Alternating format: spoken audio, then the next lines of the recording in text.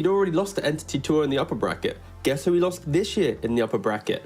Ooh, who was that, you say? Yeah. It was Entity again. And then don't forget that Secret then beat Nigma 2-1. They then really clutched out a win against Into the Breach 2-1 to qualify for TI in that scenario because there was 3 teams. But either way, they're used to this scenario. They've done this exact timeline a year ago.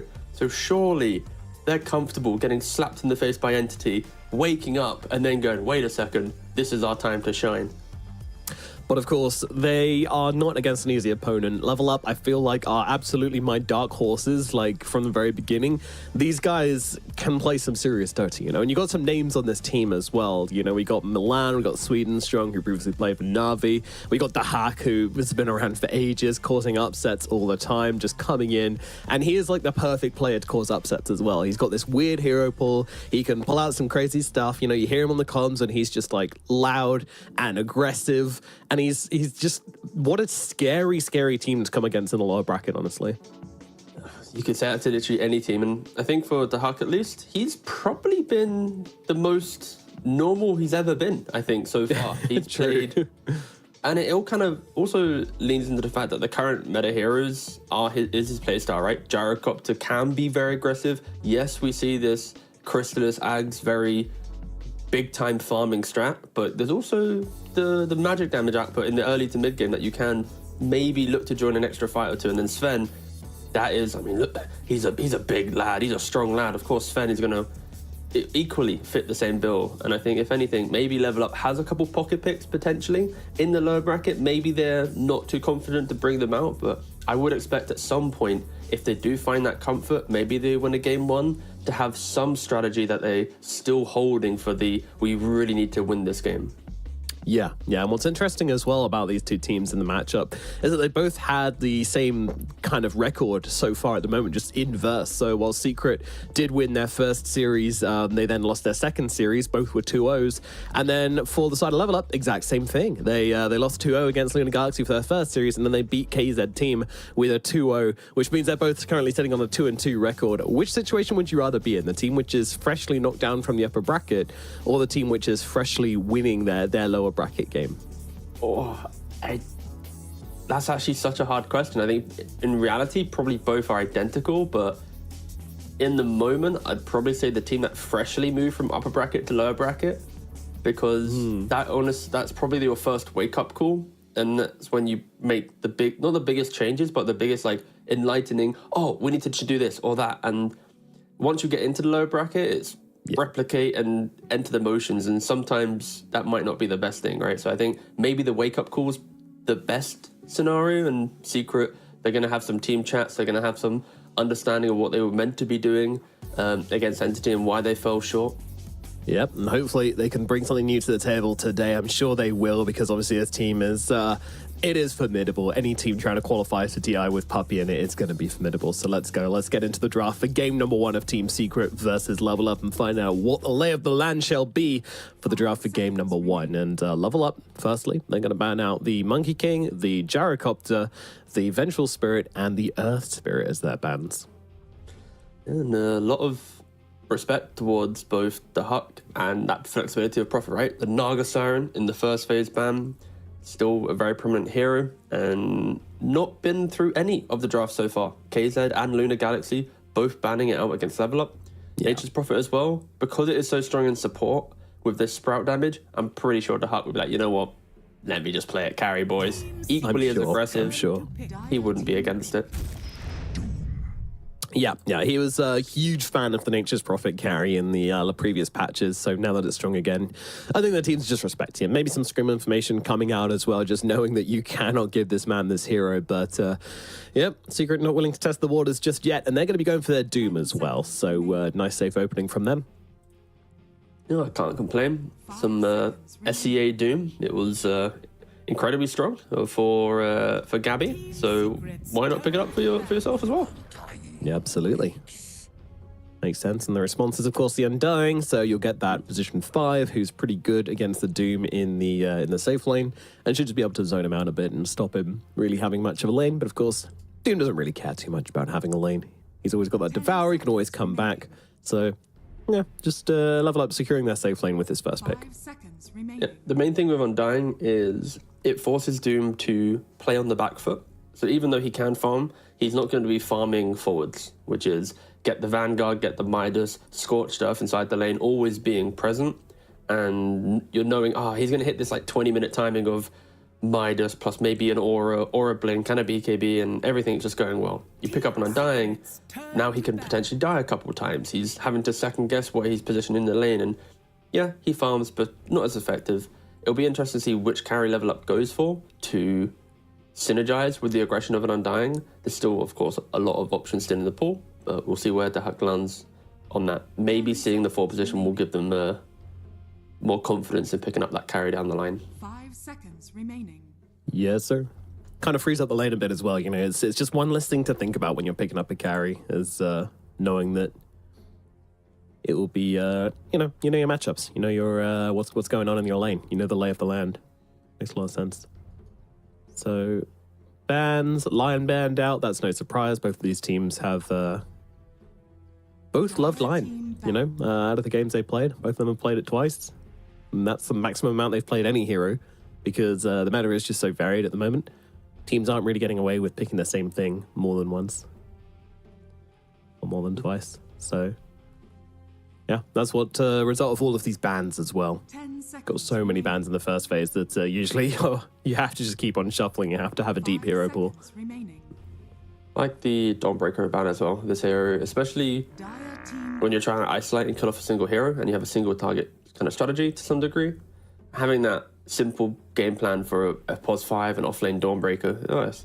Just use Solar Guardian, keep them alive, kite them out, use a 4-staff Doom. It doesn't mute anymore, so even the hero that you Doom can now use some of their own utility to get disengage. seconds remaining. It makes it a little bit harder for Dooms to play, and I think it just 5 seconds. further cements the point that when you're picking Doom, you need to make sure that you have Team secret. just cheap control, forms to keep the fight contained.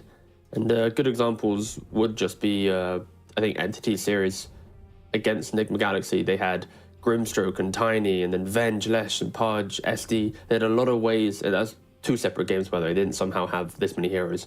10 seconds. They just had so many ways to just contain that fight and enable the Doom to continue to scale but have relevant contribution. Yeah, that's what it's all about as well. I mean, Doom usually has contribution regardless, but you need to just make sure that you can get off that ultimate where required. Oh, look at Secret giving PGL the shout out. How nice of them. That's actually the admin's chair. The admin comes in, sits in, makes sure Puppy doesn't do anything. Yeah, specifically for Puppy as well. Mm-hmm. It's a really butch bodyguard as well. It's a comfy chair, but no complaints. Yeah. Doesn't get to sit on the Just sofa. looked at my own chair like, is it as comfy? Oh. Comparing. Yeah, I actually was. I was like, oh yeah. All right. So you could go for their favorite. They'll pull up the Warlock once again. So you got that, safe lane securing hero. Nice big ultimate for the team fights. Gives you a lot. This is... 10 seconds remaining. It's nice. I think Warlock is this hero that needs to be picked a lot more. I believe Entity, of course, Fishman picked it twice against Secret. And this is where you asked me the question about would you rather be the team going from playing in the lower bracket or going from upper to lower? And it's like, going from upper bracket to lower bracket, you're going to be losing against one of the better teams. So the information that you get is clearly information that is on the trajectory towards qualifying to TI compared to the lower bracket teams. Yeah, it's, fun games, but they're in the lower bracket probably for a reason. And that's already Secret, looking at this Warlock, playing against it, feeling about... The best thing is, watching is different to actually being in the game, right? You feel the motions, you see what's happening. And I think this Warlock pick, because the imps also spawn on the Fatal Bonds target when they die, inside the lane, you can just push out any difficult lane. If it's a little bit too much for you, kill the creep wave, the imps will start exploding, you just run them down, they'll see auto target. But it's super obnoxious. And in the game as well, if you have a lineup that's trying to group up and just be naturally aggressive, they're going to have to walk through Upheaval or into a Golem. Yes, it's a very time-based hero, but I think the small changes to the Fatal Bond imps, plus the Shard on your Upheaval imps, and the fact that you can now go just general solo crest and other items to make the hero feel good, Remaining. you're not so tied into your ultimate. And when your ultimate is available, it packs a punch. And shouldn't be too bad. Like the hero, kind of. Yeah, it's it's been tweaked. One of the most interesting tweaks I'd say is they're just kind of they've been cooking with this hero, and it's come out the other side, kind of being the imp lord, which I love. Yeah, I'm not opposed to it. I like it. There'll be some imp cosmetics soon. Yeah, I hope so. Because right now they just use the mini golem, don't they? But if they could get their own models, that'd be great. Ooh. And level up. This is a lineup that is so aggressive and so fun to watch. It is punishing of any high cooldown lineup if they are able to execute cleanly and see through the team fight and defensive capabilities of Team Secret. Flesh Golem from the Undying plus the early Deso of TA, that's your Roshan for you. You got a Rubik into... I feel like this Rubik is going to be stealing everything, right? There's fissures, there's there's fissures, there's golems, there's dooms, there's fatal bonds, there's everything. And if he steals Echo Slam, that's kind of cool, but still.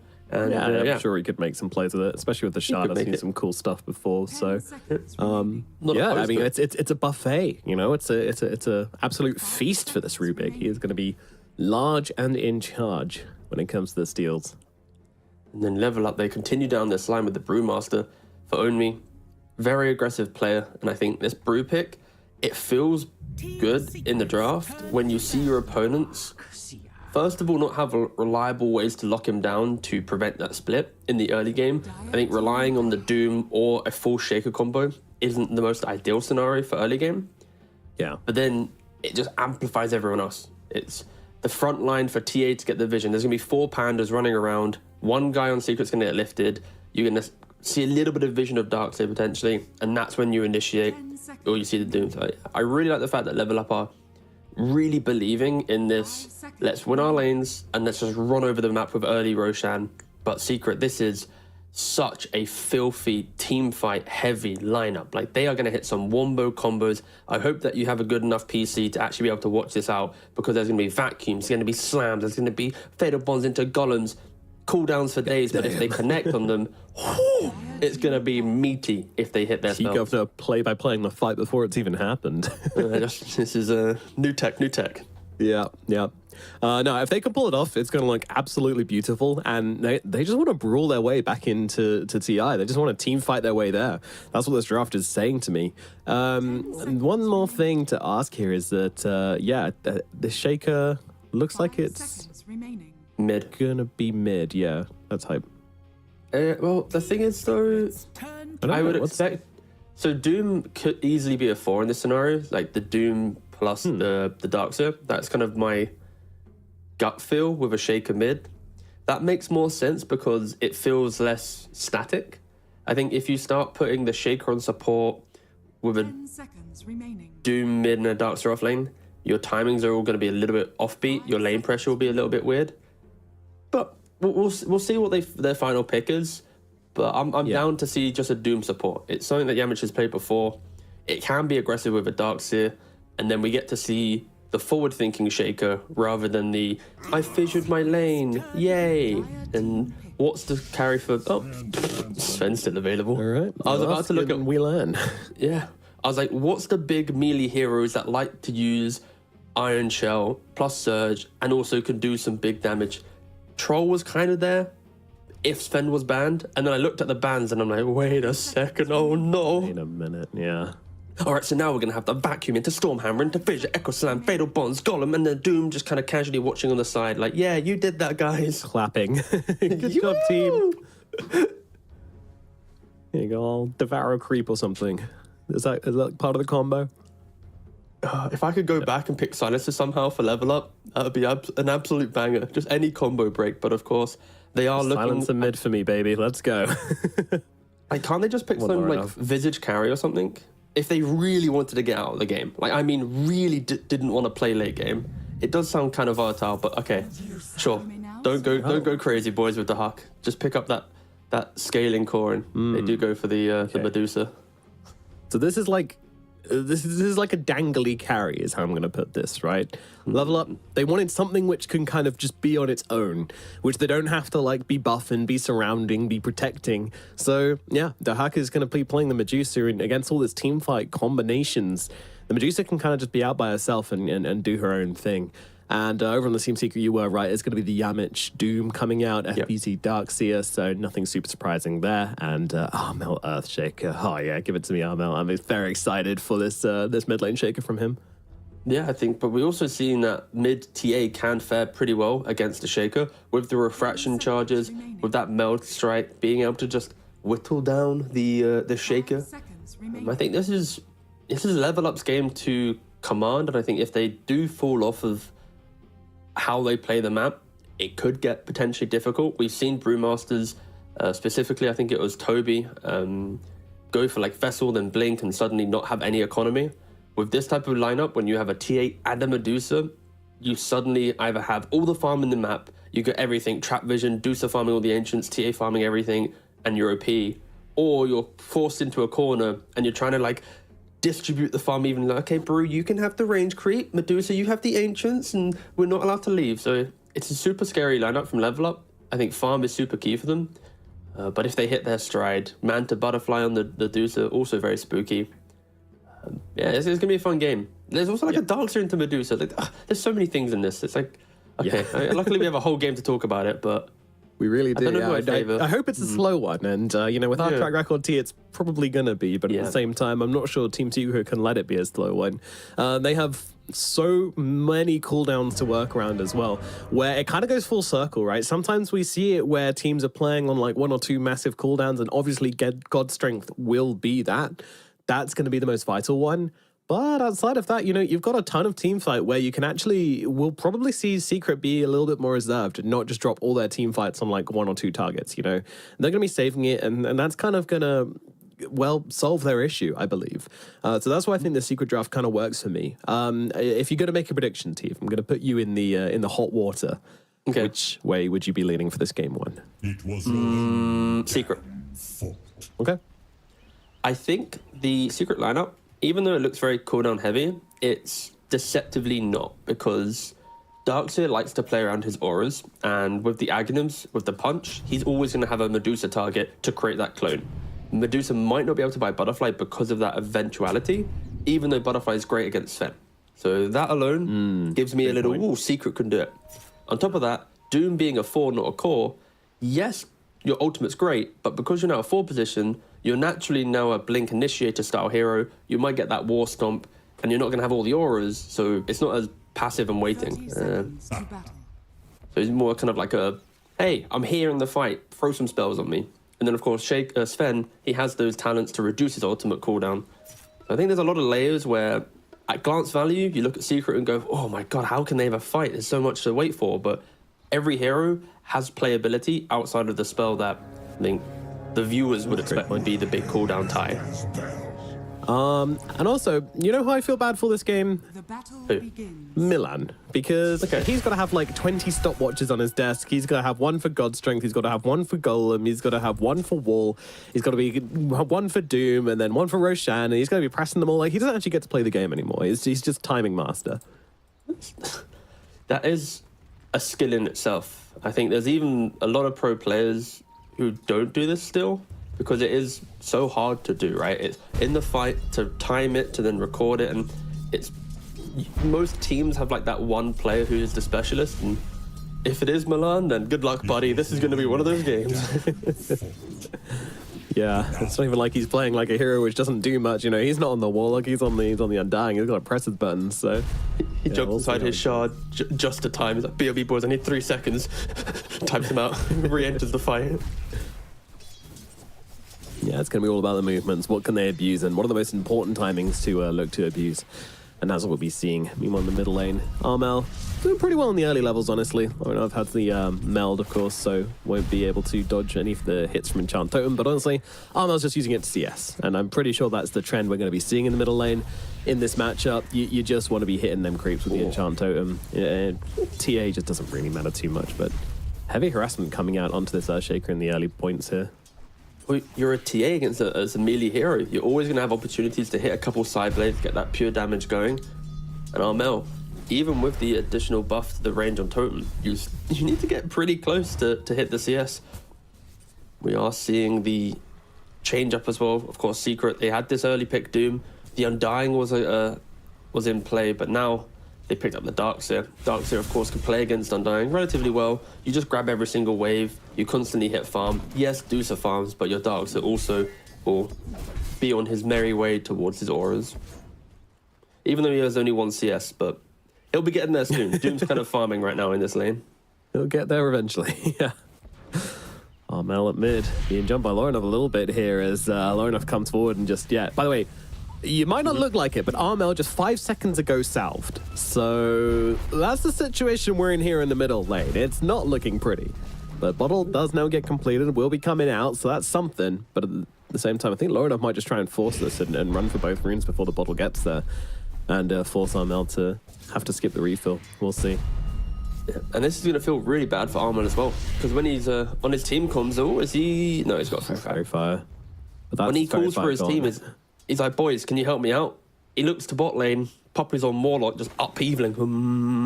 He looks to top lane, and Yamcha just off in the jungle with Darkseer as a Doom. Like, there's no rotation potential for Secret, really, with these heroes. A Warlock, a Doom. They're going to be very much locked into the side lane. And if Armel's having a rough time, it's only going to get harder. He's going to need to just continue CS and get what he can, and hope the likes of Undying Rubik don't want to make their kind of counter rotations that Level Up can be making. Yep. We'll see if he's able to stabilize here in the middle lane, because, yeah, as you say, no one's coming to help him. Of course, points in Enchant Urban, nice, but what really can it do? As down in the bottom lane, top lane, sorry, they actually just run down the hack. What? Just mana burn? Just mana burn? That's all you need. What am I looking at? I don't think anyone expected that. I think no one in their right would expect the pos fall Doom at minute 3.5 to kill off the Deucer. Okay. Yeah. Oh, that happened. It certainly did, T. It certainly did. And I've been watching Yamcha in this lane. He's being a greedy little potato. He's like got this iron shell on him. He's like getting the creeps weak, and they're just like, maybe 1 for me, maybe 2 for me. No, he's done a very good job. Like, whilst Darkseer was not really getting much, he was always close to the tower, just being present. And now that he's picked up the mana burn creep as well, this is going to be very annoying. There's like, sure, Undying's got a mango and a healing lotus. Well, Puppy does something towards the middle lane at least. It comes in and denies a water rune, so Armel will have that going for him at least. Big rotation. Yeah, a bigger rotation than the biggest rotation we're probably going to get this game, to be fair. I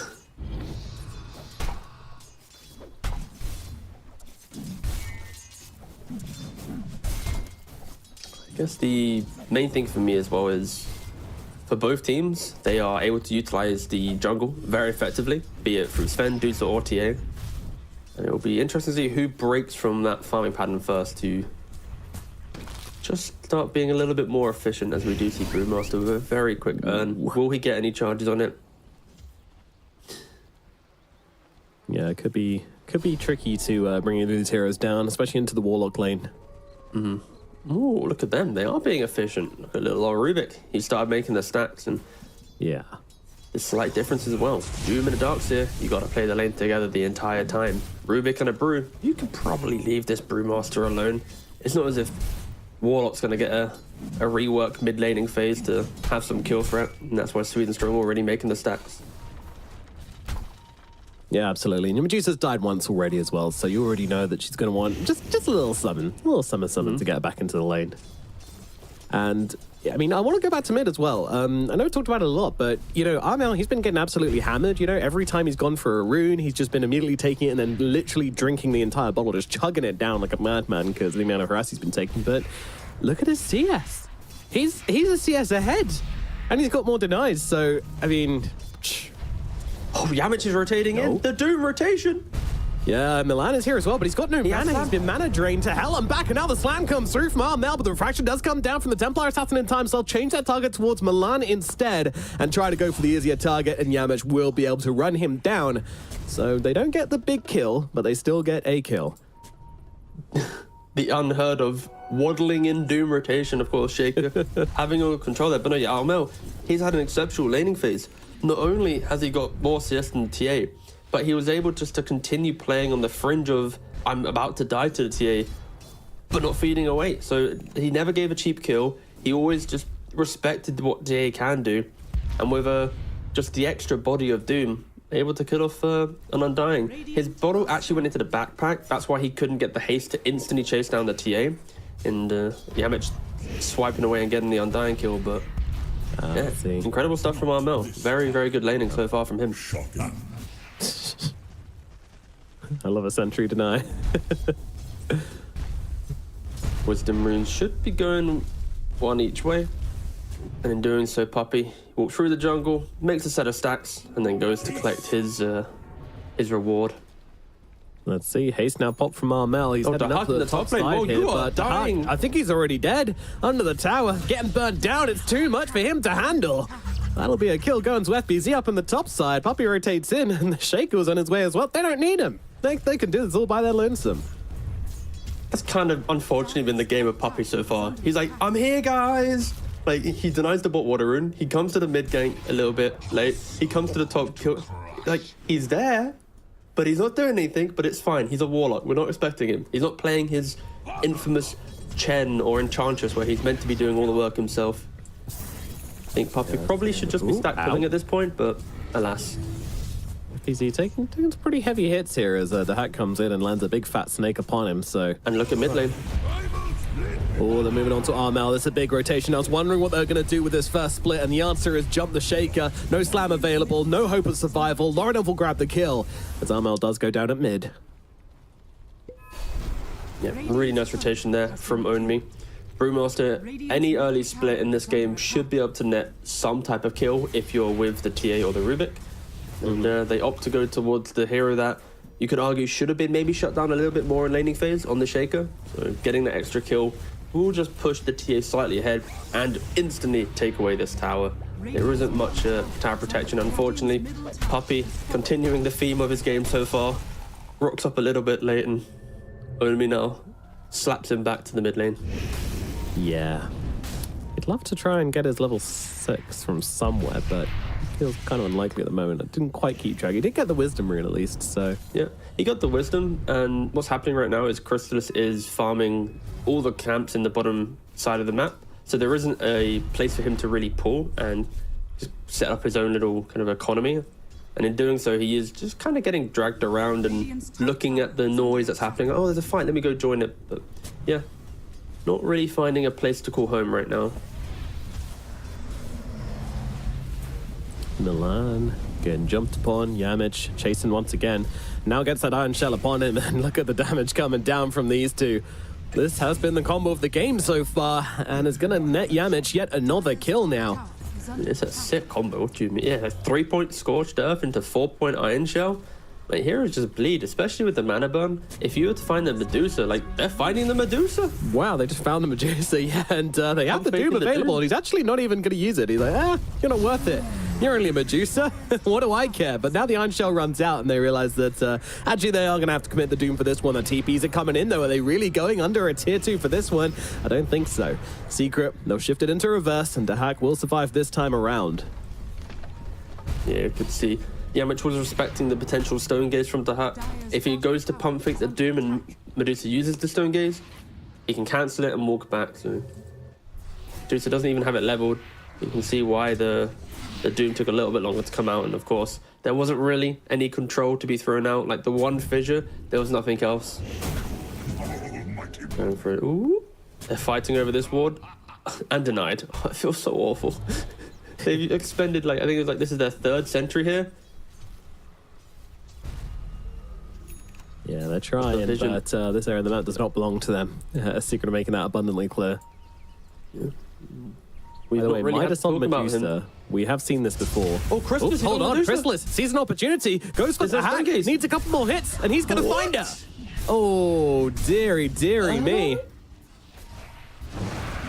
You know the Sven. Okay, I did not expect the hack of all players just to walk on in and die. No, sir. Yeah, no point in Stone Gaze still. Really just playing for the farm and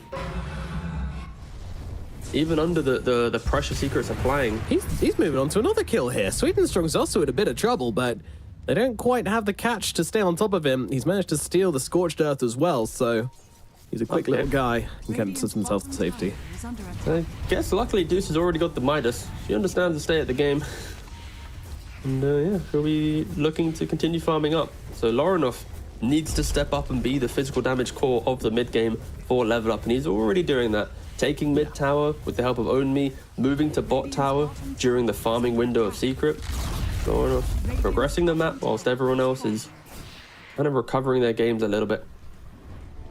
Yeah, Lorinov's doing a fantastic job. He's definitely got a lot to do this game, but so far has proven that he can do it. The only thing is, like, even if say TA, you know, continues a successful run, gets a couple more fights, gets some good kills in it, you know, it's still not like they can just end the game at any early point with this hero. You know, you're still gonna have to wait a little bit for the hack, especially with this Midas build. So, you know, that aspect is a little underwhelming, I guess, about Level Up's draft. The main thing for this TA is to disjoint Secret's ability to farm. So then when Medusa does leave the jungle, they've dragged Sven into a couple too many fights. Darkseid's had to leave his farming patterns to also assist, and then you're kind of equalizing the game through this aggression. And Level Up can do that. With Tombstone plus Bruise Split, there's a lot of just things on the ground to soak up time and resources of a team fight. And on top of that, we've already mentioned how good of a Rubik game it is. If he can still literally anything, I'm not going to bother listing them, it's too long, but if he can steal any spell from Secret, he's going to be able to... If he presses R. If he presses R, if he has his monitor turned on, and look here, Iron Shell, what a spell already. Wowee. Now he can push out lanes and farm, so yeah, Swedenstrong going to be having the game of his life on this Rubik once the big team fights start to break out. Look at Milan just charging down the mid lane. Oh, and then just... I walk to your mid lane and I smoke. Yep. That is probably the worst smoke I've seen in competitive Dota. It wasn't subtle. It wasn't subtle. I'll give him that. Imagine if they got Roshan off this, I guess. That's a power play. Yeah, look at this. We don't need to hide our smokes from you. Are scanning. We're so confident this is going to go well. We're going to do it in your face.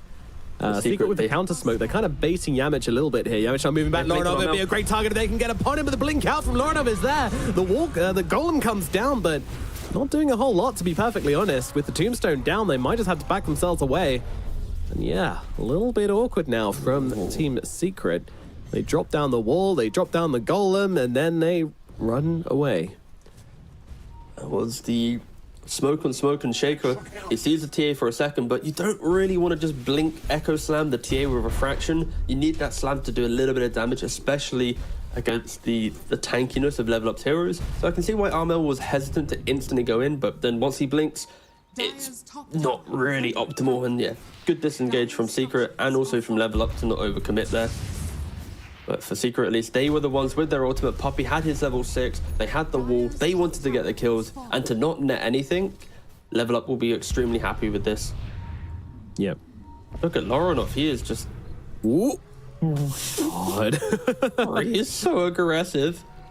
My guy is playing on a knife's edge, and yeah, at the moment, this, he ain't getting cut. I mean, this is what he needs to do, you know? The hacker's just loving life right now. He's like, hell yeah, go in, go absorb some ultimates, you big old sponge. This is great. Oh my god, that's the nicest thing you've ever said. It's basically Lorinov's job this game. Going even for the Desolator as well, which, you know, is expected, but also, you know, could be argued that BKB could just help Lorinov be this annoying pokey hero even more, but nah, get some damage, keep farming, keep the pace of the game, don't mess up your timings, just for the sakes of your Medusa. You're already having a good game. Yeah, for both teams, they're dancing around their team fight spells, and whoever comes out the victor of the mid-game fight will start taking that extra little bit of map.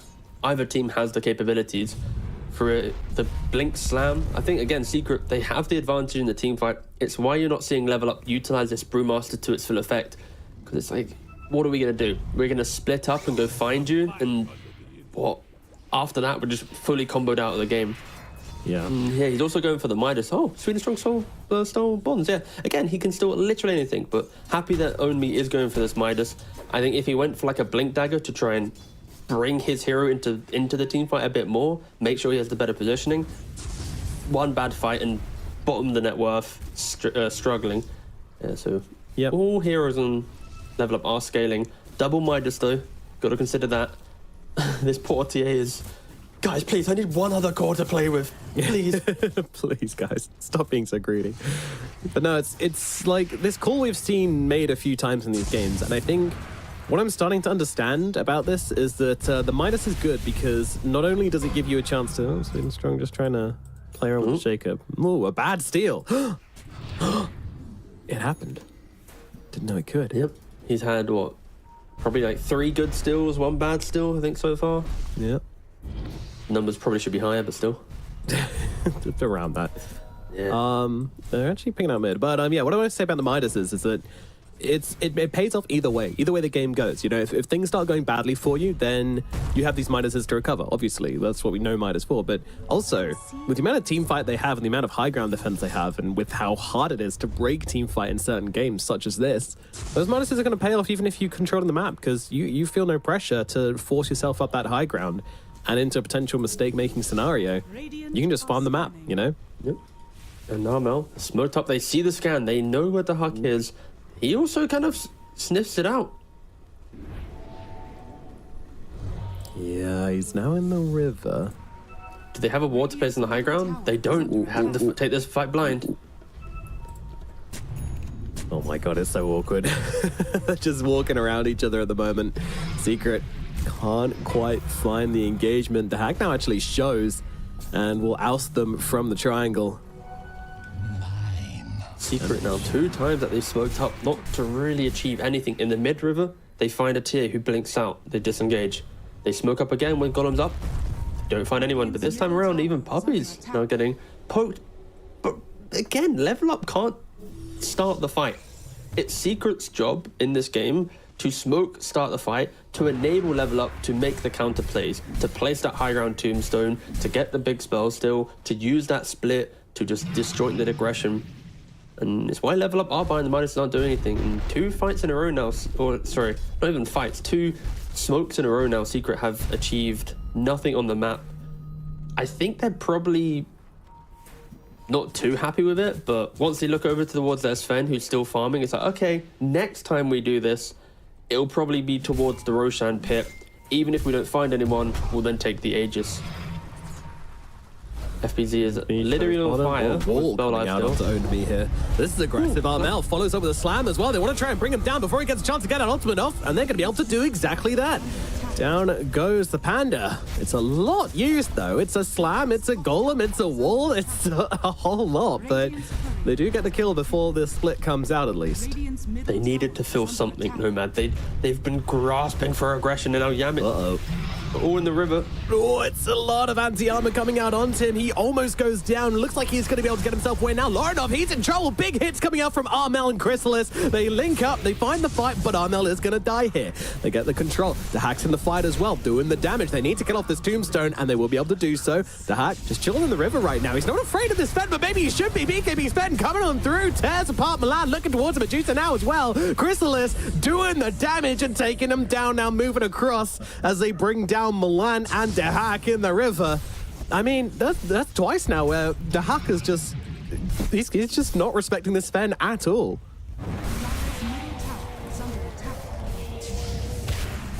Bit lost for words, mate. I'll be honest. Thank God we got a replay.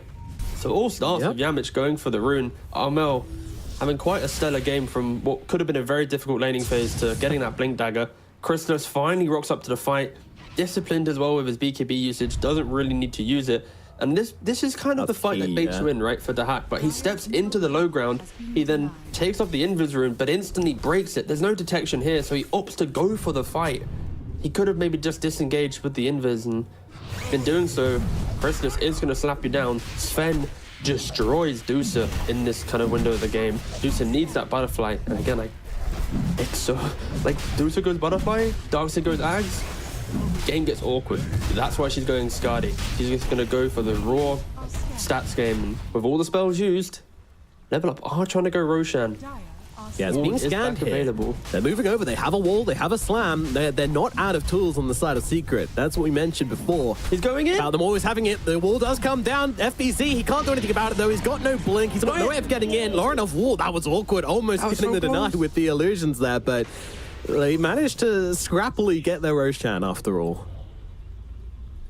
That was awkwardly close to getting the deny. Fair play to FBZ. Yeah, he was on it as well. Like, those illusions were head in there, you know? if Lorinov didn't blink immediately, that was a denied Aegis. But Milan elsewhere on the map is going to drop. Sven finds himself something. No God Strength to use for that one as well, by the way. Dire's bottom tower is under attack. Oh, the aggression from Chrysalis. Oh, you guys just picked up an Aegis? That's cute. I'm taking your tower. Well, the cooldowns are kind of coming back up for Secret. There was the brief window where the cooldowns were down, get Aegis. The Golem's up, the Godstone's up. Back into that farm state, back into the Ardusa isn't ready to play. God's being And when you have this many cooldowns, Tormentor. easy still. Like when you have this many cooldowns though, it's like you don't need all 5 to be aggressive because you can start with the Golem, you can set up with the Slam, and then Doom will then trickle in at the halfway point of the fight if they really wanted to really rush and exploit their timings. And yeah, look at the little green dots above Secret's heads or below Secret's heads. They're all flickering back to green.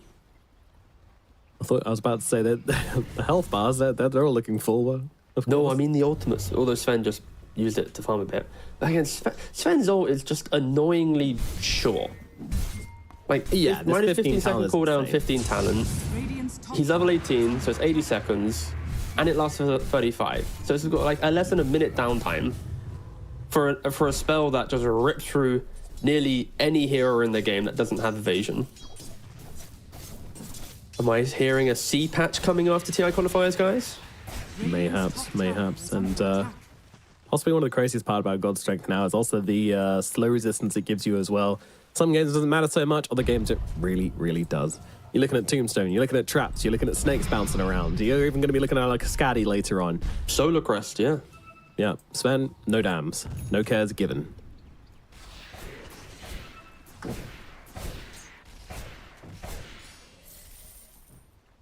Smoked up on the 6,000 side of gold. level up.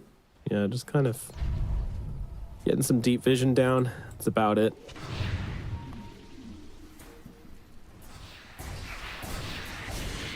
So at what point does the game stop looking awkward for level up? Because at the moment they've got an Aegis, a Blink, a Deso, a Dragonlance at a pretty decent time for Lorinov, and yet they're not able to do anything with it.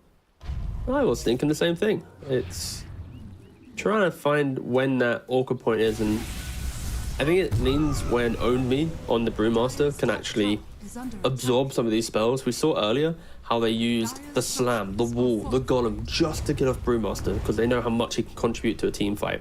So if he's able to blink in, soak up 2 spells, maybe have like an Aeon Disc to then get his ultimate off after the fact, that could then give entry for a TA to blink in, a Medusa to stone gaze her way through the fight and punish this Sven. But until then, it's all about just kind of kiting out. Yeah. You can a never just lot run of into kiting. Secret.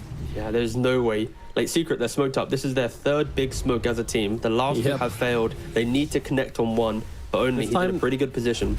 Yeah, they left Armel at top pushing the tower so that they give the illusion that they're not actually doing this right now. Dropping everything onto the TA would be risky. 1 minute on that Aegis still, so that's not really going to be much of an option as the fight does break out. And Medusa, whoa, she is in deep, and she's going to get cut down in a matter of seconds.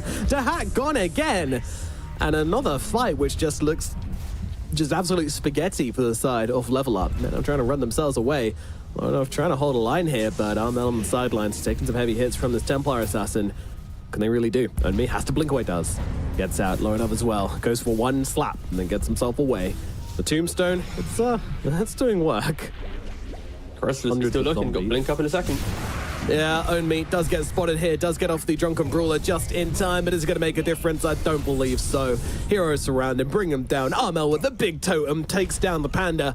And now they continue down onto the bottom side. Of course, this lane is very pushed in, so no chance of them actually going to be able to take this tier 2 tower at mid, but nevertheless, Secret just reign control over Level Up's map. And just as a reminder, this was into an Aegis, which was timing out soon as well. Level Up would have really wanted to fight, but without that Medusa, there's nothing to be done. And I have no idea how they called out the Medusa, what she was doing there. The fight replay, that would be great. Look at Medusa's damage real quick. 108, Poggers. That's my carry. Range creeps do more in the laning phase, but no, if we close that real quick, notice her positioning. She was hugging the tree line south of this tier 2 Radiant Tower in the hope that when Secret TP in, they wanted to basically run down the lane, and she wanted to kind of basically just cut in between all of them with the Stone Gaze. But of course, Secret, they're TPing and positioning all around this area, so they just catch a small glimpse of her and instantly jump on top. Okay. Cool idea from the hut, but low execution, because that tree area is very easy to spot out, especially when you're just kind of sweeping through to take that wider fight. I love that little moment there. The stun gets thrown at Puppy and Chrysalis, I mean, like jumping on him with a blink down. Not my dad. Get off him. Level up. You raised me through the laning phase. You're not going to throw stuns at him now. Yeah, that's why he survived all the roster changes. Yep. The unknown secret lore revealed now. Dire's top Yeah, tower high is risk, under attack. high Doing reward nothing, play from the hack, but yeah. Dire's They're top TPing tower what again? has fallen. I've seen this one before. It didn't really end well. Oh, the Doom, it gets interrupted. The hack needs to get away. Hoggerseal Totem going to help with that for sure. That's going to get him back to safety for the time being. Owned me in a bit of a weird position here, but he's got the split, so he's going to be okay. But that annoying Fissure, beautiful Fissure actually, blocking off and just making this fight so awkward for Level Up. Mind you, they've yet to have a fight which isn't awkward, but nevertheless, Omi comes in. Tornado up onto the Sven. Sven's just chilling in the air for a bit. By a bit, I mean several years. Darkseer, the one karate chop to the Storm Panda. Get out of my jungle. Yeah, this is one of those really weird games that you don't get to cast too often. A team has 2 kills to their name, and they can't do anything. Like, they're afraid to fight into the team fight. Their Medusa isn't strong enough to actually take a fight if they wanted to team fight. And then this TA who was very explosive in how she played the lane, moved to bottom, just was doing a lot of early moves, also can't stand her ground. So I think Level Up, they're trying to play out the fight aspect, but they probably just need to continue split pushing and dodge Secret. Play the non-team fight Dota now. Wait for the high ground or something, because I just don't see how they ever play out on the map. Secret, they also feel this. They got a gem on the Warlock. They see a hero, they're running at them. Yep, TP's out in the trees. Lorinov, the key target there, gets himself away. And this is what I expect Level Up to have been doing for like the last 9 minutes. This idea of drag Secret into, you kind of want to kill us, don't you? So let's offer up a couple juicy baits. And then if you don't get us, now Deuce has got 3-4 items. TA's got a couple items. She can kill heroes. Again, it's always going to be an uncomfortable game for Level Up. At no point does this feel good, and you know it doesn't feel good because the Huck's also going for a nullifier on the Medusa. Interesting. So there are some amps to be thrown around because you have Solar Crest plus Shadow Word, the War Cry, Iron Shell, Surge. There's a lot of ways to make a hero feel good. But is it warranted of a nullifier pickup? Yeah, I'm especially definitely with War Cry being there, like, undispellable. Just to quickly throw that in there. what's undispellable? The War Cry on Sven. Once he picks up his shard, the armor would be undispellable, which he just picked up. But this nullifier isn't as if it's going to go, don't worry guys, they're not tanking Sven anymore. is paper now. Yeah, nope, doesn't happen. Who is paper though? Roshan. Level up. This is the one thing they can do really good. Like, their draft is built for this. Yo, no man, I got a 6 stat. You ready? 30 minutes into the game, Level Up have the same amount of hero kills as Roshan kills. Bag of stat, thank you T. No worries, I'm here. All series. Can we get a damage? I kind of want to see how much damage the Hack's done in the entire game so far. Not to flame, just to say how well that Secret have kind of controlled him up and maybe a little bit. The Hack, they've actually got on FPZ here, and yeah, FBZ trying to get away. Surge coming out on the run. That was incredibly disappointing. But again, like, this is kind of the result of the secret draft. You can't jump 5 heroes on a Darkseer to kill him. And the man's got Crimson Guard, Aghanim Scepter, Guardians, Greaves. He's not going down very easily. But you can't just jump on him to try and kill him, because you're going to get Dune, you're going to get Golem, you're going to get Walled, you're going to get Stormhammered. Like, it's such a... This is why they're not killing anyone. But you can see now from Level Up with this Aegis, this is kind of what they want to be doing. They want to get tanky enough that they can survive all the big spells that we've been hyping up for Secret. And maybe that's what the Nullifier was for Tahak. Getting that 10 armor, it's a way to buy it without giving away stats towards the Darkseer. If he bought the Butterfly for evasion, sure, Darkseer thrives. You buy some Chrysalis going to engage here.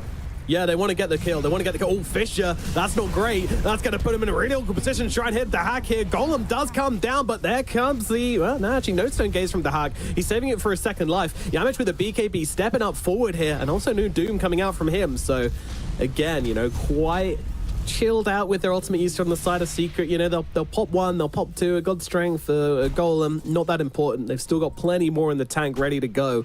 Level Up, they respect this, hence not being able to commit to the fight. Oh, I can kind of see what Level Up's thinking is now. It really is just be tanky. And Nullifier, like I just mentioned, the Ogre Seal Totem as well on the Medusa. If they don't lock her down, she is going to be able to disengage and get back to a high ground position. I think where you choose to take the fight is key for Level Up. In open terrain, you're going to get completely slaughtered. If you can find a place where maybe there's some high ground, low ground, the Deucer can get to that high ground position. Secret, they are locked into where they blink initiate. Shaker, Darkseer, Sven Doom, all of these heroes will enter the fight with a statement entry, and then they kind of waddle to the next part. They awkwardly need to walk to the next part of the engagement. So if you're able to just survive the instance, maybe it works out. It is only a 6k lead. Level Up, if they continue to farm, maybe there's a glimmer of hope. And I'm just wondering, is Darkseid going for the Ags anytime soon? Yeah, oh wait, sorry, he does have it. Yeah, no, there you go. Okay. Owned Me doesn't go for the split here. Decides that death would be preferable than splitting. What a champion. Although, TP out, being used through the Doom. Vacuum is there in time, and they will be able to get the kill. And there's your normal punch. Big old punch to the Brewmaster's face. Well, Level Up, they're now just positioning themselves into the enemy triangle, so Hack just finding more and more space, getting bigger and bigger. It's a high ground position. And further on that survivability, buying your Silverage is another one of those items you don't really give anything to the Darkseer through buying it, and it gives you a way to play the game. So the Hawk really is going for all the the awkward items just to make sure Darkseer isn't able to puncher and utilize that Aghanim's to its fullest of effect. But yeah. You are There's something I wanted to see from the Hack, though. Like, either the Blink or the Silver Edge is what I was kind of asking for, because the way he played that previous fight where he was in the trees and just got awkwardly caught out, that one really awkward fight we remember, that kind of comes as a result of not being able to really get in and use your Stone Gaze to disrupt the secret combo. So, yeah, Blink Dagger or Silver Edge might allow you to do that a little bit more effectively without having to just position yourself pretty insanely to start off the engagement. Yeah. And wow, TA doing the same thing, yeah. I was about to say, yeah, both cores buying the Shadowblade. TA looking for Silver Edge, Medusa looking for Silver Edge. Yes, there's a gem on Warlock, but naturally not too close to the fight. I think that gem probably needs to get passed over to the Darkseer or the Doom. Even the Shaker, just any of these heroes that get into the fight. Yeah. Let's Level Up. If they combo break one time, if they can just survive the Golem, survive the Slam, kite from the Doom, that's when they turn it around. Just A-click down a lane. Yeah, it's a lot of conditions to fill, though. It really is. Yeah, I know, but you know, someone in chat's like, oh god, T's only talking about Secret. So you know, I'm just covering all the bases. It's all good. Making sure Level Up get their light. I'm with Chow on this one. All right, Level Up. They are smoked up. Yep. Secret isn't smoked up. There you go. Every time you mention one thing about one team, you're gonna do the inverse. That's what people want. Chrysalis, he is on the front lines here. Warden Sentries going straight down from Level Up in this area. They're happy to take a fight here. Even though their Aegis just ran out, who cares? is under attack. Doom is now carrying the gem, so vision shouldn't be too much of an issue in the team fights. The double Silver Edge pickup on TA and Medusa might not be the biggest Under attack. assistance, but yeah, level up. Don't chase the fight. Middle tower. You have a catapult in the mid wave. Are we going to see a Secret again. 36-minute base race? Dire's structures are fortified. Secret getting absolutely sick of them. They're like, right, come and fight us now. We're coming to your high ground. Come and fight us. We're taking these damn buildings. And Level up. They're mating a bit. They're smoking up. whoa, whoa, whoa. A very aggressive TP in from the hack again, but they're not going to Silver spot him. It pays off. Oh, front lines, here it comes. Everybody been thrown down on the Medusa. They've got the Doom, they've got the wall, they've got everything being thrown. She's running out of mana, now she's running out of health as well, and Chrysalis cuts her down to hack. It happened again. The buildings are starting to fall, but more importantly, Onmi's starting to fall. The stun connects, the damage comes in. Where was the split? I don't know. Milan, he's also dead. I mean, there is just a big old lump of Team Secret. It's just smashing down onto the level up heroes. Barracks on the top side are gone. Chrysalis, is he looking at tier 4s right now? I don't quite think so. God Strength is over. But nevertheless, they are looking to try and take down. They've got tier 2s in the other lane. That is unfortunate. But they're going to try and go through the back door. You got this. The boys are angry. Get us out of this game. Look, oh, this is... Radiant's bottom Should this, This ever is be cinematic. possible? Wowee. It's kind of sad, has but also very cool. Oh yeah, Level Up also never got a kill. They still have the same amount of kills to Roshan kills. That's really cool. I have no idea what Level Up was doing in that fight. It started with a really cool idea where they smoked up as 5, and rather than just rainbow TPing, they were going to take kind of the post-Rax fight pretty much, where they'd walk in and get the high ground vision. TA probably, oh no, has the cheese, is able to disengage. Gobble up that cheese. But the whole idea of that defense from Level Up was to smoke as a team. And what happened was the Huck just TP'd him by himself, thinking that Silver Edge would be good enough to save him. He just gets instantly golemed and comboed down. But the rest of the team was by like the mid-tier 2, was TPing to the tier 4s because they saw the dire situation. Quite a misread, and unfortunately, it's one of those rare games where I feel like the Huck and the rest of the guys have just been on a different understanding of what they need to do in the team fights. Often, this team has been built around, our carry is the carry, we follow him. And in this one, he's been dying at the tier 2 by himself, getting caught off by Doom. He's TPing to a tower by himself, where his team isn't even in base. When you're down 15k gold, you are a Medusa, you are tanky, but you're not tanky enough to 1v5. Yeah, it's really awkward as well, because that was kind of the concept of this draft. It was the concept of this pick of the Medusa, you know? It's the dangle hero. It's what you want them to kind of throw everything at. But then if the team's not there to kind of follow up from that, or if you can't survive everything, I guess is the more important point, then you're done. They need this Aegis on the Medusa to play like this. That's the thing. And, oh my god, if they get more Roshan kills and hero kills this game, I don't know what to do anymore. I almost think that might have never happened in Dota. I'm sure it has. But... Wait for it to die. Hold on, no, 1 second. Please hold. All right. Ladies and gentlemen. This is the first time in competitive Dota that a team has more Roshan kills than hero kills. Take it away, Nomad. Thank you very much. Meanwhile, towers on the bottom side starting to go down. There's a final tier 2 gone as once again they see the Medusa, they drop the Golem, but they edit the Aegis this time, so you can't repeat the same play as before. And Sweden Strong's up to the high ground. He's going to be able to get himself to a modicum of safety. Armel has to be careful. TA's hitting pretty damn hard, and you don't really have that much armor on the Shaker, so he gets himself back. Greaves helping out a lot, actually, just to keep Armel nice and safe, nice and tanky. And yeah, they'll take the tier 2, they'll back themselves away. Secret not really feeling the pressure to super commit into this Aegis fight. Golem does get killed off by the TA at the very least, so Level Up gets something. And they get puppy run, TP. Ooh, that's shake. That's a long fissure too. That's a Rubik fissure. Yeah, that's a long one. But still didn't get the kill, so length didn't matter. I actually feel so bad for Sweden Strong. Like, he's playing Rubik into this game, but his team just haven't ever fought. Like, and Milan's also had their shard for so long, and we're yet to see him use the tombstone to really save someone. Like, you've not really ever had to cast a fight in this game. It's just been You baited me so hard, T. You were like, oh, it's going to be so many ultimates. Hope you're ready. It's going to be amazing. And then it's just been like, oh, okay, well, one hero dies and everybody hits creeps again.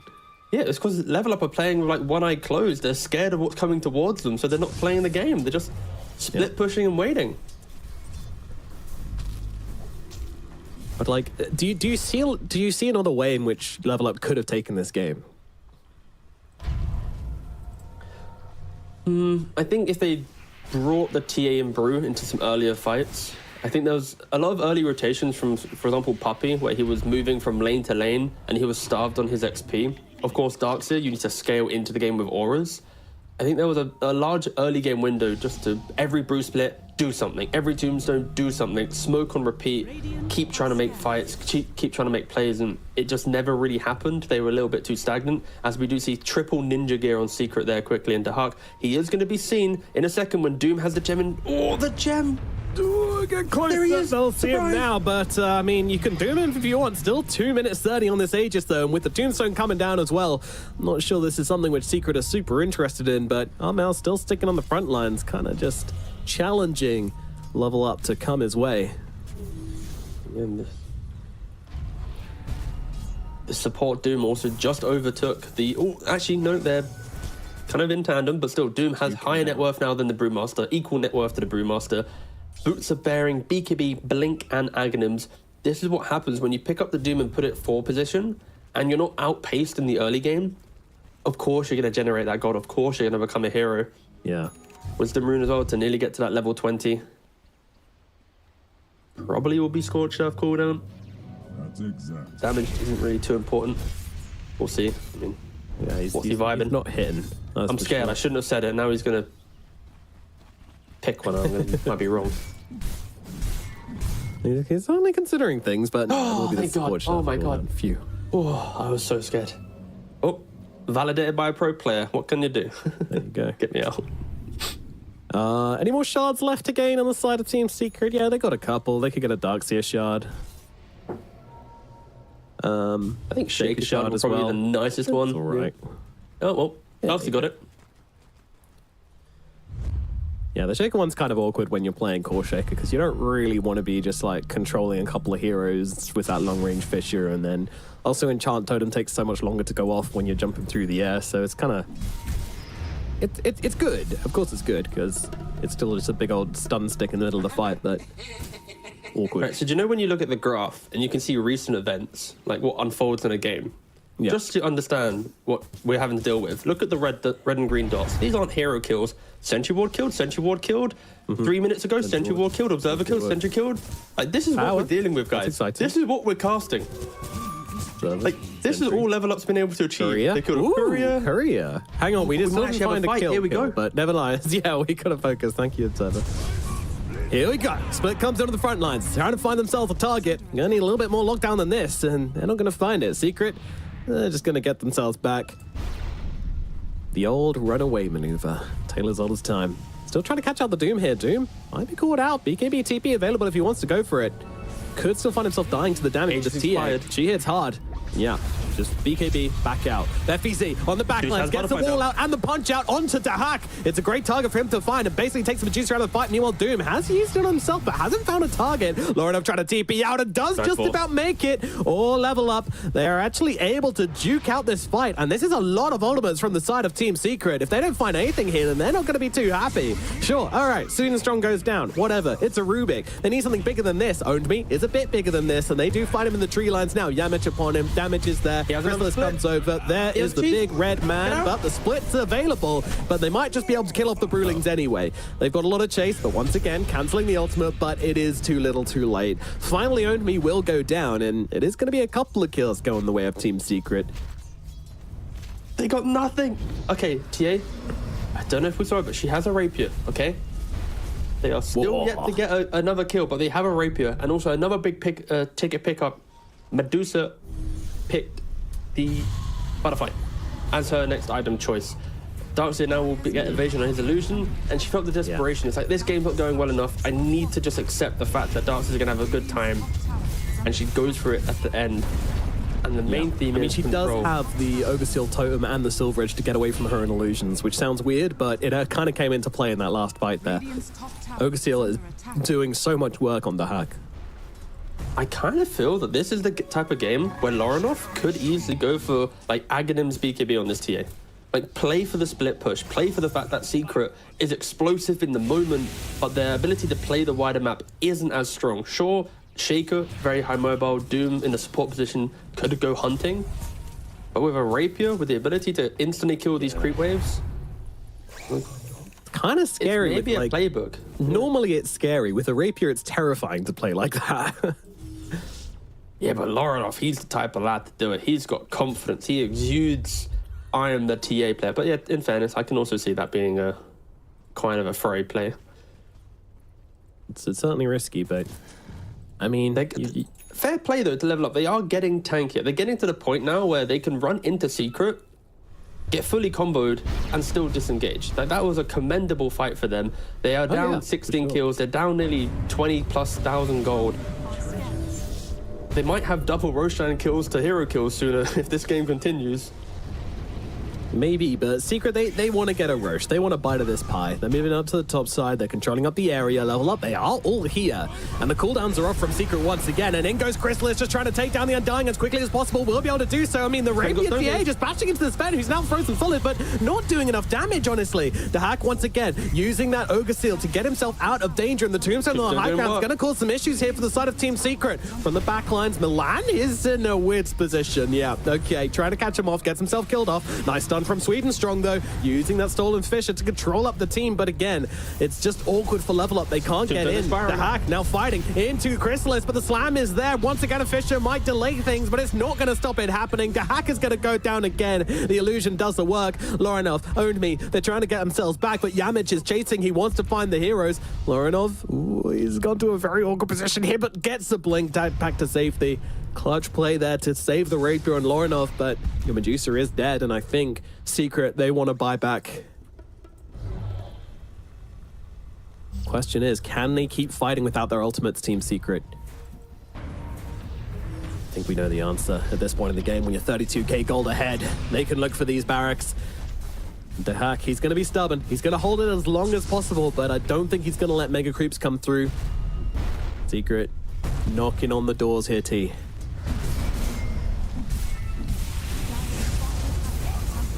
And here we go. God Strength comes down. Tower's already gone. Barracks starting to fall. Jump in from the Shaker. Armel, though, he's taking hits. The buyback is there from the Hack as well. In the middle of the fight, FBZ just trying to slow them down. Armel, he's trying to get himself out. He's got another Uncharted Totem available, but the damage comes in from Lorinov in time. A lot of illusions, but they should be able to clear through those without too much difficulty. Level up. They hold the high ground for now. It's costly. They at least get the Armel kill. And now I'm wondering, is Roshan a possibility for the side of level up?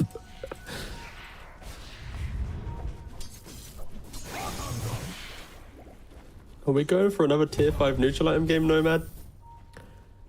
This was happening? Only 11 minutes away, but this now the Hack has no buyback. There is an absolute win condition for the side of Team Secret, and I'm very worried if level up try and force this Roshan here. How important is this Aegis to them? I think the answer is very. But they need to try. Yeah. It's 20 seconds for both wall. For God Strength and Golem, 40 seconds for the wall. If they can find a fight right now with the Shaker, force his buyback, when you're down 34k gold, you take all of this as a dub. They are minutes away from being forced back into their base. Ooh, Sentry. I just caught out the Hack there. Yeah, it's certainly done. Golem just getting dropped. I think that was blind, just kind of tracking the Medusa, and if that's results in her death, then that might be an insane moment there from Puppy. But the Stone Gaze is out. Fisher comes through from Sweden Strong, kind of looking to hack off a little bit here, but also giving them an area to fight in, so they will hold this little high ground area. Any little high ground area that this Medusa can find, she is going to hug. Yeah, he had the ward sentry, so he was able to track the Dusa going to the right-hand side, and he had the gem, so with the Golem then gave the vision, but yeah, still. No, gem. Nice idea from Secret, especially when you're down a Shaker, to still look for it, and finally, after 50 minutes of Doda, they get themselves a Roshan. It's beautiful. It's beautiful. Trying to get themselves up on the side of level up, but they're not going to be here nearly in time. The Aegis is going to go. Of course, Puppy takes it. Chrysalis. Puppy takes. Oh, that's the Ags, by the way. I don't care about the Aegis. I'm only here for the Ags. Oh, the amount of abilities in this game, I'm here for it. Give Warlock the. I mean, mate, that could have been a strat. Give Warlock the Ags and the Aegis. He has the level 20 talent. Summon Golem on death. He could use his Golem with 2, force into the middle of the fight, die, respawn, die. That's like 4 Golems in play. Don't know how if he good it can is get it off before the TA1 shots him, yeah. Well. Chris just stole it from his captain. Disgusting. But yeah, AoE Surge as well. Gonna speed up Secret from running around the map. Very nice. We also got the God Strength damage talent, of course. 7 refraction instances on the TA. All these will be pretty important, especially the refraction, I believe. Yep. 25 on the hack. Gonna be getting those split shot modifiers now.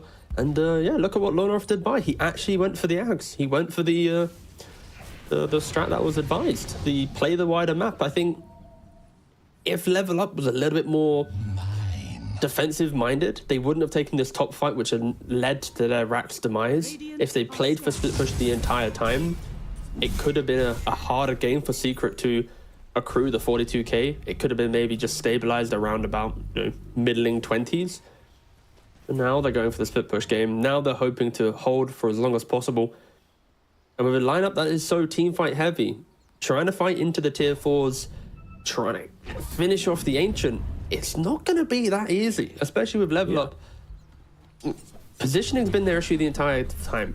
And luckily, fighting inside your base with multiple traps, sentries and wards and the fountain just beside you, you could argue Level Up might be in a much better position to maybe even win a fight here. They've only got 3 kills the entire game in nearly an hour. Nearly 1 kill every 20 minutes. Oh, it's sad. Punch out onto the Deucer. And she'll have to fight with her own illusion. And she they need a level 1 Dagon, actually. That's, I think, the situation as well. Like, someone just needs to pick up a Dagon, kill off this illusion on Deucer. Get it. Every small thing possible. No one's got the economy for it. Rubik's still going for an Aghanim. Like, he's like, I want to have fun, please. He's been going for this for such a long time as well. Oh, it's so miserable. Support's just not really getting the income this game at all. But yeah, sell the point booster, buy a Dagon level 1 on Rubik, kill the Medusa clone. You might be able to win a fight. But Chrysalis, he's stepped up. He's looking. And here we go. Stun comes down onto the Medusa. She doesn't have buybacks. They need to keep her alive. The Dooms come charging on through, but it's not going to be enough. Medusa gets herself away and level up. They live to fight another day, but their barracks might not. One is already looking like it's... No, never mind. They'll hold the line here, Level Up. They're holding this high ground. Oh, the last barracks, the last melee barracks of dreams for Level Up. They're holding on to it here. This could be a window to go. Doom will call off for 90 seconds. Lorinoff is cutting waves. Dahak, I mean, he feels it. He's in the front lines here, and BKB does come out in time, but already taken so much damage just from the Sven. And Yamich jumping in and fighting them. Also, those illusions so damn annoying as well. So send in the Manta creeps, and Medusa will get herself back to the fountain to heal herself up. They've also thrown the cheese over towards Medusa as well, so she can get back a bit of mana. Now, keep in mind that it's not her entire mana pool this will regen. It's 1,500, but still a lot. But Secret does look like they're willing to press the reset button here, and with 1 minute on the Aegis, this is, if they get back now, then it's likely that they won't be pushing high ground again until this Aegis is back in their hands. So no, they're going to try and make a play happen. What cooldowns do they have coming? Doom, still 40 seconds, but they have the God Strength, they have the wall, they have the slam. Medusa Lanes are pushing in, more importantly. Yeah, that 1,500 mana going to be pretty crucial. So once again, Chrysalis, he just wants the barrack. He just wants the buildings. He doesn't care about heroes anymore. BKB comes down and they will get the mega creeps and back themselves away. Secret, they get themselves one step closer to finishing this game, but it is a pretty small step in all honesty. We're 1 kill away. For what? No, man, look at the scoreboard. What if Secret gets 1 more kill? Oh, yeah, cool, the funny number. But yeah, but we can't say the number. No, that would ruin it. No, that would ruin it. Scanning. It's like when your parents copy a meme you do, you know, it's just lame when that happens, so, yeah. They walk up and call you cringe, and it's like... No, I can't. Well, now I can never say it again, thanks. Wearing my SpongeBob t-shirt at like, what, 20? How old am I? All right, too old. Yeah, you shouldn't admit these things, but that's all good. I actually don't own a SpongeBob t-shirt. Or do I? Bottom lane cleared out of wards, at least from Puppy, so he doesn't want to let this TA just bounce around the map anymore. He wants Law enough to stay in the base. You cannot leave. The doors are shut. Dire's middle tower Gem also being used just kind of go away and get rid of all of these traps, so... There are still a couple down at bottom. He has the Hex. He's starting Whoa, to whoa, fight. whoa, whoa, whoa! What is the Hack doing out of base this far? Can they keep him alive? I think so. They're struggling to finish the job, but the Doom comes in. Yamich is there. Milan is dead. Now they move across towards the Medusa. Medusa getting so damn low in the middle of all of this, and down she goes. Oh no, the cheese! She's still alive for the time being, but the Doom's not running out anytime soon. They'll get to her again, and down goes the Medusa. Buyback is available. FBZ on the sideline, so look at the takedown Only. Look at the takedown Milan. Templar Assassin has to get herself back as well. Cannot commit to this fight, despite having the rapier. Creeps flooding the base right now. Level up, backs against the wall. I'm not sure they can fight up against this, honestly. It is so damn difficult to hack. Once again, just being in the middle, trying to be the big boss to fight back against inside of Secret. But look, they're turning their attention towards the Templar Assassin. Lorenov needs to get herself away. Forced out back to the fountain. She's going to survive for the time being, and Stonegaze comes out from the hack once again. Damage coming through onto the Darkseer. Lorenov needs to get these hits off right now. Beautiful trap denied to get the kill onto the Darkseer, but buyback from FBZ. Secret, they smell blood in the water and they want to get it, but do they actually have the capability to finish this one off right now? Jump in once again, stun out onto TA, the carrier, they need to get her back. She's on the steps of the fountain, she's going to get pulled down. Rapier's on the deck, they don't give a damn. They got the Medusa's kills, they run over towards her, try and take down to hack. He's so damn low and he will die as well. The DTA, she is back in the engagement. She does have the rapier back in hand. The Fortify comes out, but the Ancient is looking like it's going to drop. I don't think they've got anything left in the tank on the side of Level Up. An admirable hold, but it is not enough. Secret take game number 1 here in this best of 3 elimination match. And they do not look happy either. Like, what a game. It's like they played for 60 minutes. They played up against a team that only got 4 hero kills in 60 minutes.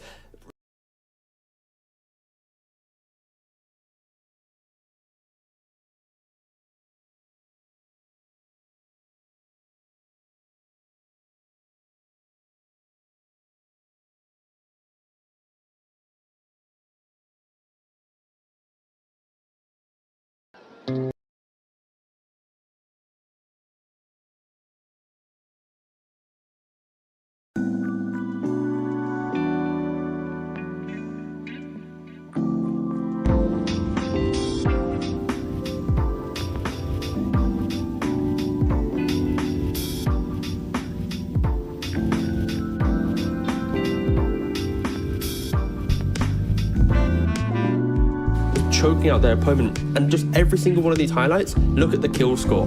Secret slowly build up, level up, nothing. They can't do anything in this game, and yeah, patience is the lower bracket. You don't want to be throwing away a game, so Secret take it all the way to the end to get the victory, but quite a draining victory for sure. You know what's absolutely insane this game, and that is the damage numbers. Like I feel like I don't know, I feel like I'm not sober, but we have 28k damage.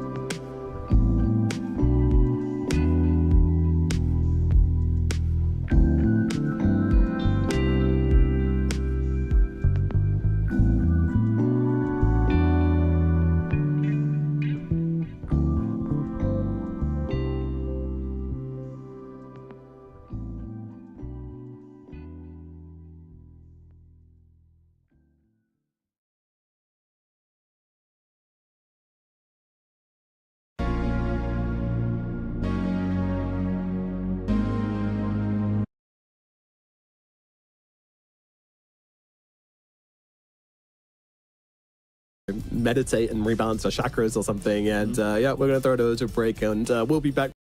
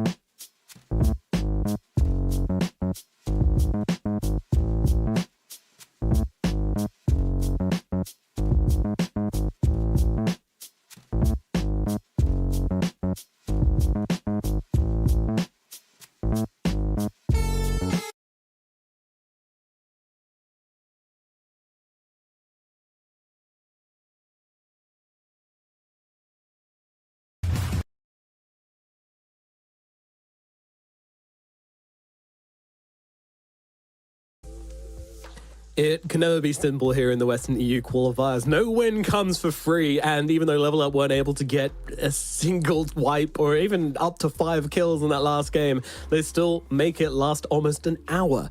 But Secret do take game number 1, which brings us through to game number 2, where we have a lot of questions. The first of which, what do you think Dahak is saying right now? Do you think he wants a hero he can play the game on?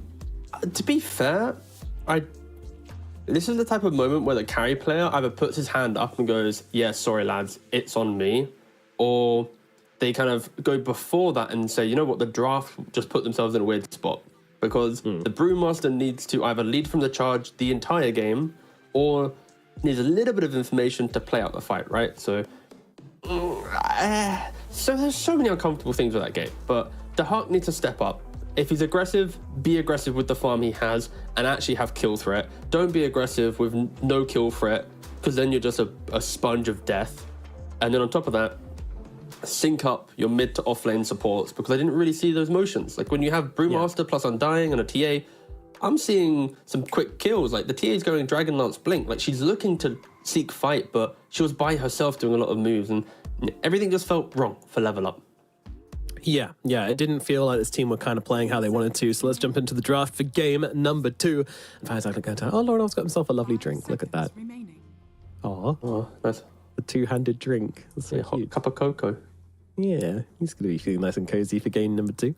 But he shouldn't be, because it's elimination time. Your neck is on the line. This isn't cozy. This is stress. Sorry. But yeah, there's going to be a lot of team fight coming out from Secret again, I would imagine. And Level Up, they need to be ready for that. They need to have some answers ready. But I do want to see Dahak playing something where he can get out on the map and make some things happen. And of course, that's the water bottle Dahak has. Of course it is. Why was I expecting anything else? He's got a dumbbell water bottle. 5 seconds remaining. The Ultra Chad, as always, living up to his reputation. The difference between Lorinov and Dak. One of them has a cute little cup of hot cocoa, and the other one has a dumbbell water bottle. I love it. Oh, God. All right, so what are we seeing in regards to draft this time around? Same as? Yep, same. Level Up, of course. Also going to be second pick as well, because they are going to be having the 4 bans. And will they ban out Monkey King? Of course, for this team. Yeah. I kind of want them to ban out again, honestly. Like, just don't give Dahak one of his comfortable run around the map heroes. No, it's for Level Up banning Monkey for okay. Secret, because they're respecting Chrysalis. Yeah, and the flexibility as well. Something that I'll draft early and then play around with as well. But yeah, Chrysalis is an absolute beast on this hero. All right. Team Secrets turn Radiant Team. Treant ban into the first phase Warlock. Same draft. Team, okay. Yep, same draft. Run it back.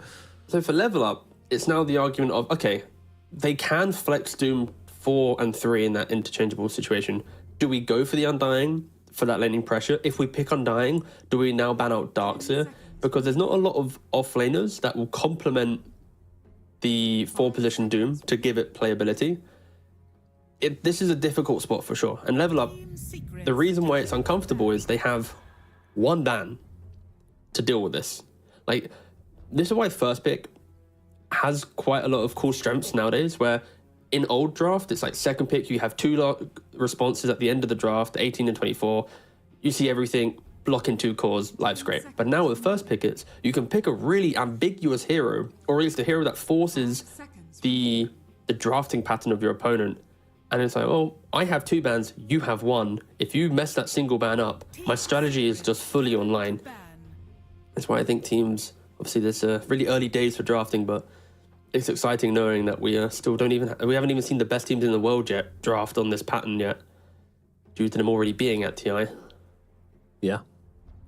Yeah, I'm wondering if people are going to replicate the same thing, or whether it's going to be much more fluid in the bans in the first phase, or whether people will just come like they did in previous patches with their bans written on a sheet of paper and go, this is what we ban, and this is what they'll pick, and this is what we'll pick. And you basically just, for some teams, it was kind of predetermined, at least in game number 1 of a series, what exactly they were going to do to open up these drafts. So, yeah, it seems like this one's relatively on the rails as well. But this Master Hero being picked up by Level Up, kind of cool. I'm excited to see it. It's a hero that they haven't played so far in this qualifiers, but I'd expect it to be flexible across supports most likely, and maybe off lane if it really did present itself, but most likely due to the change on his buffing spell, which I can't remember what it's called in the moment. Sidekick, yep. It kind of feels more into the support role for now. We'll see if teams are to experiment with it. Of course, now you can buff up any ally until they die, but you need to be within a certain like 2,000 units range for them to get its full effect. And if you're too far away, they don't get the effect. Yeah. You kind of turn into like mini IO, minus the tether. Minus the relocate. Minus the vision. Minus the spirits as well. You don't have minus the cosmetics, yeah. Yeah. But with the ability to stick kickflips of your teammates. Hell yeah. And Level Up need to make some kickflips in the second game, because they were, I'll be honest, a snooze fest in game 1. Yeah, they drafted into a bit of a brick wall, I feel. Put themselves in like a stalemate situation, or not even a stalemate, just a game where they couldn't really make any plays. And Team Secret say, hey, we'll show you how to play Templar Assassin. You know, we got Chrysalis, we got Armel, one of these guys going to put on a clinic for you and teach you the ways of the TA. It helps as well because with heroes that want to poke you in lane, for example, a Kotl with Illuminate, you're not going to take the damage. So if this is your safe lane TA, you can deal with whatever Kotl is going to be buffing up and spamming you down with. And in the game, it's always helpful to have that explosive damage, I think. That's why I like seeing the TA pick cushioned by other people being strong for you. I think lineups can look really bad when you have TA.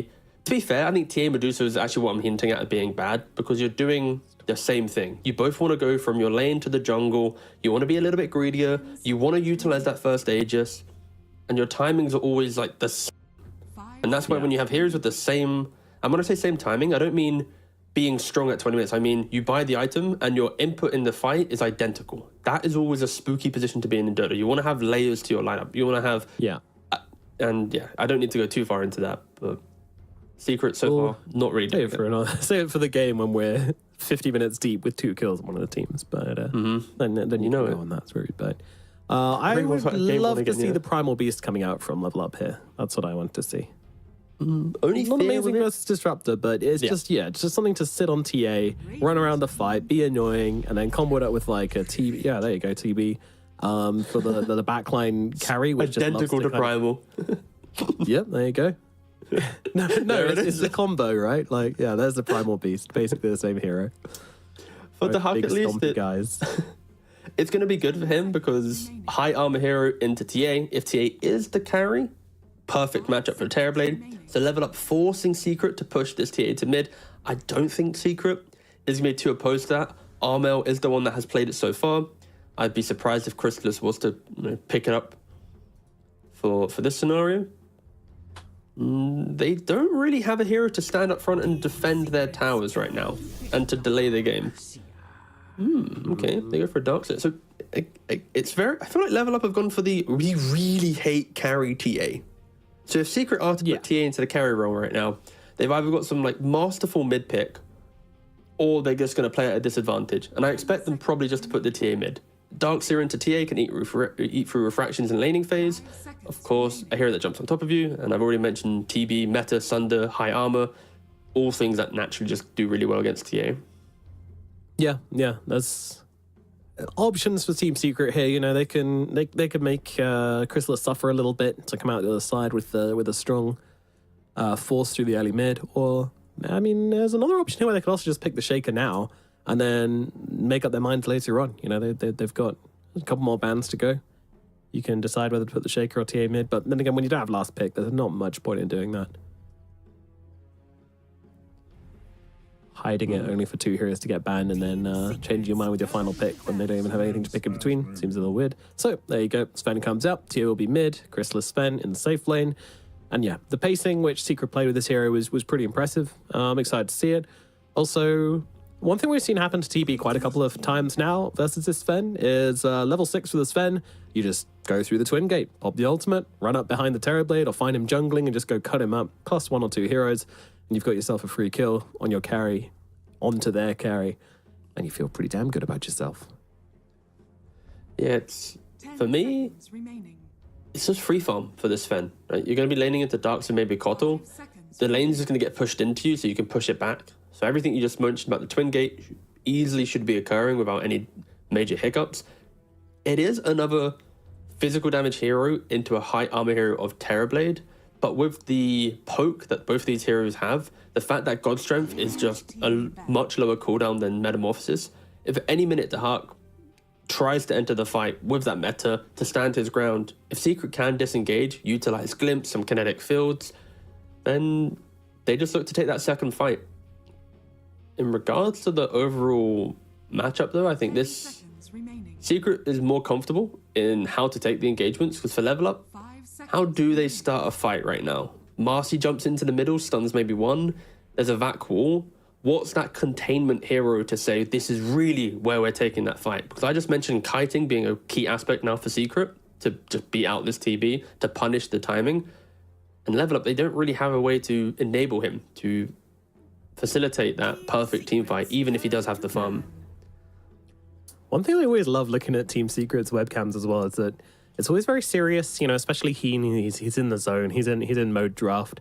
Despite that arm up, he's usually pretty serious, Yamich usually, and then Puppy will just start smiling, he'll say something, then everybody starts smiling. You know he's just dropping bangers, you know? This guy's just loving the competition. One of the longest playing Dota, like one of the longest players in the game at the moment, going for his consecutive TI in the lower bracket. You know, it's stressful, but you can just feel the love of competition even at this point, you know? And making sure his teammates, you know, these kind of slightly less experienced teammates just don't feel the same pressure. And that's how he got these guys to second place last year. And yeah, we'll see if it works out for them again. The vibe's looking pretty good for Team Secret, especially after game number 1. Team Secret's turn to pick. Secret now, they ban out the Pangolier themselves, and I like that ban. It is the chaos and the containment that would have been pretty good. They need to pick up, they can technically still pick up the offlane if they really wanted to and put the Doom back onto another 4 role. So it's between FBZ and Yamich right now to decide what they want to play. Yep. 5 seconds remaining. What could the answer be? I mean, would like a bit more magic damage coming out for Team Secret, just give them a slightly easier time to kill off the Terrorblade. What does that take the form off? I'm not too sure. I'm down. Like, this sounds kind of crazy, but I'm down for like a Razor 3 position with your Doom 4, because the lane isn't very strong for level up. You'll naturally bully him, and then you have just 3 scaling heroes. Razor can just farm the Radiant jungle and safe lane. Sven farms his own. TA can farm Ancients. Like, there's so much room on the map that it's greedy enough, and I don't see level up being able to punish it. It could just work out really well. The other option is maybe some like Beastmaster type strategy where you amp up the other cores, but I'm down just for greed to occur for Secret. I don't know if they really need additional lockdown, because you already have Disruptor and Doom, and okay, they're going to go for the ET, which means Doom is just your 3 position. They didn't go too crazy with the draft. Yeah. No, it didn't rock it up this time. It'll be the FBZ Elder Titan, a classic. No, it's Yamich most likely on the Elder Titan in 4 Sorry, position. Yamich, yeah. So what is Lorinov gonna play here? You're laning into a Templar Assassin. You kind of need to be everything that is active for your team. Pangolier is banned out, which would have been a banger. Shaker is available, but you don't really want to play that into TA. Although Armel did showcase how it's kind of good, so maybe. He survived the lane. He definitely didn't thrive through it. Yeah, so they're going to go for the true. DK instead. Just love the matchup of Chrysalis versus the Hawk as carry players. Like Chrysalis, I like if he was in England, like we'd go for like tea on a Sunday. You know, we're chilling. The Hawk is like you hit the gym. It's like polar opposites on the Hit vibe. the gym at 7 a.m. Yeah. followed And by then 9 a.m., then 12 a.m., then 13 a.m. yeah. Somehow 13 a.m. is the Fighting thing, but each still. other. Yeah. And then go for a beer afterwards. Oh no, during the gym. What do you mean? All right, so Lorinov Dragon Knight is going to be the final pick for the side of Level Up, rounding off their draft and give themselves a big tanky guy to play around. Mid matchup versus the TA. I think it's all right, isn't it? Early on, it'll be annoying because you don't have your points in your passive. But there will be when you get to like level 3 in Dragon's Blood, should be okay. I think this is always a scary matchup though, because one disruptor TP, one ET rotation, when you're trying to be overconfident on your Dragon Knight, deceptively tanky, you can go down. But in the grand scheme of the game, it's that instant initiation with the Dragon Tail, the eventual scaling of man to axe, where you can just send off your illusions in the fight, slow down these heroes and be really annoying. It will provide control, but once again, it's a lot of farm needed for level up. And I think though, if this game does go later, they'll happily scale into it. There's gonna be no issues there. Just do they have enough team fight in the mid game to get their draft into that position where the Hut can control everything? It's a Dragon Tail, it's a Vac Wall, and that's pretty much it compared to a Doom, a Stormhammer, the Static Storm. It's a lot of team fight going the way of Secret once again. And the ET. Yeah, I feel like they just wanted something which isn't going to get caught out. You know, if you put them on the front lines, they're not just going to get comboed down by the Sven plus the TA plus the Doom and everything. And there's nothing in the game which really does that. I think DK is as close as you're going to get, so it makes sense. But yeah, it's a tough position to be in. I am a little bit surprised that they've given away the Sven again, but you know, there's plenty of other things which they had to worry about. Let's see how this draft works out. If the Hack has the dream start to this game, you know, is this one which he can just kind of carry his team, put his team up on his shoulders and go, hey, let's go? Unfortunately not, because of the Elder Titan factor. A high armor hero like Terrorblade, you throw an ET Spirit onto him with that minus just innate armor, he's going to be super squishy to the explosive damage of Sven TA. Terrorblades don't normally go for actual armor items, which ET can't remove. So even if the Huck has a great game, he always needs to be mindful. At any minute, he can just be 100 to 0. And positioning wasn't his strongest thing in the previous game. Attribute. I was trying to decide which one I wanted to pivot on, but yeah, this ET pit is pretty cool to annoy the Terrorblade. With the natural order, you do need to be there with your hero, right? It's the spirit that only gives the magic resist reduction, whilst your hero gives the physical. So yeah, Mitch will have to be in pretty deep, but that's what we're expecting from him. You know, he loves playing these big, brawly position 4s. I could just see it where he gets a shard later down the line from the Tormentor, and then he just finds the Terrorblade, gets the TP onto his stomp with the Spirit. Sven follows up as well with the Blink Dagger. Like, even though it's centered on his hero, the speed in which you die due to Sven or TA will allow Yamich to play with that logic. Wow, look at this bottom. This is crazy. The Hack and the Swedenstrong are literally just bodying them before the lanes even started. They sat outside the tower range and just smacked him. It didn't do a whole lot, but just a kind of a sign of the aggression which Level Up want to show down here in the bottom side. Crazy, crazy start. Once we get an overview of the lanes. Yeah, and the changing up the lanes a little bit, putting Milan on the melee hero, that is the Marcy, into the lane with Darkseid. Of course, Milan used to be a 4-player before he joined Level Up as a 5, so this isn't going to be an unnatural lane for him to play into. It will be able to probably get a little bit more from all of it, because you have kill potential now with the Darkseid compared to the Kotal. In the bot lane, you don't have the double Iron Shell onto Puppy. The blocks. They're gonna get it. It's beautiful. He can't move. Puppy, nice. He's gonna die. Oh man, the 2-man blocking power of Milan and owned me. Absolutely perfect. And this is what you need to do, especially when you put your lane set up like this. You're expecting to find the kills, level up. Already a quarter of the way to the amount of kills they had in an hour-long game in game 1. Will they get more kills than 4? I think they will. I hope so. Off to a good start. Please not again. Please. Yamich bounce back. And Metamorphosis comes out immediately. Yamich just goes for the straight up TP. Nice heads up play from the old Titan, knowing the threat and responding to it very, very nicely. Mm-hmm. It really should just be about farm efficiency for level up.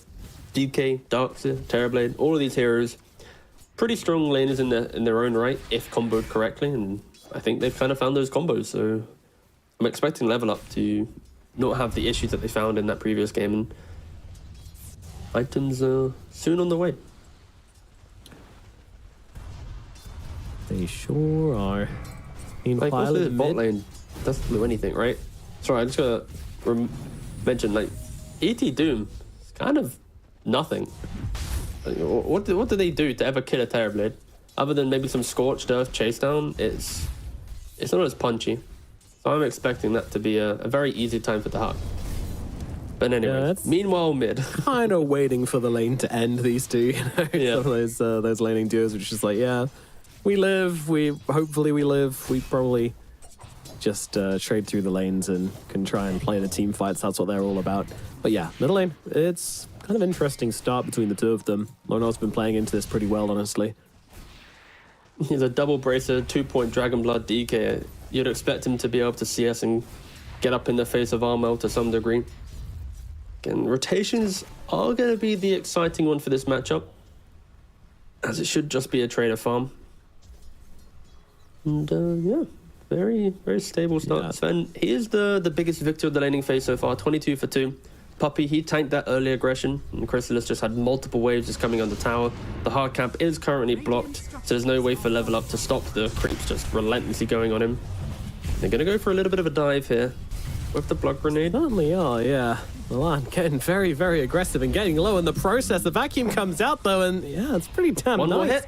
Milan, oh, the salve. That's not enough. Nice salve there from Milan. Doing the work. Puppey, he has got a nice big glimpse here onto Owned Me, but Owned Me should be able to just catch the wave anyway, and we'll just farm the wave in the camp. And my Iron Shell runs out, and Puppey's doing a bit too much damage for him to just sit here and tank. And Milan just dies to neutral creeps. Yep. Just to reset himself there. So yeah, this offlane from level up, getting a couple big kills, starting to annoy them. We were talking about how Sven was complete free farm, and yeah, helps out. They made the clutch kill. And that is the difference when your carry just doesn't have stick. Like Sven not having a stick in that scenario really is just the game changer there to either get the kill or to die. Yeah, definitely. You need to. I mean, most people at any level, to be honest, will just try and build a stick in the side lanes if you can ever rationalize it. It's just such a value item throughout the game. It would be fun if that got actually, changing stick would probably really just change the entire concept of laning phase. Like the idea of free regen on spellcasting. I mean more like how much it provides you or the charges you get, right?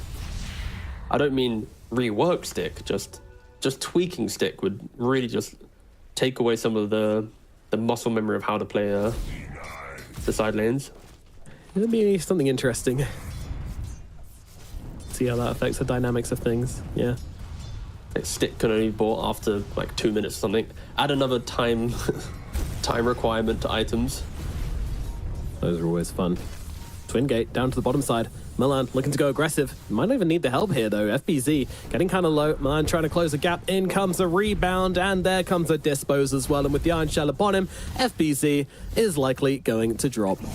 One more hit will be required. The Hawk with the Metamorphosis does get it. But over on the top side, Secret, they realize what's happening very, very nicely. And they make the aggressive move onto Owned Me. And they do get the kill. Offlaner for offlaner. Both carriers, of course, will be happy in the game. It just feels very even. Everyone happy to make their moves. And Lorinov popping that ultimate. Of course, when DK hits 6, he instantly wants to hit the tower.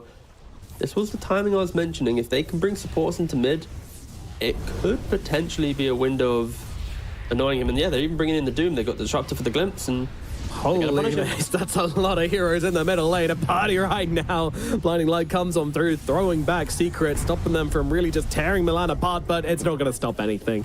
Secret bring in the numbers. They want to keep their tower alive, and to do so, they get themselves a kill on Milan. Are scanning. this is one of the most predictable plays in all of Dota. DK hit 6, hit the tower. It's like the same thing with Death Prophet. As soon as you hit that ultimate, you're ingrained to want to try and force those rotation. Secret already prepared for that move. They don't kill off the DK, but they do kill off the Marcy. Nice attempt at blocking the stacks as well. Definitely. Lauren, otherwise, he can still get off a few more hits of the Corrosive Breath on the tower before it finishes, but yeah, ultimately, not the best usage of Elder Dragon form. Armel gets to keep on playing his lane, keep his tower, and just keeps farming up, which is really all you want to be doing on this Templar Assassin at this point in the game. Rotation's not very likely. Get a bottle for the runes and shove it out as hard as possible. Milan coming around once again here. Onmi's joining him, but So pretty nice. Really, yeah. Good. The deep observable that I like from Secret, putting it just outside of the natural river sentry spot, allows him to just not get dewarded and keep that defensive capability. And FPZ putting his head in bot lane quite low, doesn't really matter too much. Net worth right now, Sven easily up top, and everyone else basically sharing the kind of 3.5k pop. Secret 3-man deward the jungle. Armel in the middle lane, Milan connects, and Laranov doing some damage, but the TPs are threatened from the side of Secret. Even the Sven flexing that TP there, threatening to come back and glimpse out onto Laranov, but they don't have any sort of damage to throw onto this guy, so... Extremely ambitious. Yeah. It's kind of doing what they want with his double damage rune. It's really going to enable him to kind of just bully down this tower. I'm not entirely sure that Puppy can do much about this. No, I don't think you really want to. Like, you can just accept, like, you've killed 2 Marcy rotations, and the inevitability of losing your tower is going to be there. And Doom getting pressured again. Milan super aggressive on this map, but once he uses the little pick up and throw down, gets the TP out. And mid tower will be falling at around the 9-minute mark. No attempt of a deny. Yeah, I think for Secret, you don't really want to throw this much like resources at mid lane. Like, you've already defended it once or twice, but it's always gonna go down. So why not allow your TA and Sven to continue farming? Don't fall victim to over rotating. And for level, I think Milan, he is doing all the aggressive needs of his team. Yeah, he's dying in mid, but he's at least might have an opportunity up here in the top side. Onmi took a step too far forward. Puppy's coming in to try and help out as well. Ultimate comes through. Chrysalis, he actually backed away there to go and hit a camp. This is awkward. God, it's really awkward. That Vanguard doing way too much work, and now Onmi even looking to turn this one around. He's going to throw down the Disruptor illusion, throw an Iron Shell on it as well, but yeah, Puppy's fine. Okay, well, at least they got a wall out of it. Kinda, and DK just hitting the tier 1 tower top. So Laranov replicating his previous game, right? On the TA, he did the exact same thing, and at the 10-minute mark, he was by himself pretty much, just taken 2 tier 1 towers. Really good stuff from him. Yeah. This dragon's looking pretty strong. And towers across the map, and really starting to put the pressure onto Secret, so... You know, they're not the fastest lineup. You know, they need to wait for the Sven to have some items. They need to wait for this TA to have some items before they can really start getting engaged. And yeah, they've recognized that very well on the side of Level Up. They're going to control the map much, much better than last game. Put the pressure on them. To be fair, they did do the same thing last game. They did take both the towers, so... They did. But after they took the towers, they then stalled out the game and stopped being aggressive. And I think for Level Up now, your Darkseer, he's the top core net worth for you. He has the Vanguard, he's looking for Crimson. Get him to sync up with the Marcy and keep just poking. Keep looking for that next opportunity. The issue with this logic is you will eventually get hit by a glimpse into an Echo Stomp and you might feed away your life, but I think they just have to be on the aggressive side of things. Allow your DK and Terrorblade to scale into these unkillable beasts that they could easily become in this game. And it's kind of happening. Level Up, they are smoked as 3. Does DK have a blink dagger? No, he doesn't. Not quite yet. There's quite an early blink. He's 200 gold away from blink dagger. Of course, if he did have that, it would be very good. But look at the positioning right now on the minimap. It's the 11-minute mark, and Secret are very much in the tier 3s. Extremely defensive from Puppey and Yamich, but, you know, they see the timing and they are not willing to feed anything into it. Also, worryingly low amount of levels on Yamich. Looks like Puppey was the one to sweep up that Wisdom Rune earlier, so yeah, poor old Yamich left on level 4 at the moment on the Elder Titan. You want him to be up in Terrorblade's face? You want him to be deleting his armor? Well, you need to be higher than level 4 in order to do that. But And have a still point in find order. Milan here. And yeah, that's going to be a dead Marcy. If they find any more, maybe not. Secret, though, still chasing, still looking to just oust heroes from the map, even if they don't link up with a kill here. They just kind of make claim over this part. They're doing a very good job getting the free tier 1 towers. This Dragon Knight, super happy. And oh, okay, no, I like this from Noronov actually. He's already got the 3 tier 1 towers, so don't bother with the blink dagger. Go back for that Midas. You understand that this part of the game, you don't really need to chase too many kills, especially when you look at this Terrorblade. It's not as if he's got some incredible timing, right? He's just still wanting to farm up. Puppey looking for the glimpse. Please, no more Midases. No, this Midas fine. Like, DK Midas is good. It is good, pretty I know. boring. But I'm scared, Tika. We've cast about 12 Midases, 3 Rapiers, about 45 buybacks. Yeah, we're deep into the weird game. Is that it? I'm pretty sure it's much more. No, it is. Yeah, no, I was underselling it. About 75 Rapiers. Maybe too high now? A little bit, but not much. But yeah, Crystal is just looking to farm up, and yeah, there we go. Mask of Madness, Echo Saber straight into the BKB. Sometimes you'll go for a Blink Dagger over the BKB, but in a game where you're playing things a little slower, and of course with annoying spells such as Blinding Light and Dragon Tail, you will be more inclined to head towards the BKB first, otherwise you don't get much of a fight. Also, you've got good initiation and catch from your team as well, so Blink Dagger less important. Keeping level up slightly behind on all 3 core net worth because they are moving around together to progress these tier 1 towers to make these moves. While Secret, we already saw the defensive positioning, 11-minute mark, 3 of them in their kind of tier 3 area of the map, but their cores hitting the jungle, hitting the lanes, no real smoke threat on them right now, especially when they click on the DK and don't see a blink. Like, oh, they don't actually have an aggressive timing. So Secret, super comfortable with how the game's going, but also level up. They are, as a team, understanding that if they can win that one fight, get that Aegis, their draft really will come online. We'll see who breaks first from the farming pattern. But of course, Secret is a little bit more efficient right now.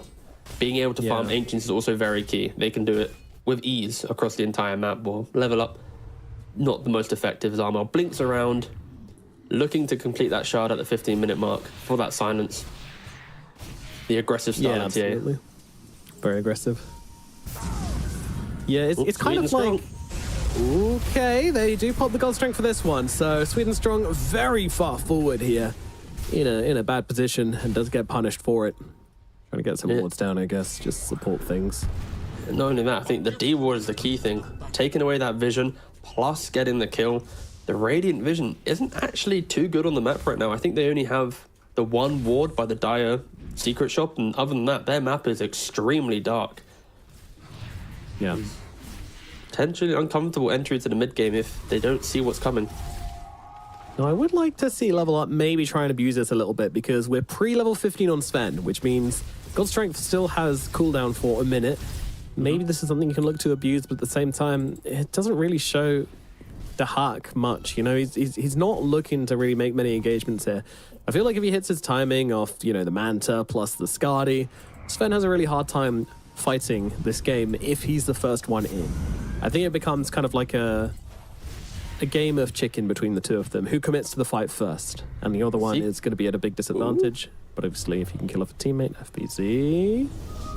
Oh, Oh, he can't resist the allure of the Arcane Rune, but Puppey playing Guardian on the high ground here and helping out massively. And actually, they can turn this one around. They're looking at Milan. FPC is not super healthy, but Milan will be the first to drop a last. Yamich, though, taking some heavy hits from the hack as well. And the kill does go to Lorinov in the end. Lorinov looking forward for more. The Doom is out onto him, though. That's some heavy, well, control, but also no follow-up whatsoever. Chrysalis is nearby, but like we mentioned, the God Strength is still on cooldown, but only for 1 more second. So now we can look to get involved in a beautiful glimpse. They find the perfect target onto Tahak. There's a God Strength coming on through the Sunder onto Swedenstrong. It'll keep him alive, and Chrysalis might actually be in some trouble himself now as Lorinov has split the fight by jumping on the backlines. Chrysalis so damn low, runs himself away. He'll be all right, and Lorinov now has to try and limp himself away from this one, but guess what? There's another glimpse available, but Lorinov says, oh, thank you. I was heading that direction anyway, my friend. Trying to chase down Yamich, looking for another target, but I think Level Up might be all they're getting here as they get themselves a kill and a lot of fighting and a few deaths here and there. Overall, though, I think Level Up will be happy with that one. Lorinov just such a strong hero in these fights.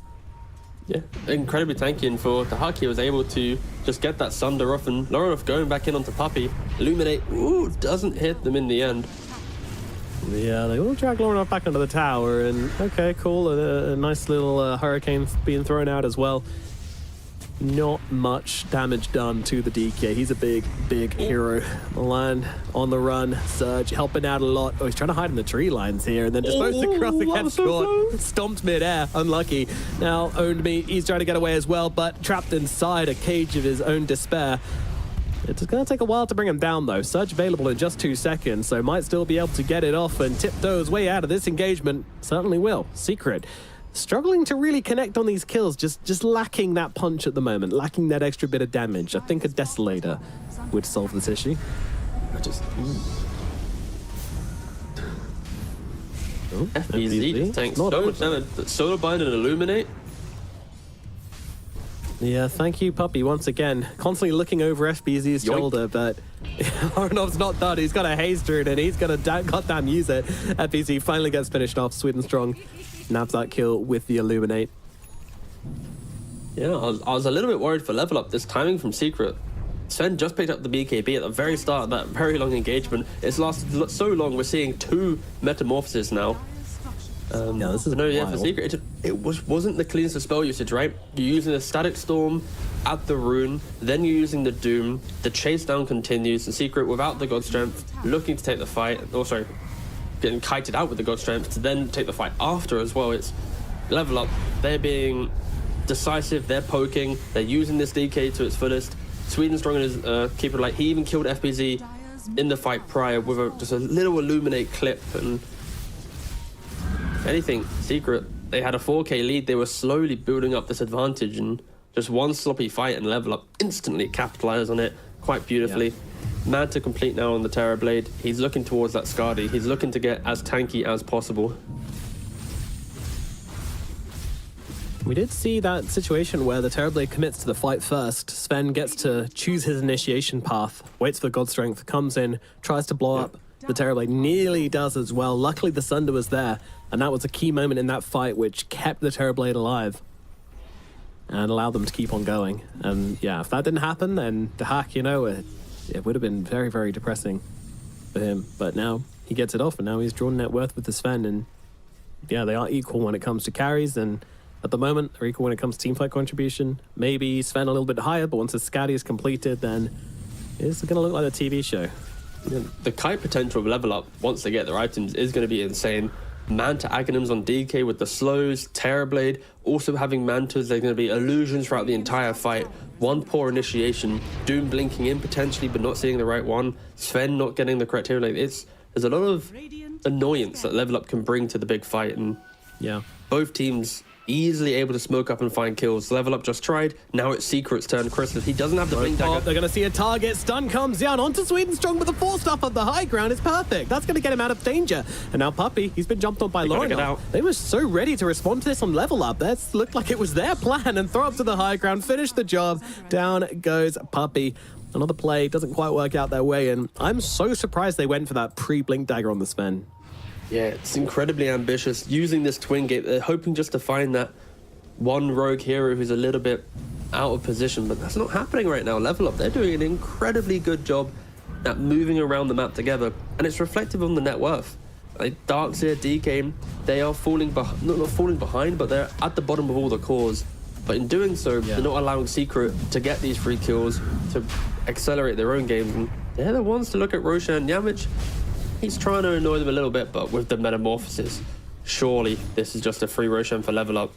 Should be. Secret just needs to sit back and hit their timings. And yeah, this was a weird thing for me, right? Like, those timings are so important. And TA now finishes their Desolator. Chrysalis in 100 gold will have a Blink Dagger as well. Like, why force that play right then and give up Roshan? You know, this is something which I'm sure Secret will look back on and kind of have a conversation about. And Doom just got BKB. Like, such incredible items coming out for Secret. And yeah, just one need to hit that smoke and it all comes tumbling down. Desperation maybe setting in a little bit, needlessly so, but the pressure, it does get to you. This is lower bracket TI qualifiers. He's got the early gem. Milan picked up the gem, gave it to his DK. So vision for level up is going to be very powerful. TB is one of those heroes, once you get into a winning position, or at least a position of confidence, you're going to skip out the waves. You'll always be able to poke your head in that extra little bit, and the win probability is very even. The net worth is still Secret favored. Neither team is truly in the lead right now, but for level up they have done a very good job at breaking down the map of Secret. You have to respect these timings. Like, we've spoke about a lot of items that Secret just picked up, even with the Aegis, before DK has Ags, before he has that Manta. There will be opportunities to connect. We are yet to see the big Static Storm, the Stomps, the Stormhammers, the Dooms. It's been a lot of one-by-one engagements right now for Secret. And that's all because of level up, just dragging them around the map and forcing them to react. Yeah, definitely. I've been slightly more in control of the engagements, but Secret slightly more in control of the map. Also with the Sven and the TA, we'll just farm up every second which level up aren't pressuring them. They will be gaining gold into their pockets, be flowing in. Manta now complete on DK, soon Skadi complete on Terrorblade. These are some scary heroes that will be approaching your towers soon. Everyone's hitting their timings. Do they have the power to bring down the Terrorblade? Because you're going to need to. You can't just let him sit there and click through the entire engagement with the Skadi. Sven, he's going to struggle against that. TA is going to struggle into that. Two very good matchups for this Terrorblade, so it does become all about bringing down Dahak. They're able to do it last game, but will they be able to do the same thing this game? That is the biggest question.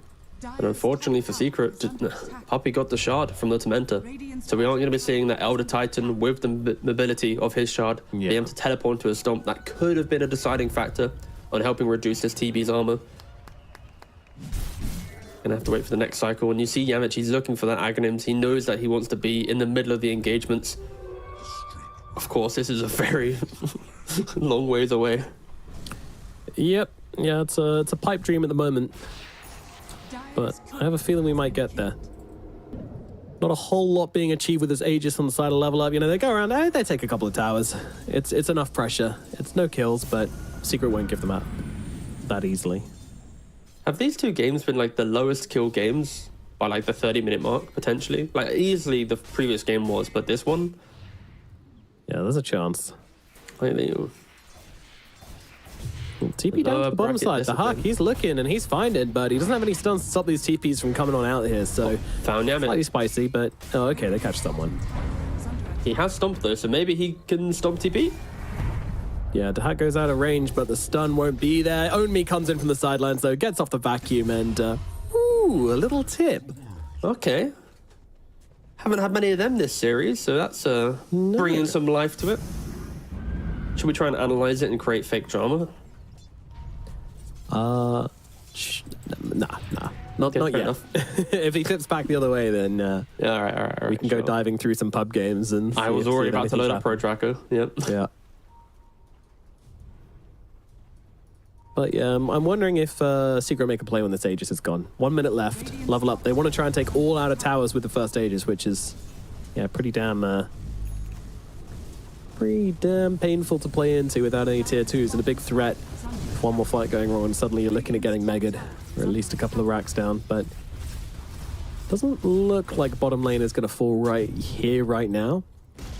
I think Radiant spoke about damage. Stealing a Tormentor. Cute. Yeah, with Refraction you can do it. He's going to need to put another set of Refraction up, but there it is. Who gets the shard? No, okay, Yamich gets the shard, so Hooray! hooray. So yeah, we're mentioning damage being an issue for the side of Secret. The Sven is looking to go straight Daedalus. He's only a recipe away. And of course, TA did get the Desolator, then the BKB. So two very big damage items coming out on the side of the Secret cause. Surviving the Aegis, not really losing too much of their map. They lost all their tier 1 and tier 2 towers. But you kind of expect that against a TB and a DK.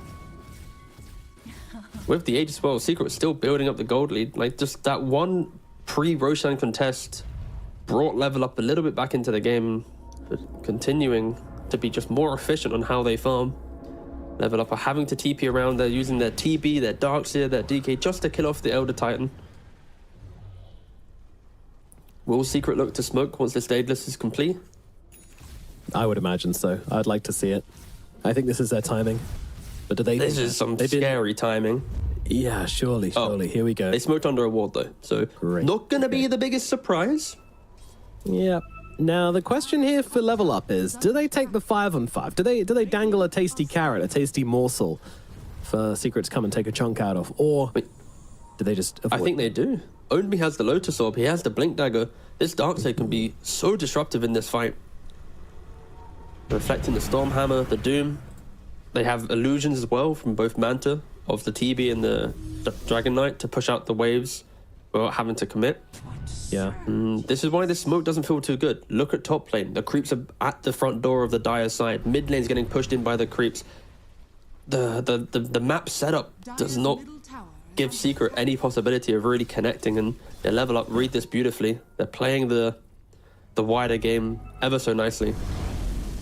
Yeah, and even if they didn't have the vision there, I feel like there was a good chance to level up, read that smoke anyway, just because of the way the map looks at the moment. So No, exactly, yeah. They're left empty-handed. They played against the Aegis beautifully, even though they did lose all their outer towers, you know, level up doing everything they needed to, but still just making the most of it, getting their net worth. But now the fight breaks out as Chrysalis just trying to go onto the DK. DK, he's big, but Chrysalis, he's got the damage with the Daedalus to try and get through him, and does eventually kill him off.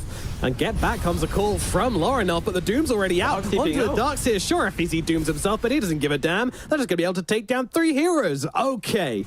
Secret, they finally find a way to put this gold to use and bring down 3 heroes. There's a gem. They found the gem too? Ooh, dear. What on earth was that? That was so aggressive. Level Up had done a beautiful job setting up the map, skipping the waves, dodging the aggression, and then they're aware of these timings, and Lorinov just blinks right at the front door of the Dire base, and Sven with his Daedalus completely rips through him. Of course, Static Storm Kinetic Field, the extra little bit of control. For Level Up, they need to fight together. Use the fact that DK initiates with the follow-up, and we're going to see the replay here. Just look at the minimap. This is clearly such a poor fight. The cyan little blob, that was the Darkseer. He's blinking at the very end of the fight. He just appears here once the DK dies. Level Up were not in a position to fight, but Secret, all 5 of them were ready, poised and positioned. They kill off the Dragon Knight, the Darkseer, and the Marcy. They don't get back the gem. They gain a free gem as well. Yeah, it just felt so forced, so forced from the DK. You know, you spent the last 5 minutes playing with your Aegis and not getting anything for it, just getting towers, but you know, you want to kill some heroes. You want to start putting some pressure onto the lives of Team Secret, and then you see an opportunity and you go for it without really considering the ramifications. Obviously a bad engagement, and yeah, Team Secret, they make the best use possible of that. So even though the smoke didn't work out with this Daedalus, they still find a brilliant, brilliant fight. And now, 12k gold lead. It's huge. What we're looking at for the next 5 minutes is definitely down this bottom side. We're looking at this Roshan area. The next Aegis, it's going to be everything. Yeah, I think for me, Level Up, they need to respect the game plan of how they initiate these fights. Utilize their illusions, utilize the fact that they can just push out these waves for free. And Secret, their wave clear, it's Sven and TA are the big kind of ticket wave clearers, and then the other 3 heroes, it's not as easy. So Level Up will always be gaining some important information. Like, we see Sven in top wave, we see TA in bot wave. Like, there's going to be some type of positional information that they can use to then get a little bit closer to the next objective or to go for Roshan, like you were mentioning. Lorinov is, I think, only a couple hundred gold away from the Aghanims. Yeah, about 400 gold away, which will further simplify his game plan. But I'm so surprised they took that fight. It was... Yeah. It's on par with Secret taking the fight pre-Roshan, no Sven Blink. Like, it's... yeah, they're kind of equal, but unfortunately... But theirs is much more impact. Exactly. It's like 20 minutes down or 10 minutes down the line where a misplay in the 30-minute mark is always going to be worse than the misplay at the 15-minute mark, right? Absolutely. Were you surprised to see the DK go for the Manta style over the Aghanim Scepter? No, I'm not opposed to it. I think the Manta is always just good for the wave clear that I've been mentioning. I like the idea of constantly farming. It's just a really good tool. Just look at how this illusion by itself can just gain information. TB's doing it. Like, just the mini-map. Look at all these dots. The orange dots, the yellow dots. It's so much information. Where Level Up should always get the perfect fight based on the map state. FPC, he's on the wrong side of the river right now. Does he know the blink spot? He doesn't have a blink. Oh well. Unlucky. Gonna go bury himself in the trees, but King's coming up from Level Up. They no way to just walk his way away from it. No, he's gonna get cut off here by Sweden Strong, right? Right? Nope. What an escape. The most menacing Scorch hyped. disengage, yeah. Can't believe you didn't hype that up more, Nomad. Christ. Apology, yeah. Great walking coming out from it. Can we get a replay so Nomad can actually give that hyper deserved, please? That was disgusting. I think behavior, it was Nomad. in the moment, one of those things where We'll replay see. wouldn't do it justice. Nah, I don't know. I don't know about that. Level Up, they are smoked though. They want to find something. They have the Ags. They have the BKB on the Terrorblade. They need to find that engagement. Roshan is respawning in 7 seconds, so whoever is the victor of this fight should be able to get it. But Secret, they are the ones already set up. Traps, sentries. The Radiant Roshan is littered with secret crap to be able to defend it. Tigo said secret crap. You heard it here first. Lorinov is actually going on to FPZ here, outside the fight. And yeah, Secret immediately disengaged. Yeah, this is kind of important. The Hack now just needs to push into the Roshan area. He actually needs to force them to fight him with this with this meta. But it's so scary, you know? He's got that BKB, but if he gets stunned up before he can get it off, then he might just be dead. But I still feel like they need to force this. You know, they've used both their transformation abilities. The light bulbs are on right now. They need to start shedding some light on the side of Secret. Look at the position from Secret, though. Look at this. Yeah, they move around. They don't want to be where they're expected to be. Lorinov does get seen. He's going to be the target. Everything thrown onto the Dragon Knight, and they're going to be able to bring him down in a matter of instants. Now, does this give up some space for Level Up to try and turn around this fight without, the Doom being up and everything? But no, they're not looking to fight this without a DK. They can't. What a beautiful wraparound from Secret. That is the beauty of how the map is so much bigger now. These Roshan contests, there's so many random ward spots. The fact that they hug the Lotus Pool, but smoke deep and around, hugging pretty much the Radiant Outpost teleport, and then cut through on their own vision. It was an immaculate play to make at the pit. They punished the DK, but it all stems from the fact that the Huck uses Metamorphosis so early on. If you're using meta like that, it needs to be for a kill. You can't be just trying to tickle a Doom that has Crimson, Octarine, and a BKB. That is not the way to get this Terrorblade into the game. In Secret, they get the Aegis. They continue to build up their lead, 13k gold. When will this Terrorblade be able to make his mark in the game? That is indeed the question. We've been waiting for it. Feels like 2 games we've been waiting for Tahak to really explode into one of these games, as he tends to do, but Secret just keeping him on a leash. He got that dog in him, but the dog can't get out, T. That is the issue. Now, we're at the scary point where Sven has his Aegis. I'm a little surprised they didn't give it towards a TA and kept it on the transformation hero, but Sven's still happy to be on the front lines, hit buildings and such. There's cool plays to make when Sven has Aegis in this game, because he can blink Harpoon and still set up the engagement for the TA to take the fight. And also you have to respect that DK blink stun into Terrorblade right-clicking you with maybe a Marcy stun top. There is a very small window where he could get punished. But maybe TA Aegis would have been better. I think it really boils down to what the big plan's going to be. But I feel like Crystallis at this stage of the game should just be throwing his body into the middle of every fight and making it as spooky as possible. Absolutely. And it's still like a damned if you do, damned if you don't situation. If you just try and play around the Sven and not kill him when he has this Aegis, then he'll just pop God Strength, land a 2-man stun, and kill off 2 of your heroes. So you can't. Kind of baiting himself. Yeah. BKB, TP out, get yourself out of there. Take this stun. Yeah. You might be stunned one day, who knows? Radiant's middle tower. I love that. But I guess it's kind of a habit maybe you should get into. I don't know.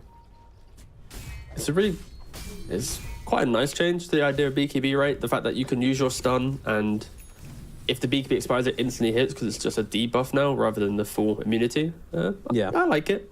Of course, Armel, he did swipe away the Wisdom Rune, wasn't punished for it. And Secret, they continue to control the map because they have all the gems of Level Up. Every time Level Up has purchased a gem, they shortly have fed it away.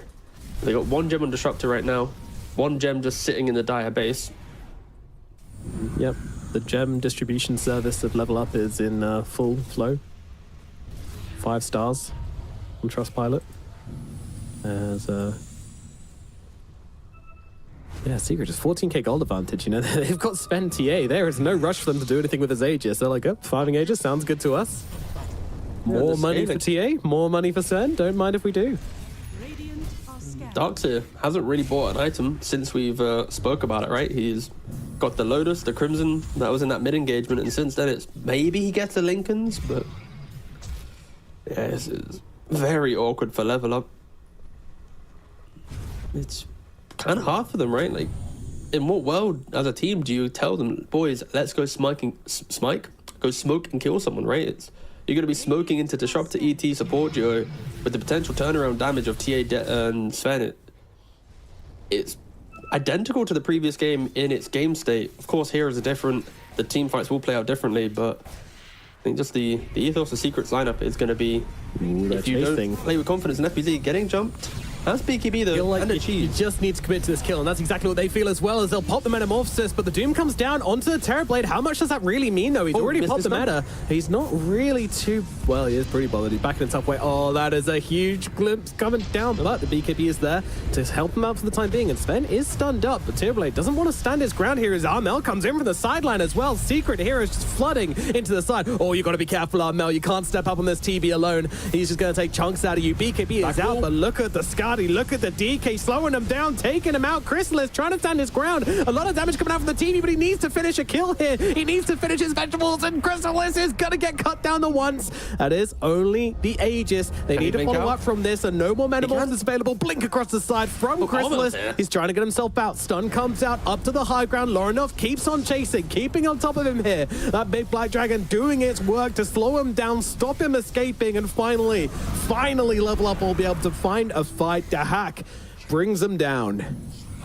They got the fight. They allowed the Terrorblade to stand his ground. They kited out the Doom. But more important than that, Crystallis, he just didn't get the initiation. He blinked in, stunned the illusions, not the real Terrorblade. He was able to escape under the cover invisibility. And just look at the damage. Both cores pumping out so much damage in the fight. Yeah. The key difference is TB and DK able to freely click pretty much the entire time. In Secret, they weren't able to contain the fight, and it all boils down to, can Crystallis find that initiation? Can he get that stun to rip through the heroes? Because he easily can. He was putting people to really low levels. Yeah, and I have to say, like, Armel's initiation to that fight was unfortunate. He tried to come in from the sidelines there while so distracted with the Sven, but they still somehow had a bunch of saving items available. Armel just tried to come in from the side, tried to catch a hero out, and started getting attacked by the TB and just had to leave. And almost came close to dying himself. Got low early on and just had to bail from the fight. Not ideal at all. And there's a lot of disengage available for Level Up, right? You've got the Surge, you've got the rebound move speed, 4-star from Glimmer on the Keeper of Light, Blinding Light pushback. These 3 heroes are very utility heavy, and Dark now picks up the about to pick up the Butterfly. No MKB in sight right now for the TA or the Sven. TA is looking to go for the Revenant's Brooch build. of course, turning your damage to magical damage, which will slaughter a Terrorblade if the game does go that late. Interesting. Very interesting. And one of the few carriers that can actually buy this item and it not just look really bad, just because of your meld strike, the immense damage that you provide in the moment. Let's see. Yeah, I mean, I guess it makes sense. You know, sure, you've got this Earthly Titan, but expecting Yamage to be able to jump at the exact same time that Armel jumps into these engagements to catch out the TP, that's a level of coordination which, you know, even the best teams in the world couldn't reach. It's just not feasible. So going for the Revenant's Brooch, giving yourself the solo ability to try and take on this Terrorblade by yourself. It's a great idea, but also with the evasion. Does Revenant's Brooch go through evasion? I don't believe so, right? Doesn't give you True Strike. It does. Oh, it does. Neat. Oh, yeah. It's literally the first thing it says in the active. Nice. Easy. Learning with Nomad. Da, da, da, da, da. Something new every day as the fight breaks out. There comes a Doom. Oh, he actually gets off the Manta in time, but doesn't matter. They find the real guy. They'll throw down the Doom, and down goes the DK. Chrysalis just tears him apart with all of that damage. I'm kind of surprised they even bothered using the Doom on Tim. It looked like he was pretty dead, but they just want to make absolutely sure that he's not getting healed up from anything there, so Top tower is makes under sense. attack. Radiant's bottom tower And, is under you know, attack. he's got himself a Spell Prism and Nocturne Core, so it's not really a massive cooldown. 80 seconds on that Doom is pretty exciting. Bottom tower's gone. That's how they need to take the fights. It's the explosive entry. They can kill any hero if they just execute cleanly. Armel, he's a little bit by himself here, but shouldn't really be too many stones to lock him down. With DK being dead, your primary initiator is not in play. Roshan will be respawning in 2 minutes and 7 seconds. I think both teams probably should be looking for that. And Secret already smoked up around the pit. They're looking for another fight. Of course, they understand that Roshan should be respawning Yeah. very soon, and it is going to be a daytime respawn. So Level Up will have the advantage of outpost TPs. There are no dire tier 1s or tier 2s to utilize to get back into this fight. No real boots of travel either. Do you feel like Level Up have to take this fight? Of course, this is... you've forced Secret to an area of the map for an objective. The hack, there are multiple high ground positions for him to hold. They just need to find the entry. They need to find that initiation. But with all this trap vision, it is going to be so difficult. In Secret, they put on a masterclass on how to smoke around the Roshan pit last time with this deep wraparound to kill off the DK to claim that previous Aegis. Yeah, you know where the wards are going to be, right? Like, you know they're smoking in. You know they're going to ward up this high ground, so it's all about trying to find the way to play around it. But it does seem like Level Up have actually muscled their way in and found their way to have the advantageous position somewhat. Disruptor has Ags with the ninja gear, so Puppey could be a big impact player in this next team fight. If he can hit it on the Terrorblade, pre-BKB, pre-Silver, pre-Manta, pre-anything, could just be the end of the fight.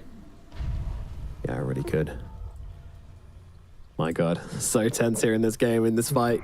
Just look it at the means positioning everything of to both everyone of on Level these Up. teams. They've also got their own little tree. Look, you've got to move so far south to get them. Run! Of course, ET Spirit very good at scouting out during these stalemates at the pit. Yes, absolutely. Why this hero historically has been one of the best kind of high ground defensive heroes. And now with Roshan pits, equally as strong. They look at an interesting ward placement from Level Up as well. They put it in between the tree line to the right of the Roshan pit, just in case anyone wanted to sneak around. I don't know how effective it will be, but Level Up trying to think of the cute ideas. They are down 22,000 gold. Yeah. They do need to make some big play. What does that play look like? You know, who can they catch in actually 100-0 to start off this fight? If anything, it's disjoint the Doom. Let him blink in, maybe Manta dodge it so he has to recast it. That little window of time will give Level Up some entry. And Secret wrapping around again. They've done this twice now. But Level Up is set up. They already have the ward sentry, hugging the far right-hand side of the map. It isn't going to be as effective as the last time. Secret knows it. They're not rushing into this engagement.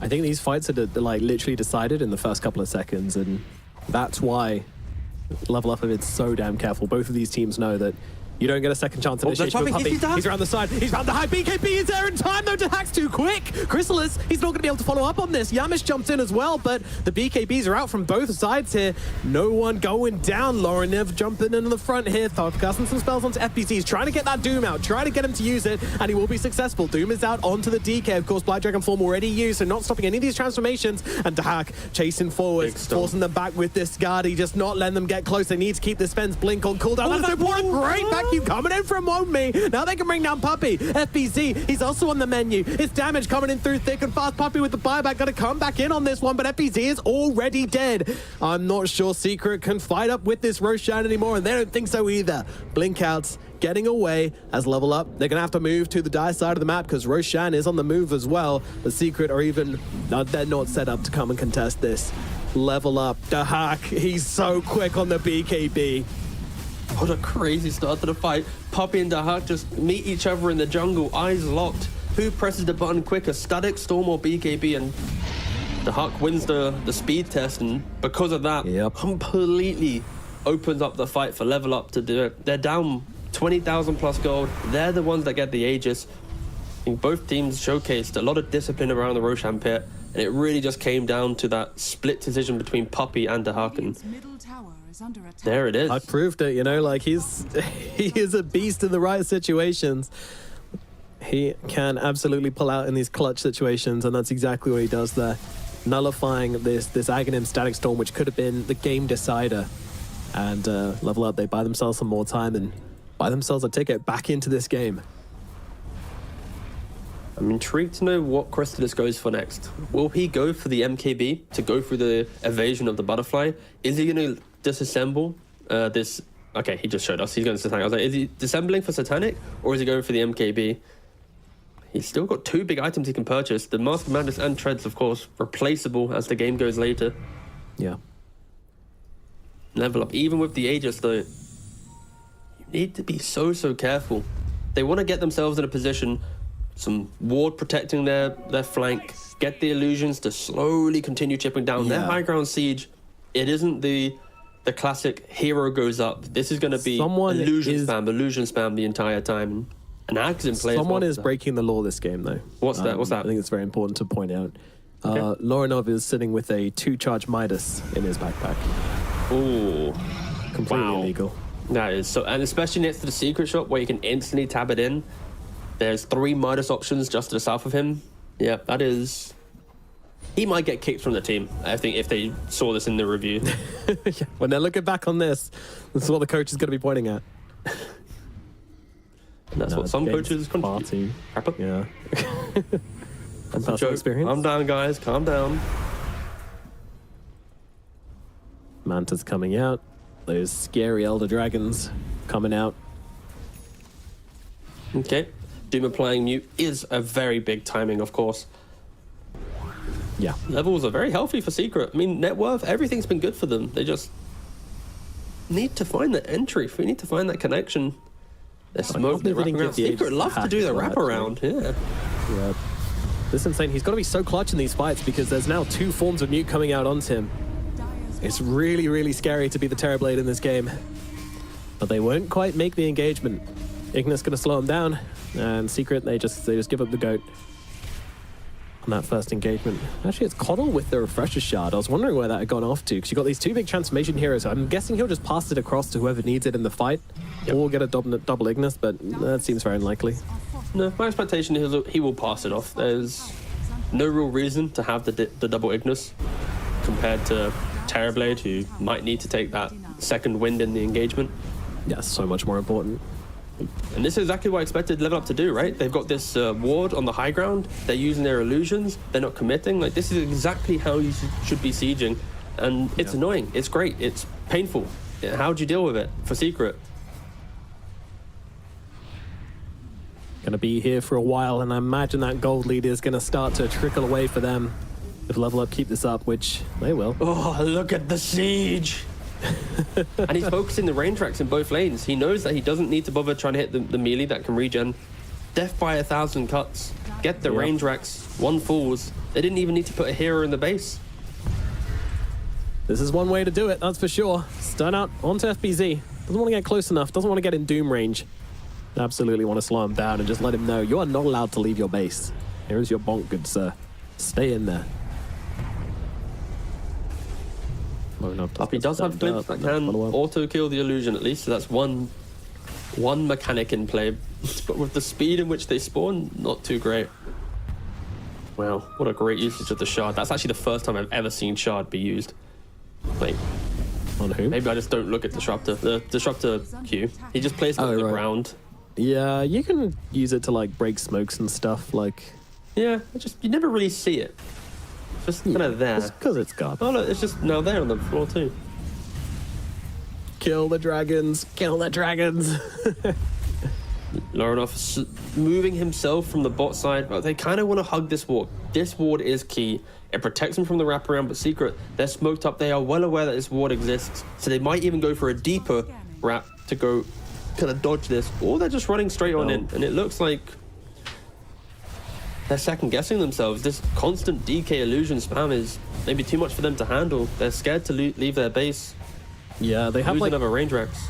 A 5-second timer before level up realize something's up because these illusions go to the high ground and all of a sudden, no, didn't get glimpsed, didn't get attacked by TA. And this is only Spell Prison, by the way. There's still an Octarine on the way. No, there's not. It's constant. But Milan looks so bored, poor guy. He's like, look at him. So yeah, okay. We're gonna win it this way, I see. Okay. Another Manta. Yeah, okay, you got your Octarine. Nice, cool. I guess I'll watch. Still, 15k gold advantage for Secret. You know, there are no means behind in this game when it comes to the money, but when it comes to the buildings, when it comes to map pressure, level up, well, they do a lot when they have this Aegis in their hand. It is really, really difficult for Secret to jump in. You know, they've been starting every single fight the same way. Jump in the DK, take him down, throw everything you've got onto Laurenoff, and know that the Terrorblade can't commit to the fight without him. But the mid-range falls.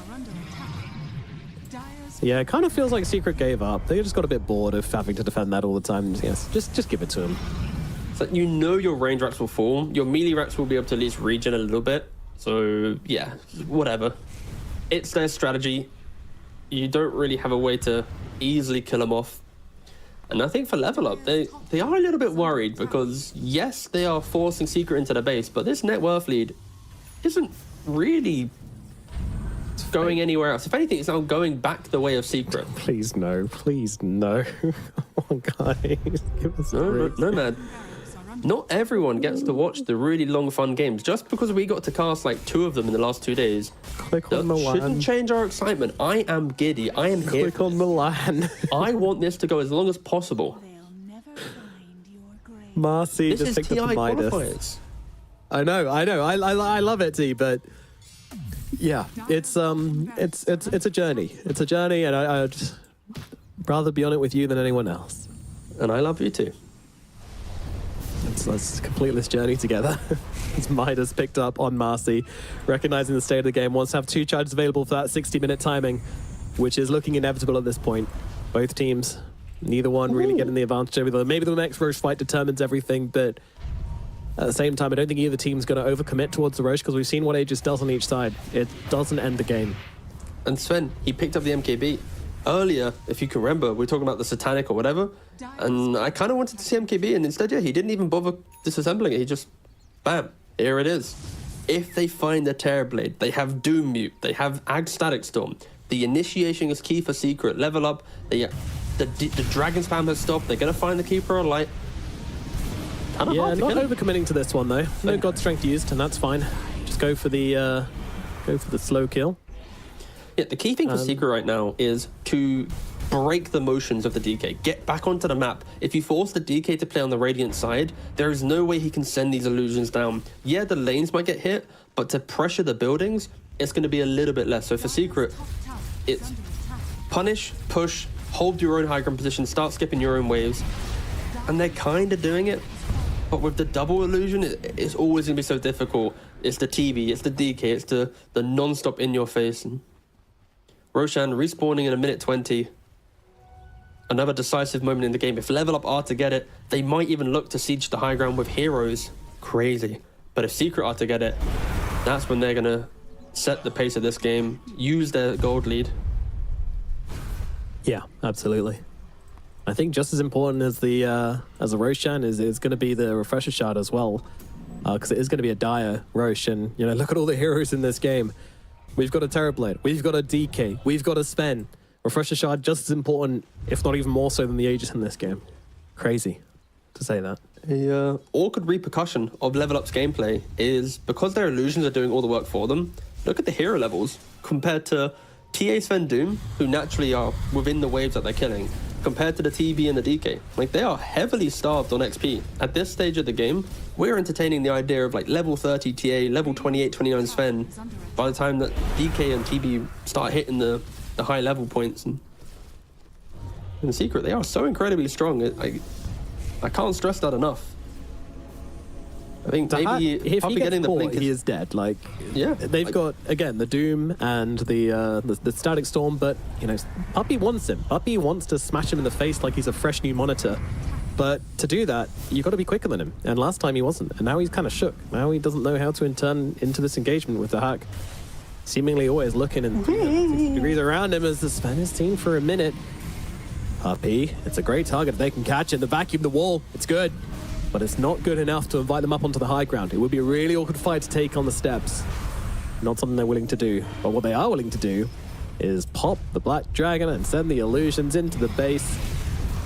Jesus Christ. Tigo, do you like Dagons? There's not enough to buy. The cooldown is too long. Yeah. You need like an ogre with a Dagon Octarine Spell Prism to deal with this. That's basically where you're at, and unfortunately you can't add heroes mid-game.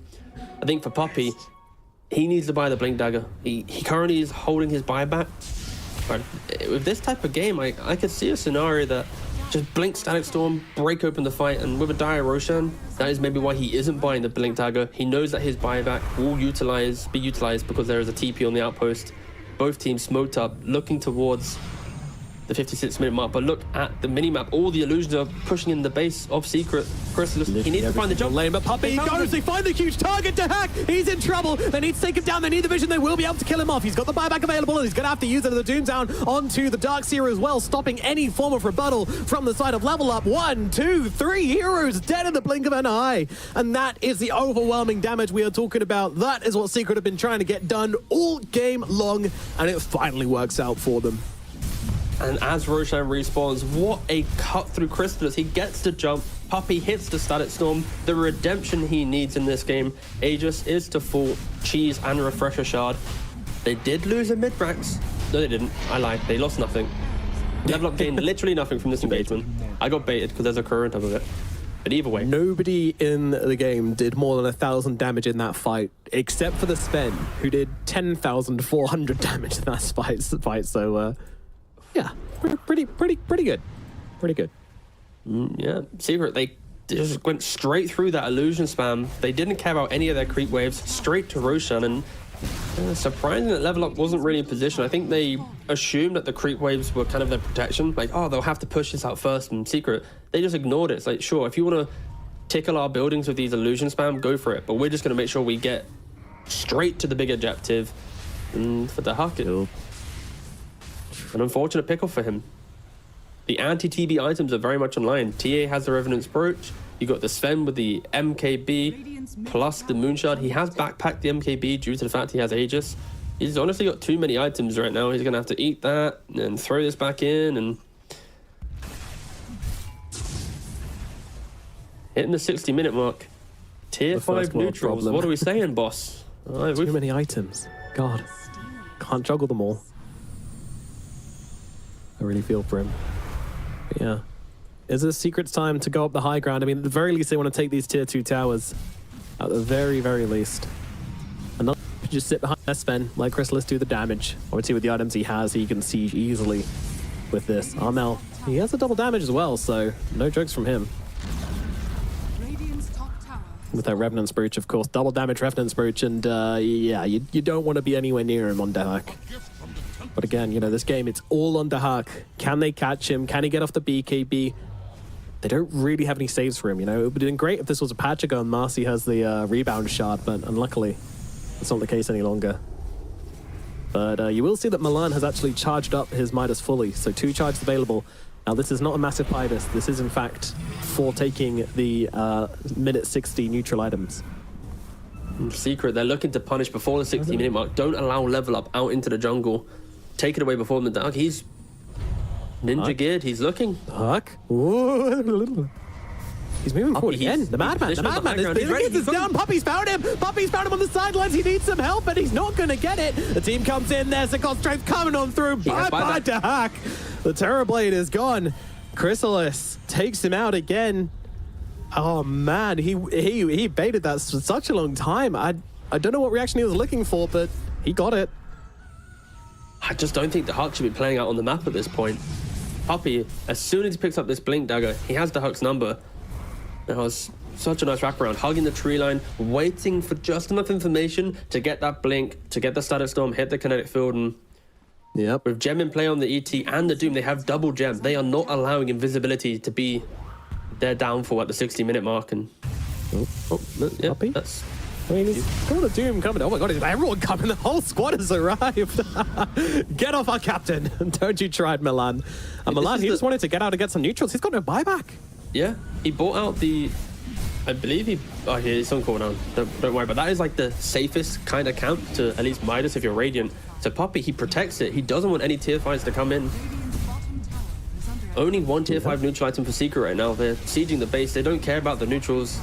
TB's dead. Marcy's no buyback. Get what you can. Stun on to Sven. He's getting pretty low to this right now. I mean, Lorinov, he's a tanky boy, but no one's tanky in the face of this Secret draft. It tears you apart. And the bottom barracks are going to fall. Now they move across towards middle. Dahak, 15 seconds on the buyback. Going to save it for now, but it's going to cost them big. Once again, barracks time to fall. We have 1 tier 5 neutral. Yep, they got the Mirror Shield. Mirror Shield Doom, nice. Stun out to Lorinov. Lorinov far too tanky to really be jumped upon here. And in comes the Hack. He's back. But again, the last 2 or 3 fights, he just hasn't been able to get a click off. Oh, Stygian Desolator on the Sven. Now that is some DPS. Like, get rid of that Aegis. He kind of doesn't want Aegis anymore. I think he needs that gone. Slap the MKB in, and they're living the dream. So, Mel getting the Mirror Shield as well. Elder Titan currently choosing what he wants to go for, pondering on his choices. I'll keep you updated. Meanwhile, we have a Pirate's Hat on the Dragon Knight. So more attack speed, more gold. They are down 46k. If there's ever a start of a comeback, it's always with the Pirate Hat.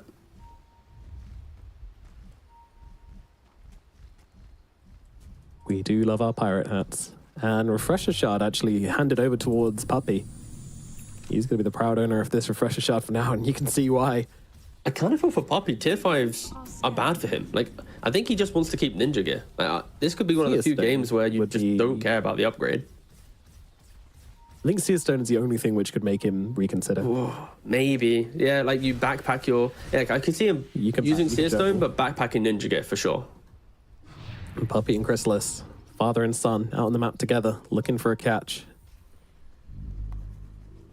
Not going to find anything for now. Yeah, to win this game, they are 2 best of 3s away from qualifying for TI. That is how the lower bracket works.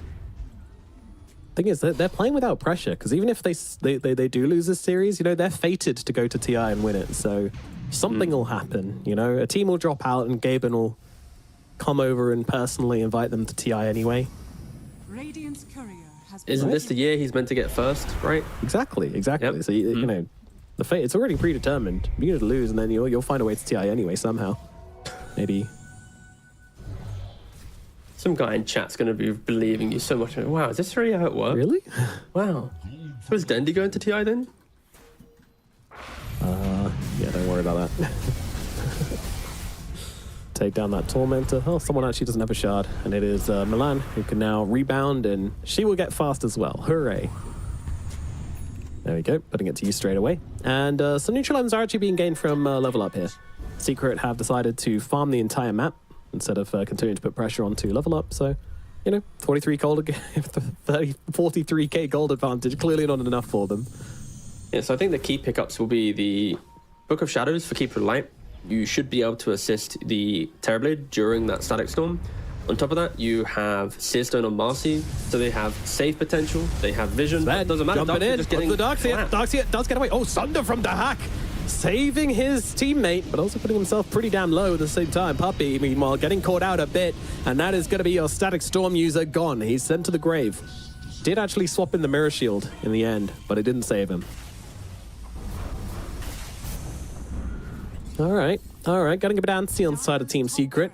Trying to get themselves a nice little kill outside the base, but unfortunately it doesn't work out for them, so back to farming, I guess.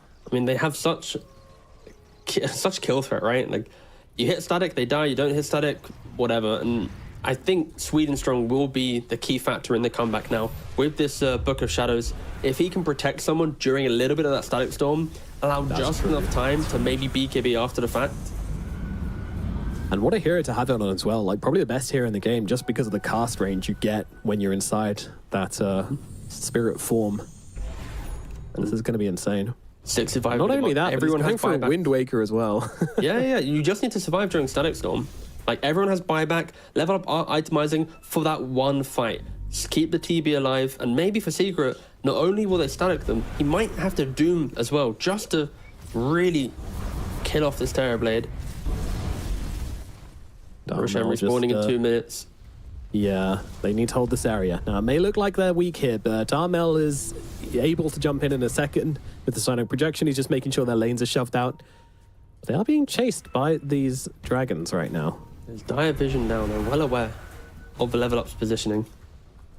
Pirate Hat, get them some gold, and it's only a 45k gold advantage with 1 kill and a bunch of Pirate Hats is going to get whittled down just a little bit, but of course with the TA continuing to just farm up the map so quickly, almost about to hit 1,000 last hits on the Templar Assassin. The fight has started. Sven, he's hexed up, he's in trouble, but level up. They don't want to overcommit to this one. They know that these big spells are still available on the side of Team Secret, so they're being very, very cautious. They've got out the BKB, they'll be happy about that, but in terms of fully committing to this, not a chance. You need to find the Disruptor, you need to find the Doom. Sven means nothing, but also everything. It's kind of confusing. Do keep up. Zach. He's actually got himself an Ex Machina as well, so 2 rounds of BKB will be available. He can't get doomed. He can't get static stormed. No. He's still the one positioned at the front. It's incredible confidence coming from him. This is the same position he was caught off guard by Puppey in the big comeback fight of the not even the comeback fight, but the Roshan fight of the previous one. Yeah. He does. There is a difference this time. There is Sweden Strong. If he can get off this Book of Shadows, it could mean everything, but yeah, get off the Ninja Gear now, swap in the Book of Shadows. It needs to be ready, though. There's no way you can just go without it. Yeah, there we go. Getting me a bit worried. Secret using the gem, dewarding the area, level up. Yeah. Again, but Doom, he has the Shiva, so hugging the tree line. It's not as if this is going to be the perfect vision. Some overwhelming blink slow into Shiva's vision. You're going to get a glimpse of that hero. You're not going to glimpse him, you're just going to static storm from the Disruptor. And the hack. They're down 40k gold. They're doing such an incredible job at keeping the lanes in a ready-to-go spot. Now, throwing out Illusion here, he's going to have to scurry his way back. I guess actually there's recall, so there's no problem. He can actually just live in the base. That's the thing. They've got recall and they've got Sonic projection, so there's actually no chance that either of these lanes are going to be in a particularly terrible place.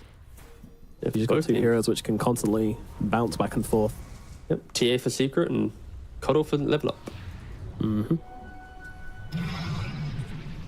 My god, how long is this stalemate going to last? Well, I might have spoken too soon here.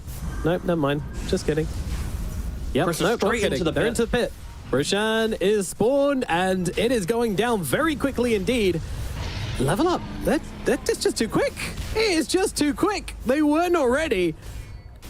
I mean, sometimes you get too involved in the mind games and the positioning, and then you forget about the thing you're actually here for. And Secret just get to go in and scoop it up for free. And to be fair, it is extremely fast from Secret. They have such good roach taking with these 2 heroes. Too much damage. There was a drive-by Roshan. Yamich, we haven't really had to talk about him too much in the game, and yeah, he's got his Moonshard complete as well with the Aghanims. So if he can get into the middle of the fight with 3-4+ heroes amped up with that aura, plus the spirit damage, he's going to do pretty good. And yeah, Milan struggling with FPS. That is going to be the repercussions of playing a 70-minute game with the likes of TB, Darkseer, and all these heroes that can just make it a clunky one. Indeed, indeed. But we do have a item progression on the Keeper of the Light. Wind Waker now available. So with Wind Waker and Book of Shadows, even 2 Static Storms might be possible to keep Terrorblade alive through them. And that's the thing, right? Like, at this point in the game, we're looking at buybacks, right? Those start to become just as important as any other factor of the game. Obviously, everyone has them and everyone will keep them. So it comes a point where you're going to have this Refresher Shard on the Disruptor, so he's got to try and use a Static Storm to kill him once. He buys back, you kill him again, hopefully, but then it gets very confusing, because if you can save him through one, then he'll probably want to refresh and use the second one. It's a big old ifs and maybes and buts.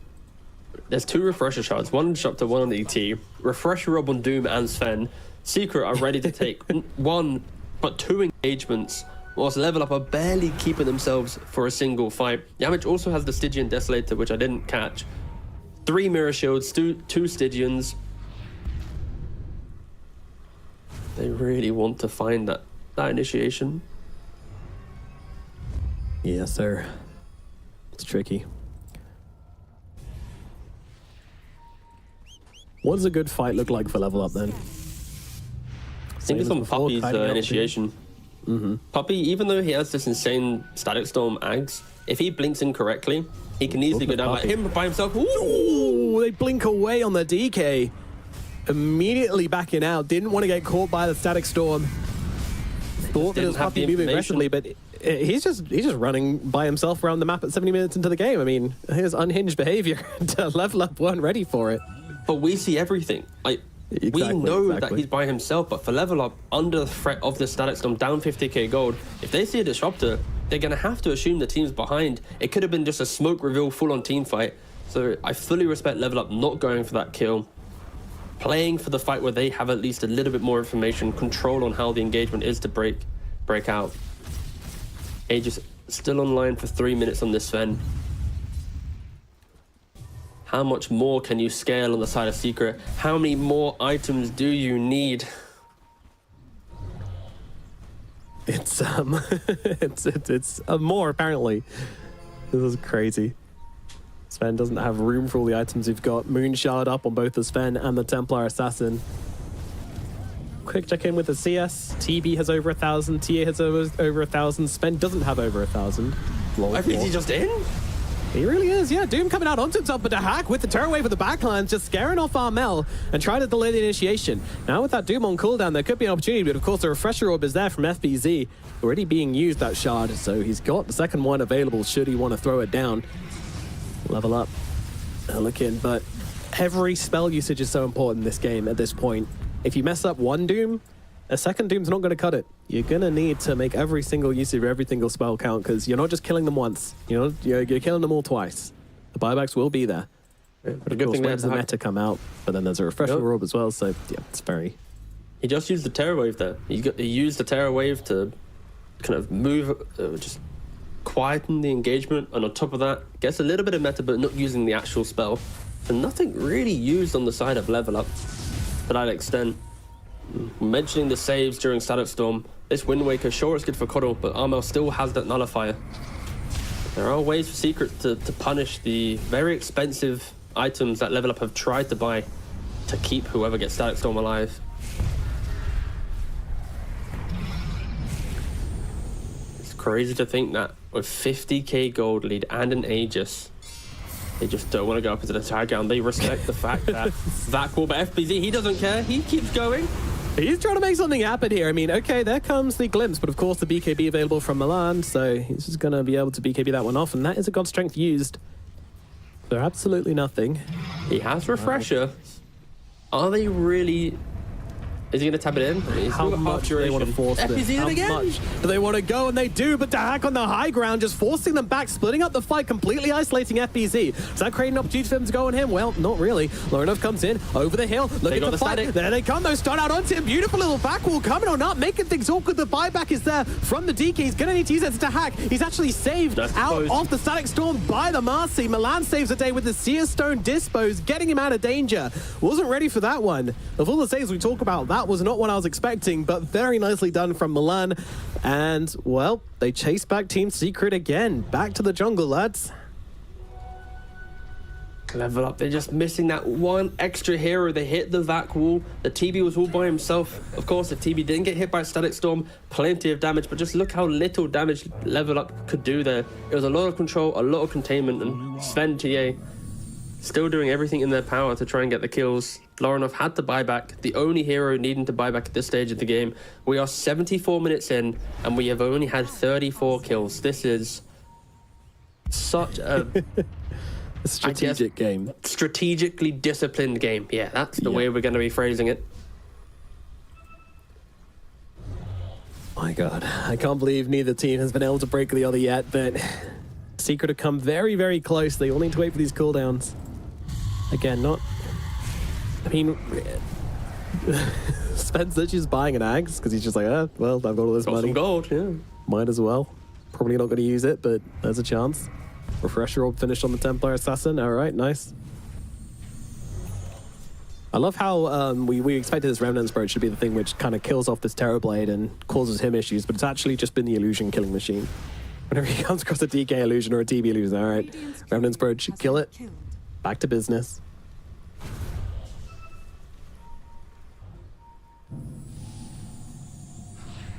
Dahak sitting on that high ground with the Shadow Walk. It's still amazing to me that he's happy to be this frontline hero, but of course we've seen the saves they have now. They are confident they can get him out of danger, or at least keep him alive through the brunt of Secret's aggression. And here they see it once again. They'll go. The Hex is out onto the Doom. Doom taking hammering here from the Hack, who has now popped the Metamorphosis. So first big committal we've seen to the Hack in a while. Oh, no, never mind. It's a Terror Wave again. Just kidding. No He's never really commitment using this needed. better. He is doing an exceptional job at using Terror Wave. They want the barracks. They want the barracks. Chrysalis jumps in, tries to take down the barracks, and will be able to do so. Doom comes out now onto the Terrorblade, but do they really care? The answer is no. Yamich got to be careful. Full stuff out from him. I'll get him back to safety. One melee barracks remains for the side of Level Up. One melee barracks. And they'll have to defend against Mega Creeps. Will their situation change if they're playing against Mega Creeps? I don't think so. It's not like they're leaving the base anyway, but still. Those creeps flooding in, it'll be hard for them to go out and get stuff done if they do end up winning a fight, so it does change the game a bit. But holy shit, so you got a 58k gold advantage for the side of Secret. I mean, Roshan is possibly respawning in 30 seconds, so I guess that's what we're looking at now.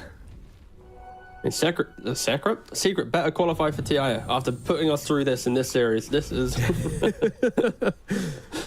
If they've done all of this to fall short. Level Up as well, they're gonna be like, right, if you're gonna do this to us. How many tweets do you think Secret have banged out in this, this like 4-hour 2-game series? Oh yeah, Secret Hundreds? social media guy is like, his keyboard's on fire right now. There's so much work to do. He's exceeded his bandwidth for the month.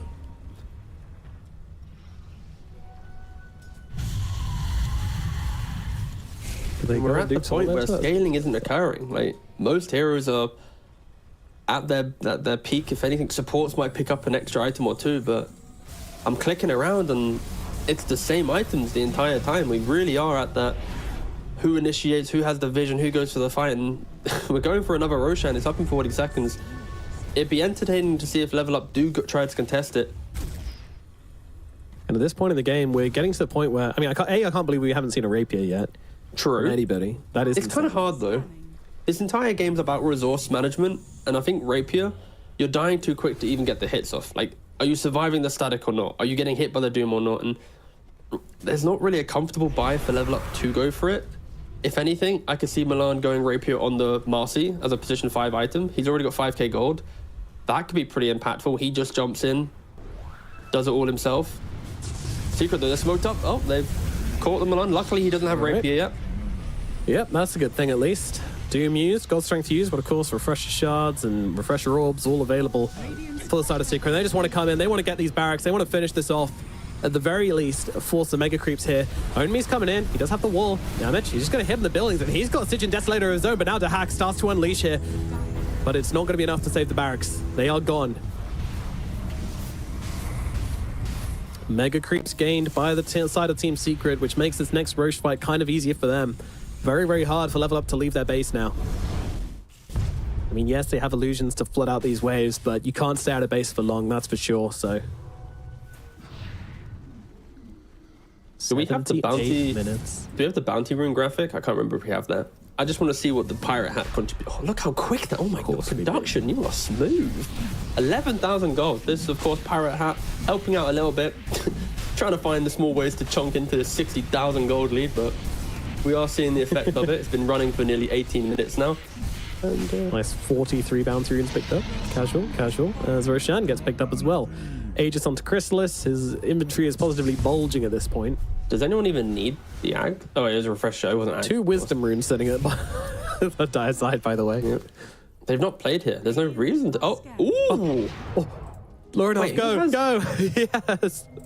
Sweet, sweet money. Oh my. Oh, okay. This is actually really cool. The Huckbot Helmet Dominator, there is a window where they're going to use this to TP in, send out illusions to then use Keeper Right to recall them back to the base. And if at any minute the creeps do get to the base, we could potentially see a mass TP from Level Up, avoid the big fight, and just go for like the base race. This Helmet of the Dominator could be the pivotal point in the future where Level Up lean on it. I think if you're Secret, you need to go and hunt it. Go and find what's happening. How are these illusions spawning here for free? Puppy, he already kind of senses it. And there it is, he's found it. I kind of wish the Huck tried to hide this a little bit better. Could have not been very a really stealthy cool creep, play. is it? No, not at all. Where the hell did I go? But still, really, really cool thinking at this point when you're backs against the wall, gotta get 80 minutes creative. in, down 60k. Like these are going to be the small plays that will potentially give Level Up one of the greatest comebacks in the game if they are to do it. Of course, I am skeptical, but I'm here. I live for it. They have so many tools on the side of Secret, that's the thing. Like, they have so many ways of locking people down, controlling them up. Refresher They're Orbs. so afraid to just hit about buildings. everyone. It took them so long to take the melee racks. Imagine how long it will take them to take the Ancient. Especially if they're not getting the pick off the start. I mean, no one wants to be the so one to make a nervous. mistake. No one wants to be the one to step forward and mess up the game, especially on Secret. You know, Puppy, he's got that machete. And he has a refresher shard, so he can hack at them twice. Double machete. Very threatening. Here we Akimbo. go. Secret. Taking a step onto the high ground. Yamich and FBZ have been the ones to kind of threaten here, but Rapier alert. Dahak has now picked one up, but in we go. They got the Doom out onto the Darkseer. Darkseer, well, he's going to be okay for the time being as Wind Waker is out onto him, and now Dahak, he's actually being chased down by Chrysalis here. He needs to get away from him, and we'll be able to do so with the 4-staff coming down. Another Doom coming Yamich. out onto the DK. Wait, what? It's an AoE Doom on him? I don't know what's happening, but anyway, Yamich taking damage inside the base right now. Milan and Sweden Strong are already dead. They're looking for the Ancient. They want to finish the game. Secret, do they have the damage? Dahak trying to stop them, but Armel and Chrysalis, they're going to do too much work, and the Ancient will fall. Good luck next comes out from Milan as the series will go to Team Secret at last. I'll be honest, what an anticlimactic ending. I feel like Secret, they were like, wait a second, couldn't we just run through them the entire time? And eventually, it does happen. They just throw out their spells, they walk down the mid lane, and I think FBZ, he was a treat to watch in this game, because on this Doom, he was constantly looking for them with the Shiva's Guard vision, he was constantly blinking in, he was the one that was giving Chrysalis or Armel the ability to then enter the fight, and fair play to Level Up. They did so much in this game to keep them in it. They were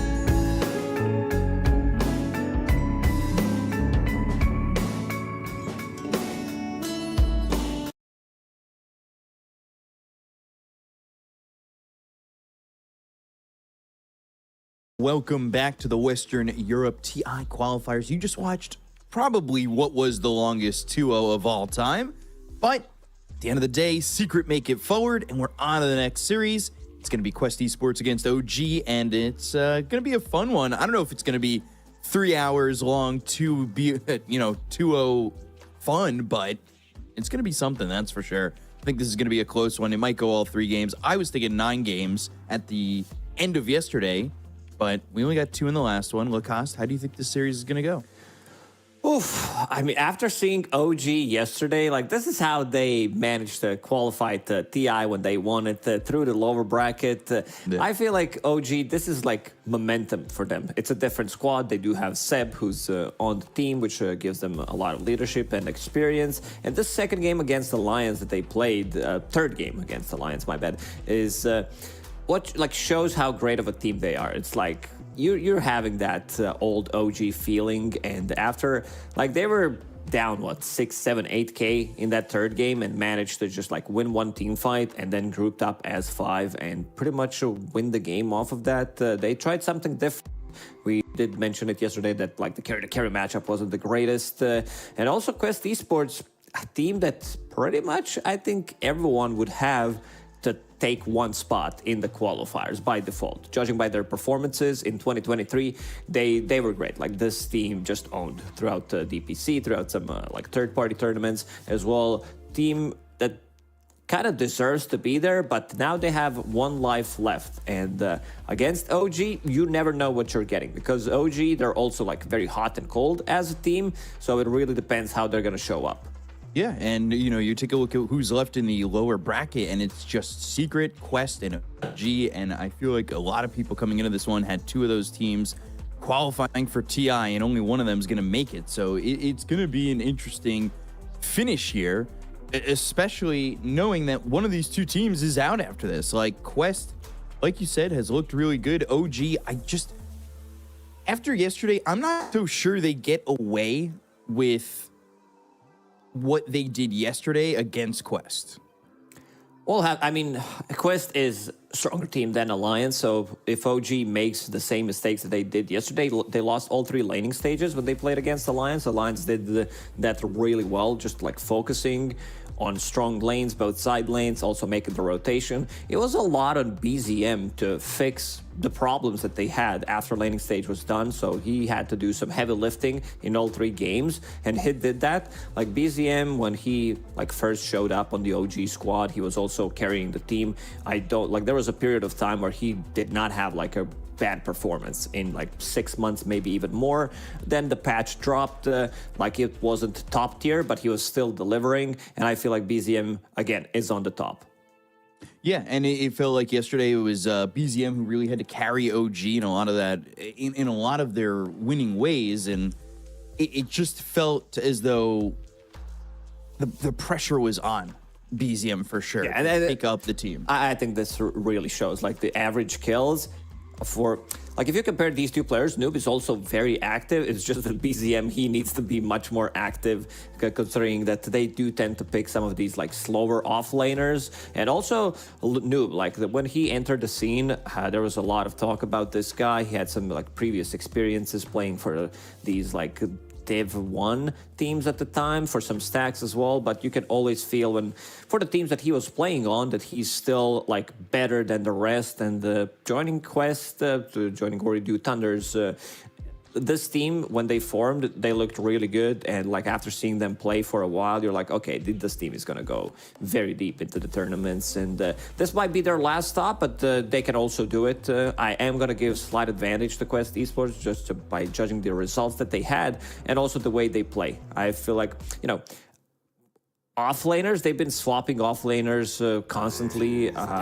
Voiter, he's gone. Then they had Amar. Then they had Malik as a stand-in for the last tournament. And now they have Toby. So they know how to play. Like, the core of the team still stays the same.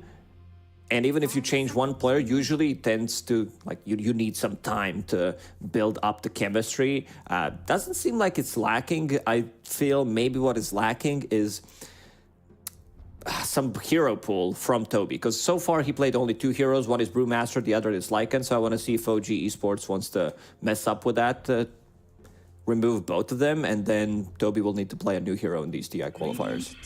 Yeah, we really haven't seen much liking when the two of us are casting. We've seen a lot of Brewmaster. Also, we saw a lot of Gyro. It feels like the hero to beat at times. So, waiting to see. Yeah, there it is, banned out, and maybe the Invoker's next as well. Because when you think about BZM, you also think about that Invoker. We saw that played in that OG Alliance series, and that was a pretty contested hero there too. Yeah, for a good reason. Hero really scales well, has this early presence, the spell mechanic, very annoying to play into EMP, especially if it's Quas-Vex Invoker when it's maxed out. Maybe he picks up the early shard. I like that OG removed Kaori's hero. They removed Treant Protector and Phoenix.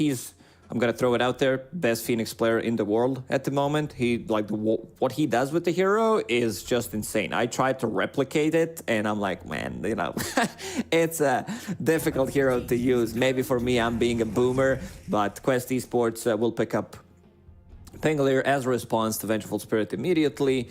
Pangolier, this has been a noob's hero ever since the Pango started to be played from the mid lane. He plays it really well. Every single time I watch him play, there's always something new that he does, even though Pangolier is kind of stable mid nowadays.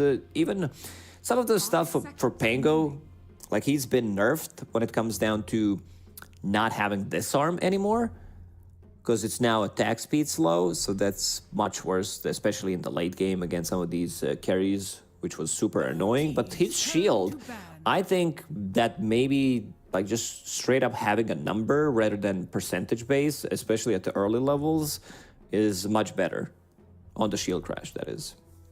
So they pick up the Venge on the other side for OG. We've seen Venge paired up with Gyro. That's usually been a big combo, but it gives you the swap, it gives you stunning opportunity with this Venge. Is there something in particular that you want to see this Venge combined with now that the Gyro's already banned out in that first phase? I mean, there's a bunch of heroes. Maybe Drow Ranger's not the best pairing for the lane. You can still play Vengeful Spirit as position 4, but definitely up there. The way she amplifies the damage in the mid game, you usually want to max out your Q and W and then go for Aura later on. A hero that scales really well. If you find Philosopher's Stone, one item, which most of the time is going to be just Solar Crest to have that minus armor and also amping up the damage on your carry, and then you can farm Aghanim Scepter. We've seen a lot of long games in these TI qualifiers, not just the previous series, but because it matters. Once it comes down to the lower bracket, the elimination games, you want to have some extra security. So there's going to be these Medusas coming out. Also, people picking scaling core from both mid and safe lane, and sometimes even seeing it from the off lane.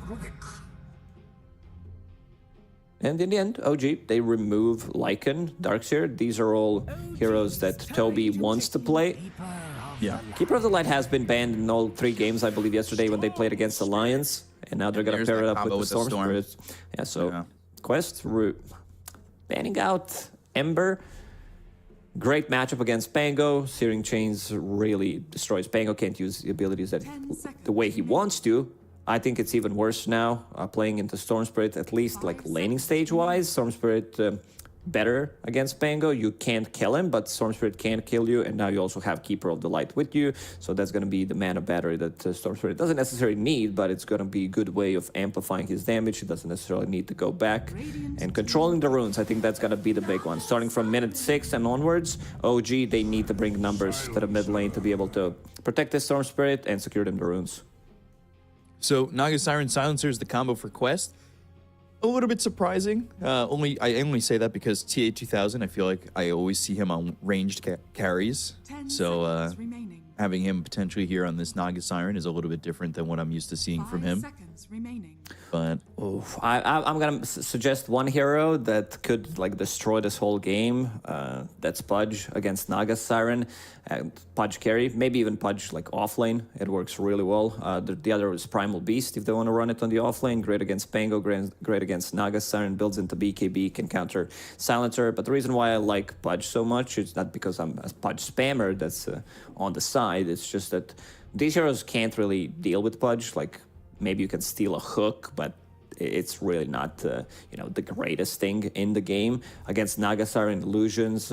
Now you can also like go for Maelstrom Radiance type of carries because these things have been amplified, the damage that it deals to Illusions, Mjolnir, Radiance.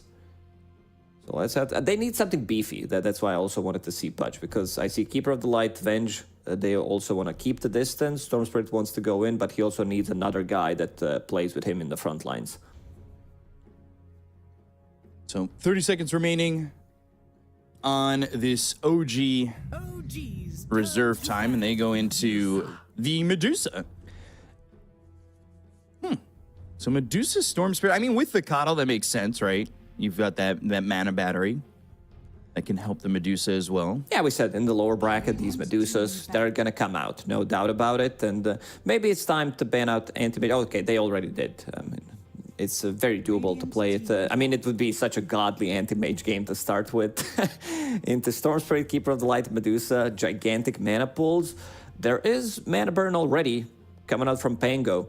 So the Diffusal Blade carry, maybe in this matchup, I know it's not a thing anymore on Nagasar, and it does pop up from time to time, but picking up Diffusal Blade, not necessarily as your like second, third item, but maybe later down the line, you could pick it up. You get a lot of value from it. Also having Disperser, so you can dispel things on yourself, like Keeper of the Light could be very annoying with the Blinding Light, even his ability that I always forget what it's called for some reason. The slow magic resistance. There it is. Thank you, B-Cup. I'm always there for you. Tidehunter, Underlord, 2 offlaners banned out here by Quest.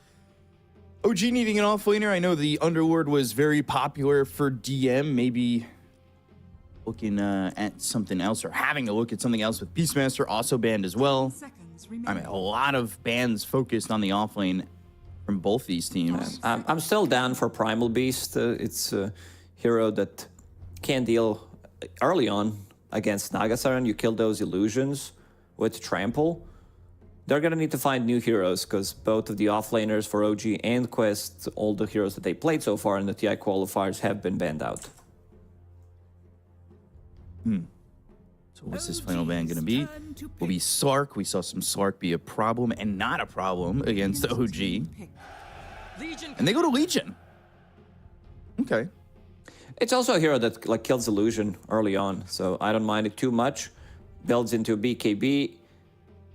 You can find like real Naga Siren with overwhelming odds relatively easy. It's also another way of buffing up or having a dispel onto your Medusa. 5 seconds remaining.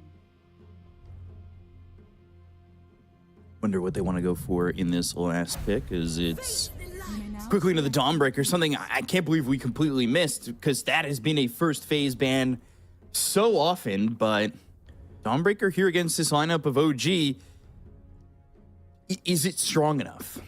Is the healing too overwhelming for OG? This is a really strong lane from Quest, I would say. Off-lane duo, Rubik, Dawnbreaker, Omar playing his signature hero. Rubik, every single time it is available. So this is the killer lane for Quest Esports. Noob, he's going to be playing into Storm Spirit, so he should not win that matchup, but he has a little bit of extra help. As soon as Kaori hits level 6, they could lock down Storm Spirit. I feel like, just by looking at both of these drafts, that OG's front line is going to be slightly weaker compared to Quest Esports. They have also like some global presence with, of course, Global Silence and Dawnbreaker ulti, so they don't necessarily need to bring one extra hero. Like having global heroes is always good because you can contribute from the other part of the map. You can get the farm while the other team is trying to bring in numbers, have that one extra hero, maybe 2, and then you can counter it. So counter initiation on Quest Esports is through the roof. Like you have Song of the Siren if you don't want to take a fight, Global Silence, Dawnbreaker ulti. A little worried for OG's like damage output early on. Also, this is type of a game where I don't think Legion Commander is gonna have like insane amount of dual damage early on because there isn't that damage. Like, again, BZM, he needs to be the guy that rotates. Now he does have help from Keeper of the Light. The Vengeful Spirit damage output early on is really low. So is Medusa. She wants to farm up Keeper of the Light if you like miss your blast, if it's on cooldown. So I feel like they could get the advantage coming out from the laning stage on side of Quest. Especially with what we saw yesterday, right? Like, Alliance was really good at controlling the laning phase and winning those laning phases in all 3 games. If OG give that away to Quest in a game like this, like, it could be really problematic for OG. It could be. I could see like OG winning mid lane because it's Storm into Pango matchup. Want to see how well they're going to do with this Legion Commander Keeper of the Light. It is a lot of spam onto Illusion, so early on, Naga Siren is not going to have like a good time. Yeah, so we'll have to see how this goes for both sides. It's Naga Medusa, which, well, back in the day, and maybe even now, used to scream 2-hour game. But we'll see how the series starts off with game number 1 and how these lanes are going to go. Should be an interesting one for sure, and see if there's any first blood before the horn. Oh, Kitrak, he got 2 gold, the most farm hero in the game at the moment from killing that Illusion. Always nice to get that first CS. A little bit of gold, always nice. Yeah, I think those Illusions should be worth more gold. There was a time where you needed to invest sentries to kill Templar Assassin traps, and all you got was 1 gold. At least now you're getting some extra. Gotta make it worth it. Spending money on sentries just to get 1 gold, I feel like that's Great value. it's definitely a good reason when I get. Yeah, this is why me am I not buying sentries? This is me investing into Dogecoin. Yeah. Invest 50, return 1. Wow, I'm an investor, Mom. I'm doing it. Also, a guy who screams Big Connect. Yuragi in trouble. Out of mana. Mystic Snake comes back and he won't be able to chase Yuragi down. He needs to run back. He needs to go back to base and heal up. Doesn't have even mana for a TP. So that's going to leave some free CS for Toby. It's going to take a while. This is like 25 seconds, maybe even 30 until he comes back to the lane, starting from 5 seconds ago. So 40 seconds is what you're saying. No. I'm saying less. So he's going to pick up some items for Kitrak. He's trying to get some solo XP, but good start. I mean, all eyes on this lane, how much they're going to be able to pressure Medusa. Vengeful Spirit, she doesn't really contribute much. It's what, like 1 stun, try to soak up some of the damage, but it's going to be a lot of harassment. Just by having 2 abilities that deal insane amount of damage early on, I think OG safe lane is going to struggle with it. So, bottom lane, Kaori. Good chased body a little blocks. bit. Yeah, great body blocks coming in from Seb, looking for an Illuminate. And it won't be the neutrals that get that first blood. It'll be DM. Well done there with the body blocks coming out from Seb. So It's not fair. He's on the horse. okay. It's not a fair battle. I was always wondering, like, in terms of sheer numbers, how much was 1 knight worth of foot soldiers in the Middle Ages? Probably like 10. I don't have an answer. I'll have to Google that. Yeah. Do they just mush 10 people up into a horse? No, because if you had like, I don't know, 500 horsemen compared to like 5,000, I think like Toby's these in 500 far. could outmaneuver them. Toby, they're dropping really low. They have a magic missile, but they're not going to chase. Him and Omar were both pretty far forward with not a lot of health. That was very dangerous. And another magic missile. I mean, Omar is just on his way running back to the tier 1 tower, constantly being harassed in this top lane. I didn't think that this was going to be so much of a killer lane at the moment, but not that they've gotten any kills yet, but I don't see the Heroes blood grenade, running so through regen. I assume Kitrak used it. Mystic Yeah, Snake yeah. bounced on 2 heroes, and this is why they're low.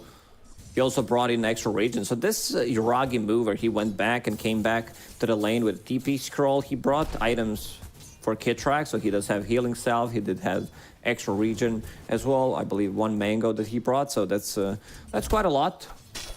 Yuragi acting as a courier at the early stages. Mid lane, as we see, some slight advantage for the Storm Spirit. He isn't, again, playing into Pangolier, so a lot of harassment coming out early on. And this has been the build on Pango. Nowadays, I've seen like Pango's picking up 5 branches since he's being Universal Hero and then rushing bottle. It's just a bit of a change from what he used to do, but it's still that diffusal that they like. Yeah, it's the same item build. The Magic Missile top lane and Mystic Snake doing some damage. Yuragi, though, sitting low on some mana. Needs to be pretty careful if he doesn't want to just get knocked out of this lane. But the constant Magic Missile harassment and the Mystic Snake, ooh, they get the kill on a Toby. Ooh, that's a good kill. That's a really good kill. And now Toby buys Raindrop, wants to soak up some of that early damage so they can play slightly more aggressive. Maybe if he brought it earlier, BZM. Are you going for the runes? BZM has Electric Vortex available. And he gets in front of him, but there's Kaori. Yeah, Arcane Curse, BZM, though, he is in trouble. He'll pop the water rune. It's not going to matter. Kaori will help get that kill on a BZM. So,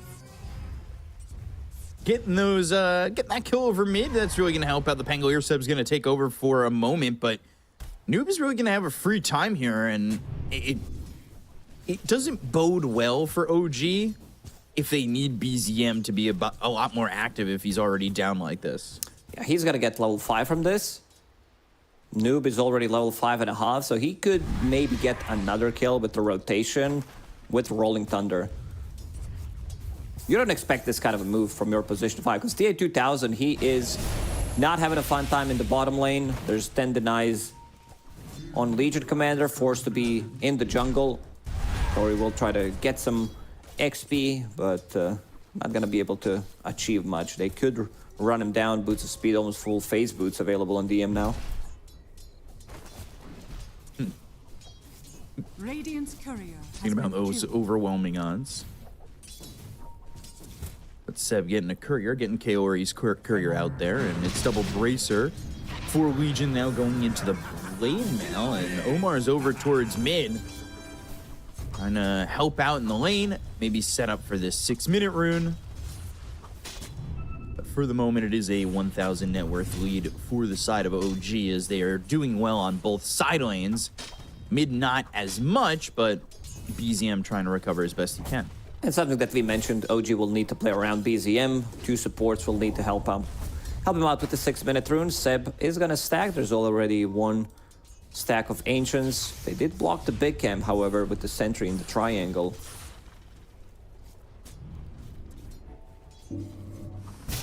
Top lane taking that Lotus and a little Magic Missile action. Ball lightning in. Ooh, this is a big kill to get for some revenge, and BZM's gonna get Noob. Toby's gonna put aggression on Yuragi, but here comes Kid Track. Toby doesn't have a lot of health remaining, but Omar is here. The wave gets thrown forward, and Toby's gonna have to retreat from trying to take out this Medusa. And with that kill over mid, it stabilizes BZM, and all over now OG. They've got a 2,000 net worth lead, and things are going their direction in all 3 lanes. Things are going really well for them. They managed to get the kill on Noob. Who got the last hit? It was BZM, so he's going to get some extra gold from it. He also does have 6-minute active rune, which is a shield rune. Makes him super difficult to kill. This top lane for Quest, it didn't work out. They were supposed to put more pressure. Yeah, last pick, Dawnbreaker. Usually Rubik and Dawnbreaker. And the Illuminate is there, and the victory is early. 6 minutes, 45 seconds, 10 dual damage. That's a great start for OG. TA2000, like, he's gonna need to recover a lot. And speaking of recovery, I see Pytus queued up, so that means that, you know, he doesn't want to play early game. Overwhelming odds again. Is under attack. TA2000 taking a lot of damage in this lane. Both lanes are really opening up, top and bottom, for the side of OG. They're bringing numbers. They want the Medusa, and it has a Mystic Snake, but the mana's out and depleted until Kato comes. It's not enough. The Illuminate is not enough of a deterrent. And they will get the kill on Yuragi, but the ball lightning all the way through, finding Omar. Not a lot of mana working here for BZM either. Seb's going to have to give him something, looking for the That's a big Illuminate to arcane land to get the curse. kill. But the Arcane Curse and Level 3. BZM. Dire's top tower. Ooh, this is troublesome. Radiant's bottom tower. He's climbing back and will eventually be fine, but still, he didn't get the kills that he necessarily wanted in that rotation, and it really felt a little bit underwhelming, the move over. Was a bit low on mana. Chakra Yeah. magic used on Medusa. Maybe he relied on that one chakra magic. They try to save Jiragi, but he dies in the end. He's getting levels. He's up there. Sitting at 3.5k net worth, which is not too bad. The biggest winner of the laning stage is DM, who took down the tower. Has Blade Mail completed after finishing off this wave bottom. That's really fast. Magic Missile, Noob, Hit Track, Ball Lightning, and the Rolling Thunder. BZM's now kind of in here with not a lot of mana, and Arcane Curse, last word. So a bit of a problem for bounces. him. Blood Grenade, the bounces are there, the swashbuckles in, and BZM's dead. He makes this aggressive play once more, comes up short and not find, he doesn't find anything. And they're kind of giving away the advantage they had right back. Kaori's about to crack level 6, so that's going to be a big one. Storm Spirit, he wants to jump in, gets global. Most likely going to die during the first global. Noob, he's the one who recovered, having that like one death, has mana boots, arcane ring, so investing all of his like gold into small items, picking up arcane ring, which is kind of, I would even say, necessary. Even with arcane boots, Pango just consumes way too much mana. That's this Blade Mail. So, yeah, I'm really making moves when it comes to farming. This is truthfully not something they were getting out of DM yesterday, though. Big change from what we saw from yesterday today, right? DM was not farming well in his lane. Yeah, all 3 games he kind of got crushed in the lane. Lowest network core, I believe, like 2 games in a row until they started to group up together. But he's really having a good time in this one. Very difficult to kill. They need to bring 3 heroes. There's also some global presence from Toby, so they have to be aware of that on OG. Silencer, Kaori still needs a couple of CS for that level 6. Made a bunch of stacks over in the triangle by Seb. So Medusa will have that to fall back on. I believe BZM might even just take the big camp from that. Yeah, Sebastian, very active. 6 stacks from him. Only 2 stacks from Rubik. And they also have heroes that cleared those stacks very efficiently. The big stacks can be killed by Storm Spirit. The ancient camps, Medusa is going to take care of the business. I don't know what it is about you calling Seb by his full name that really cracks me up. Maybe you know what it is? In my brain, it just goes 0 to 100, where I just like, I don't want you to call me by my full name because I know it just means disappointment. Global Silence comes in, and they've got the Telekinesis as well as the Rolling Thunder. And like you said, first Global Silence, BZM's probably going to die, and you have predicted the future. He does just that. Yeah, you have to get it out of the system. Like in this, the sooner you die, the sooner you can play Dota against Global. DM, he's steeping in. That should be a duel if you can get close. Ooh, but they got the Silence, the Arcane Curse. Now he slowed up. The Solar Bind's there. They go to the Blade Mail, but they've got themselves the Solar Guardian. Toby's in. Dual use? Ooh, this is a tough spot for him to be in. They go to this. He's very tanky on Noob. DM, he's tanky, but not enough, and he'll end up dead. Everybody's still alive with a decent amount of health. But then Illuminate flies through. They get the kill into Toby. They end up trading. BZM looking for a +1. Finds himself Kaori, and will get the second for the side of OG. They have to be careful. There's this Solar Guardian. We talked about OG's damage output early on. It really isn't massive. Overwhelming Odds also didn't connect on a hero. And Pango uses Shield Crash, uses another one. So that makes him super tanky. They don't even get the kill. They don't get the dual damage in the end. Maybe with the Blink Dagger, things are going to be slightly easier for the DM to initiate. And also with no global, BZM was not in that fight because they killed him before. They definitely need BZM. Is under attack. Yeah, they lacked a little bit of that damage to get that dual damage out, and just coming into that and being slowed immediately, it really hurt DM and getting that early duel. And just like that, you know, the net worth lead that they had that was 3,000 early on is kind of dwindled to be back to even for Quest. Yeah, this is big timing. Pangolier picking up the Fusel Blade, and now they want to go. Another global available in 20 seconds, so they're going to start to put some pressure in this top lane, while TA2000, he continues to farm up. Hand of Might is done. Going into Manta style next. Nothing too new when it comes down to itemization. Maybe Hand of Midas is not like the most common item on Naga Siren, because she usually does win the laning stage, but we've seen Hand of Midas after recent changes having... On everybody. Yeah, pretty much. It's like recovery, sounds good. If you're ahead, buy Hand of Midas. Keep that GPM going. Recovery Midas if you're not ahead. Expansion Midas if you are ahead. And it feels like that item's been built for everything. Winning and losing. Manta for Naga next. Getting towards it. Now top of the net worth for TA2000. Same for Yuragi. Similar builds coming out. Just Sans Midas for Yuragi. Itrack thinking about going in with a swap. You're having Seb as well as BZM on his side. He knows if he swaps aggressively, there's going to be Global Silence BZM. Haste Rune about to expire. Looking for the duel. They'll find it. Solar Guardian's not even going to save him. And they're looking for the Rolling Thunder, but there's the swap, so it doesn't hit anybody. Looking over at BZM, though, and now the ball lightning out. Hitrak ends up dead, and they're going to find themselves Seb. 2 kills there for Quest. That was a good jump from OG. When it comes down to fighting the target, BZM picks up Arcane Rune, needs to zip out of the trouble. Still, Quest, they're really strong. When they group up as 5, next fight, they're gonna have Global Silence available unless they jump him again. 14-minute XP rune is being pinged out. Both teams did not pick it up yet. Want to get those levels, but also want to make sure you don't get your Wisdom rune stolen. Dire's bottom tower is under attack.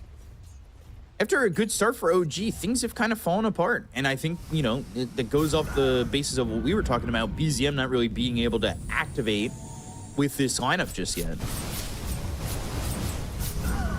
Not an easy one for him. Successfully. Like playing into Global Silence, he initiates, maybe he gets slept, net, Starbreaker, also Pangolier with the Fusel Blade, so that's a lot of mana burn. He does have Keeper of the Light behind him to save him with Mech, with Chakra Magic if necessary, and also Seb going for Force Staff next, just a recipe away. And he'll get that pretty quickly if they just give him an open lane to go to, but he's been sitting here with DM quite a bit. It's been him and Kitrak with DM just trying to find like that swap stun duel. But now there's a smoke here from Quest, and if BZM's not too careful, he's the one who gets caught. Global, and he's dead again. Ooh, kind of gets through these trees and avoids them. Slightly too late. This is like 3 seconds too late. BZM, they see him. Noob with the Blink Dagger can initiate. Scan and Yuragi. He's fine for now. They don't want to go. They don't want to initiate just yet. Thinking maybe they'd move their way. All that time, though, Naga now going for the heart.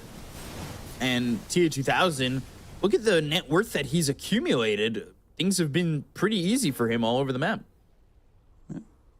TA2000 net worth advantage to Medusa.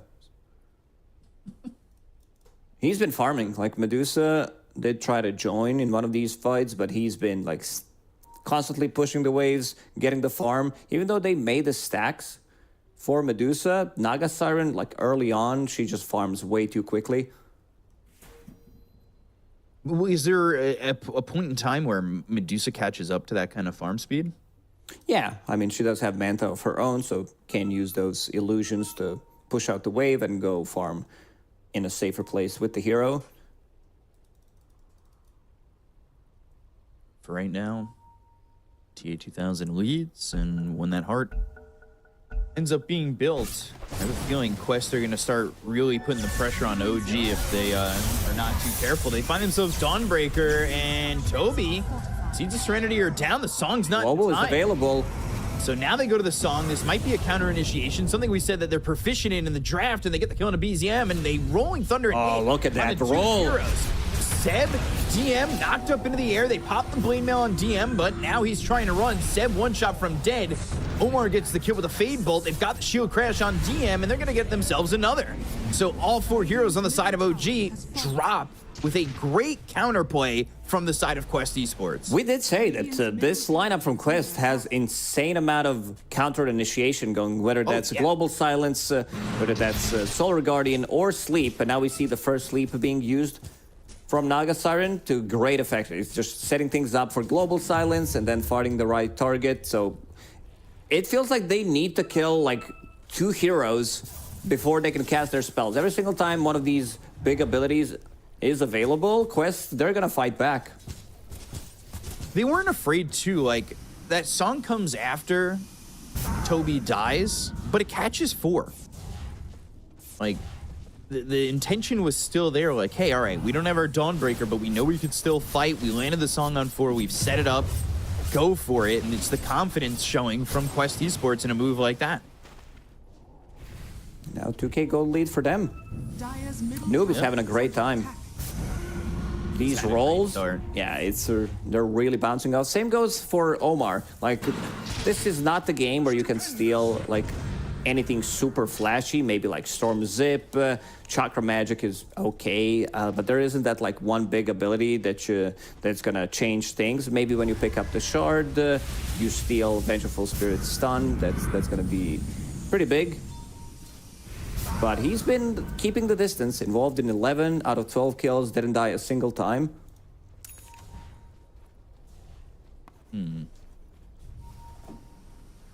So, Ags being built for Noob.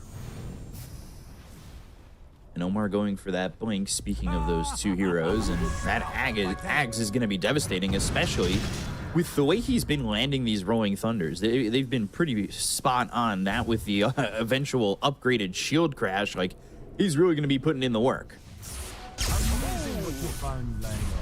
They will Just need like we said- BKBs. I think this game, like, it's gonna be difficult. I also want to see, like we did talk about it, that, oh, they see him. They see these Lotuses being picked up.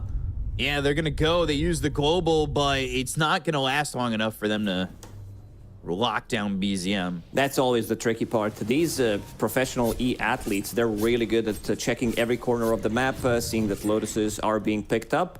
So they almost punish BZM. Global Silence is down. So if OG wants to make a move, time could be right now. The thing is, how do you kill this Naga Siren? We did mention that their damage output in the early game is going to be relatively limited. I don't think TA2000 dies. Like, he didn't die a single time in this game, understood what the assignment was listening during the class, and raised his hand. Yeah. This guy Dire's participates. bottom tower He definitely does.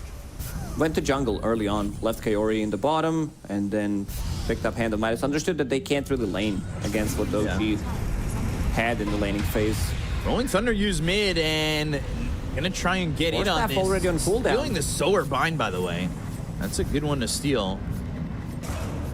Rolling Thunder doesn't end up netting them that kill on Seb, but Yeah, needs to steal Mana Leak against Medusa. Very effective. I miss that ability. I don't know. I know a lot of people don't. It's just like you move, you lose your mana, and you get stunned if you're out of mana. But I thought it might make a comeback. Because they're starting to bring things back. Exactly. Maybe the next patch. They brought Repel back. Mana Leak might be Dire's next. middle tower has fallen. You gotta trust the process. So, you know, I was gonna say earlier, the way that we said that OG needed to rely on BZM to get things done in the early part of the game to really make this one stable for them is what Noob, I think, accomplished for Quest. Absolutely. He's having a great game. That only one death to his name when they brought in numbers, ganked him from the side. He was low on mana, didn't get the shield crash nor the Rolling Thunder off. But now Quest, I would say, in a really good spot in this game. Let's see if maybe OG wants to try to take Roche, potentially, when it comes down to damage. Medusa with Butterfly, Legion Commander, and Vengeful Spirit with the Medallion. Could be enough, but again, counter initiation, catching you inside the Roche pit, something that can be done, but it's very risky. And you can see Quest already deeping to the bottom lane. They're gonna smoke. Ooh, they might find all of OG. Seb just he's not TP there. top, so he's not gonna be there if there's fight approaching. They could also be the one taking Roshan with the damage that they have, because they do have sustain from Naga Siren's heart. They were looking. They thought that OG might be doing it. Wondering if they're gonna do it themselves. I mean, it doesn't look like they are set up by the pit, but it doesn't look like they're going right in just yet. BZM finishing off Kaya Sanj, going into the BKB next. You said, you know, BKB is going to be necessary in this one. Tormentor. Ooh, Kitrak. He's fine. Radiant's middle tower. It gets nerve-wracking though. That health bar in the Tormentor sometimes doesn't feel like it's going down quick enough. But he gets the shard. So that magic missile is gonna split and hit a second target. And he's going for that solar crest, so trying to amp up this Medusa as well, while they do in fact go in a Roche and get that Aegis on the side of Quest Esports. No contest there, and almost the butterfly for TA2000. He is progressing so quickly on items. Yeah, you said they're building the same items pretty much. Naga Siren mimicking what Medusa is doing. They're from the same lore, aren't they? It's like Sure. 2 Gorgons. I don't know why Gorgon sounds so funny. I know that's just the name, but Gorgon. Yeah, where's that gone? Gore, he's not there anymore. Yeah, Gore is gone. Yeah, you knew where my brain was going. Thank you. So a lot of trying to work with this Aegis. You've got Global Silence. We've not really felt the presence of Solar Guardian too much in the few times that it's been thrown down. But now it's level 2, and that's really when the healing starts to feel overwhelming, and they use that Rolling Thunder. They're going to go into the Venge and find Kitrak. Omar doing what Rubik's do best and steals the kill with Fable. Omar, I mean, Noob was going for a solo kill, but Omar wanted to help. There's the song. Can he catch anyone? BZM. A long cast time. Once BZM saw it, he was already leaving. Omar might catch him with Wave of Terror. He's still there. Oof. Dire's middle tower is under attack. Try and play maybe a little bit more safe than that. BZM almost in trouble. Dire's bottom Level 4 Wave of Terror Stone, so that armor reduction's there, and almost has that Blink Dagger available on the Rubik.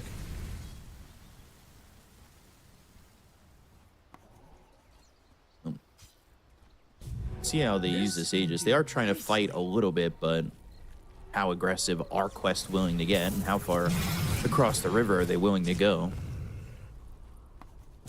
Because OG, they're just farming, and Medusa just about has that MKB, and then going into the Scotty next. Carry to carry matchup.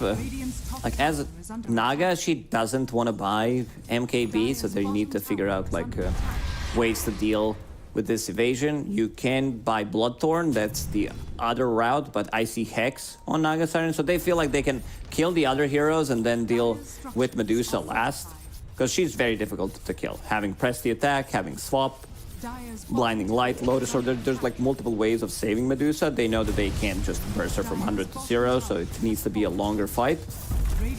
Let's see if TA2000 commits for the build. It feels like maybe they need slightly more control for the Storm Spirit pre-BKB. BZM, he's getting close to it. Has 2.6k gold saved up. top tower is under attack. Are you surprised OG just gave up their tier 2 bottom like that? They can't defend. Fighting into Aegis. And this, not just tier 2. Tier 3 is down to 1000 HP. That's just a lot of free damage. They're waiting for somebody to show, though. Dire's middle tower is under attack. Saw Omar getting ready, Glimmer Cape on him, maybe looking to make the move and have that telekinesis. Now they're looking over at the mid tier 2, and they've also got Noob here ready to go. Guy's base.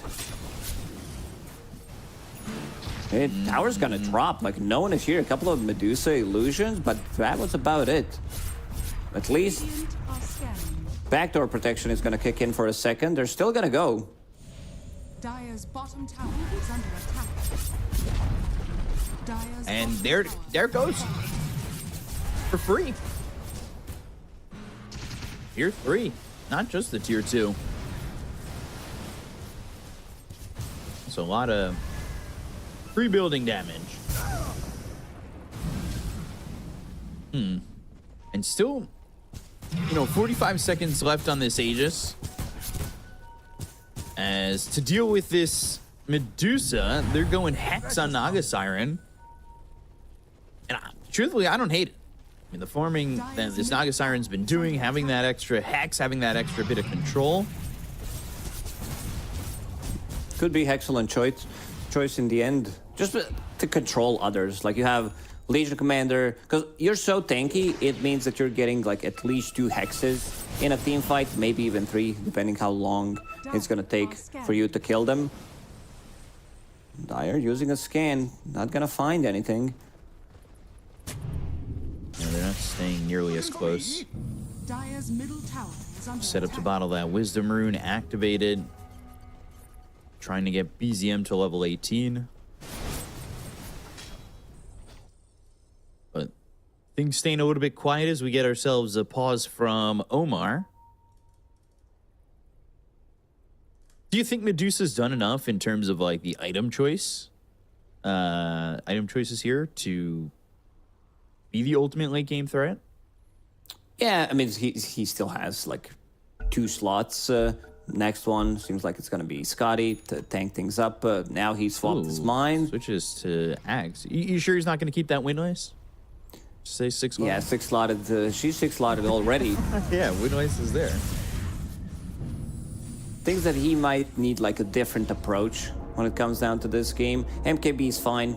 You need to deal with this butterfly on Naga Siren. Not sure what TA2000 had for item choices of neutral items.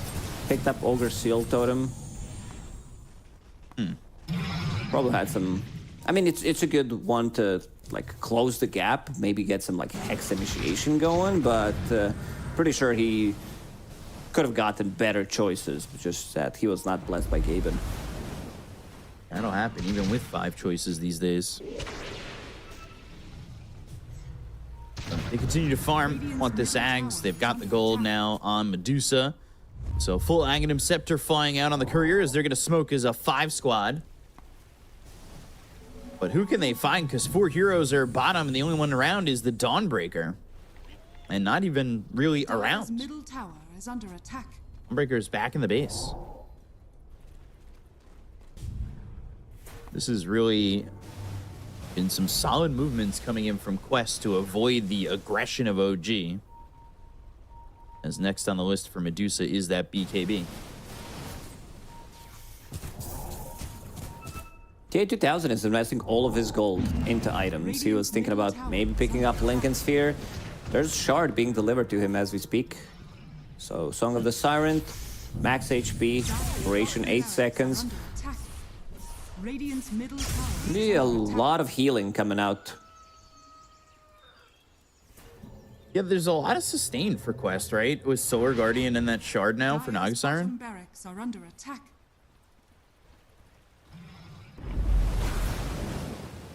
They're going to be able to sustain through these fights, and with how free they took the bottom tier 3, if they get their hands on another Aegis, walking up the high ground might be might be just as easy again. They're gonna wait for second Roach. No need to rush anything. If they come close, you can try to disengage. It's also gonna be on Radiant side, so you have this advantage deeping to an outpost. Yuragi is showing. Showing, but is Quest going? And ooh, smoke. Double damage. Smoke used, but That's a good ward that Omar just placed. yeah, it sees Yuragi, and you kind of get a sense for Dire's where the middle side of tower OG is under are. attack. And Quest are in this interesting spot. Not a lot of teams really play this like weird little pocket of trees. You know that there's gonna be like this high ground ward, so they're gonna scout things immediately. Even though they have gem on BZM, they're still gonna place down one sentry ward just in case. Right. If BZM is not close, this ward is too important when defending Radiant Roche, and OG knows that. Jiragi is a walk-in ward. He's like, I'll scout things out. They de-warded wards that Omar just placed. Toby on a different side of the map, gonna come in with Solar Guardian. They're split up a little bit on Quest. TA2000 gonna be spotted here as he goes up onto the cliff. Now they're gonna try and go to the Stone Gaze, Global Silence, as well as the Solar Guardian. The Starbreaker comes down. BZM's gonna avoid that. They go to the Song of the Siren, but they've got these BKBs. They've hit the duel onto the Naga Siren. Rolling Thunder comes in, doing some damage, catching them, but not gonna be enough to save their Naga Siren. Now the swap out of mana completely. BZM, he's got no mana. They get the kill on a Kid Track, but they end up losing too. DM next on the list. Noob trying to stand his ground, but Yuragi's ready with the help of Seb, and it will be a triple kill for the Medusa as they lose 2 on OG. OG, they did the math correctly, understood that they can burst through this Naga Siren. MKB Medusa sitting there, pumping in the damage. How much damage was that? 5.5k. Naga Siren only dealing 600 damage in the previous fight, so they will need to figure out how to defend this Naga Siren. I want to see if he like picks up something different. He had Lincoln Sphere queued up, and also BZM, like getting that first jump into dual Solar Guardian. It's a lot of healing, but it's not enough. Like you can see them dropping very low. And as you mentioned, they were also like very far away from each other. So this Rolling Thunder comes in slightly too late. They still need Naga Siren to deal the damage, but Jiragi pumped out way too much in this one. Yuragi was not even getting touched. Like, Rolling Thunder came in, but it didn't really touch Yuragi, and it went to go save the Naga Siren and allowed the Medusa to just do as much damage as they wanted. Now Yuragi's got an Aegis. So, Aegis here for the Medusa, putting that BKB in the backpack. But as this Ags, this MKB, thinking about just going Ags Blessing, open up a slot. Swift Blink is on the agenda, as well as Mjolnir. They don't have anything that pierces through this evasion from Yuragi. He does have Butterfly, Elven Tunic. What is that, 35% evasion? It's bugged, so it's slightly more, I think like 41, 42%.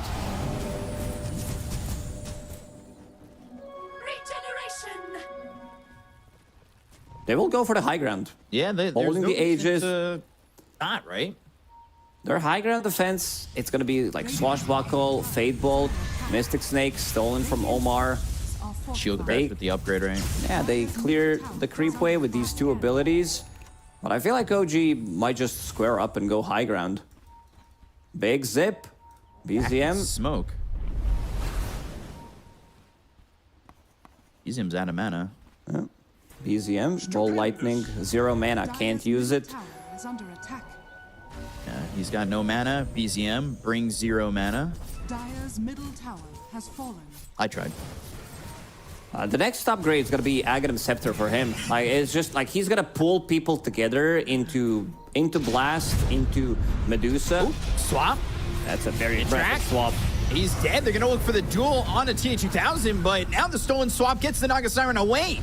Solar Guardian comes in with the BKBs popped by Yuragi as well as DM. They've got the root. It's on to this Coddle. Seb, he's on the backlines of this as they go to the Song of the Siren, but with the BKB, BZM trying to lock down TA2000, but they go and retreat from the fight with the song going.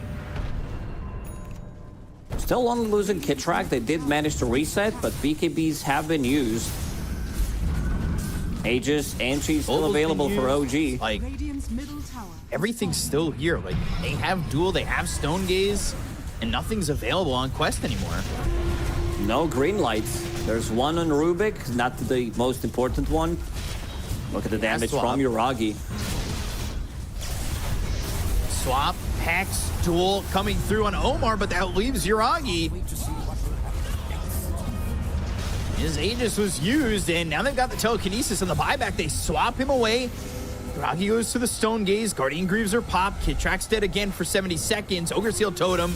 Netting. Press the attack from DM. They've got the Lotus Orb on BZM. Swashbuckle moving forward. There's the Hex on Yuragi. They've got the catch, but do they have the damage? Goes into the Manta. He's low on mana, and now back to full on mana. They look over at Noob, who goes into the Rolling Thunder. TA2000 just chasing forward. They've got the telekinesis. It's going to be on the DM. They'll catch the Legion Commander out. They get the kill on Omar, who bought back just a moment ago. So he's dead for 70 seconds without buyback. Yuragi, BKB, TP attempt. Solar Guardian, not going to be in time, but they get the kill on a BZM as well as Seb, with the Swashbuckle landing from Noob, doing so much damage. And 4 heroes are gone on OG. This is only with Omar's buyback, and Omar did one hell of a job stealing swap in the previous fight, swapping in Medusa, so they kill her instantly. Pango's going ham. Like the last couple of fights, Pango's just doing way too much. Overwhelming Blink in the middle of them. No one can use their Blink daggers. Slow, and then extra slow coming out from the Diffusal Blade. His shield crashes, very annoying. They also just lost the gem. Yeah, it is... Now no gem for them, a very good fight. And that was a good fight with no global silence. Like, pretty crazy how well that is. But that's off the back of the fact that Omar stole swap in the fight that happened mid. And Agasaren feels much safer now. She was thinking about picking up this Lincoln Sphere early on, had Silver Edge, then decided to went back for Lincoln so that he can't be dueled. DM will need to find a way how to proc this Lincolns. When it comes down to procking the Lincolns, they don't have many abilities. There's like Solar Bind, Vengeful Spirit, but I don't think you want to use those abilities anyway. So not going to be the easiest target. I think the A2000, like itemization-wise, really nailed it this game. He saw like what the weakness was. Immediately picks up this Lincoln Sphere, needs to tank up slightly more for his teammates, picks up the Shard early on. Something that we've seen like level up when they were playing Swen throughout the DPC is they really love to just prioritize that Shard from the carry role. Yeah, and having that Shard here and picking it up and willing to buy it, not waiting on, you know, the hope that a Tormentor is going to drop it is definitely the move, and his itemization is going to be leaning towards an Ag's next, or well, really an Ag's Blessing. He might just go full out on that. That'll give him the reel in, the upgraded Ensnare. And we'll see if he even gets to that point. I think Quest kind of hit this big spot with this fight where, look at, you know, you look at where they are mid, they could just start to push on forward and all of a sudden force some buybacks out of the side of OG.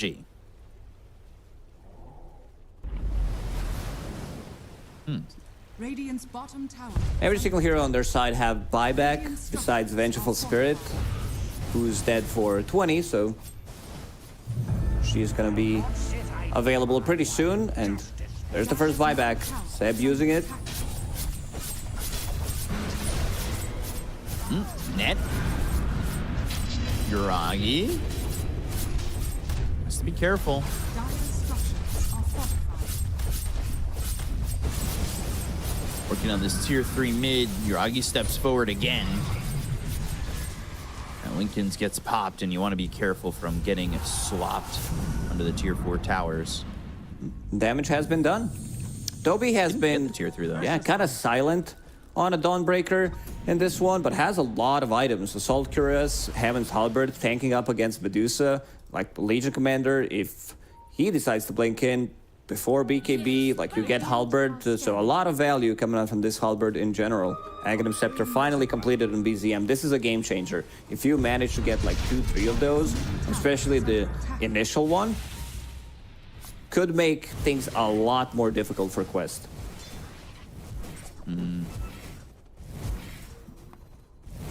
So, 4K lead.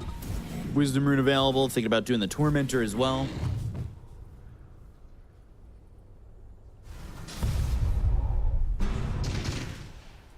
Get the Tormentor, give Shard to Omar. There's the Ninja Gear.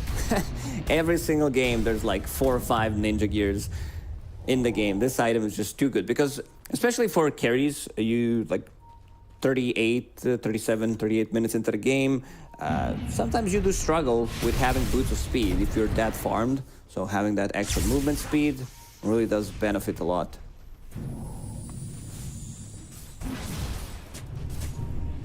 And we'll see how many ninja gears we get here. BZM, he goes into the timeless relic. Dire's top tower is under attack. And TA2000 just sending these illusions into the top lane. BCM also hit level 20 like 1-2 minutes ago. That also means longer duration Vortex, plus Timeless Relic, plus Aghanim Scepter. He was also holding Ceremonial Robe. Unfortunately, they don't have the other, like usually before the changes to neutral items, you could give Ceremonial Robe to someone else. Like, yeah, you hold it now, plus my Timeless Relic, so that's gonna increase the duration of it even more. So potentially, most likely wait until next Roche. Next stage is going to be very important to see who ends up probably breaking the high ground even more. But what are you seeing from Quest? Like, they're positioning up towards top. Are they just trying to take this top tier 3 with illusions and spam it? They could get a pick off. Hex initiation. TA2000, he is smoked using that ninja gear. If someone shows up, they could potentially initiate. And Noob holding onto shield rune, plus a shield crash. That's a lot of damage mitigation. Even Noob picked up ninja gear. Not just him, Omar as well. This item is really, really good right now. So, just defending the high grounds, making look at taking out this double catapult wave. Both teams, I think, just setting up, getting this farm, waiting for this Roche. As the Ags was picked up by BZM, so he's going to have that blue Vortex.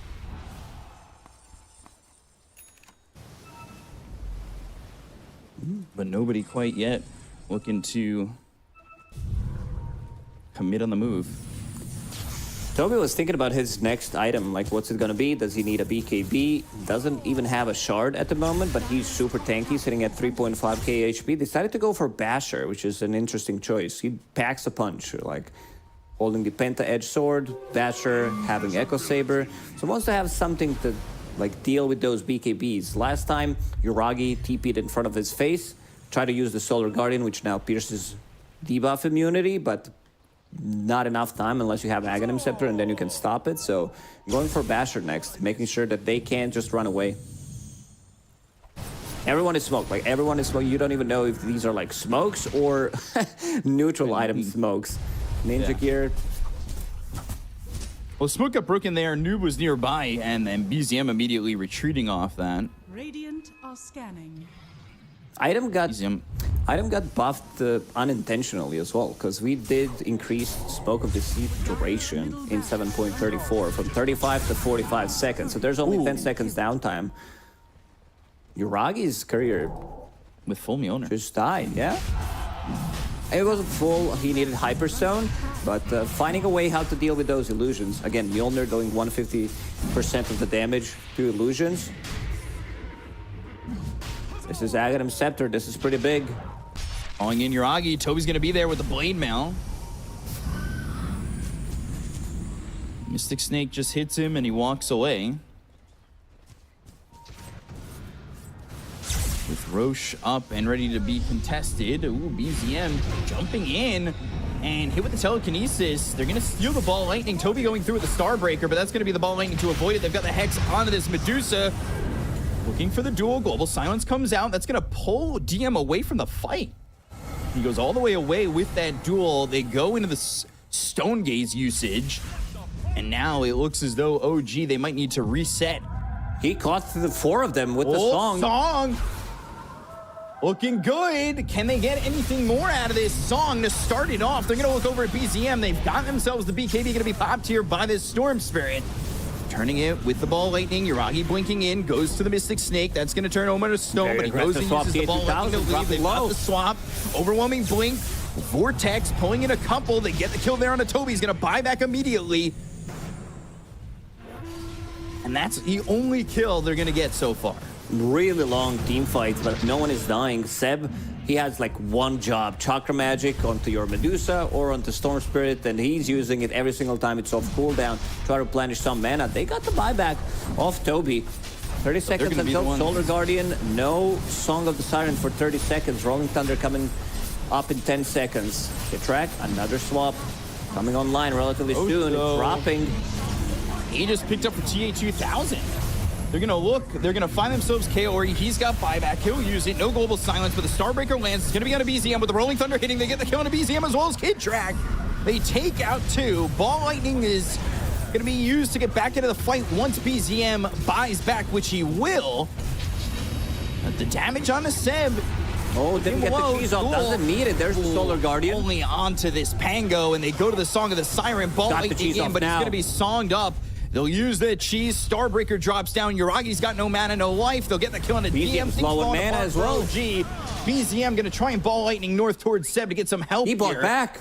But he bought back, walked in, and then Ball Lightning's back out as they've got a little bit of mana thanks to Seb, but I don't know if it's going to be enough. Trying to run, trying to hide, out of mana, out of life, and gone. Dead for 2 minutes.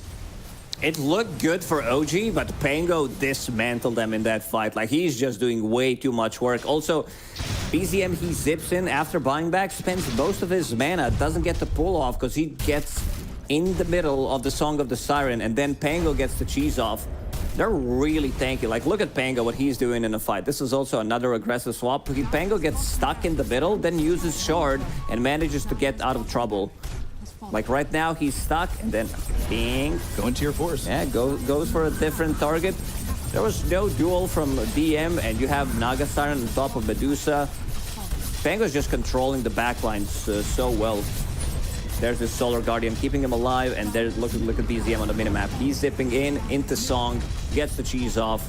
Ooh, Rolling Thunder. Oh, you're watching the live game. I'm talking about the, the replay. They almost finished the game. There's the Mjolnir to try and deal with these illusions now.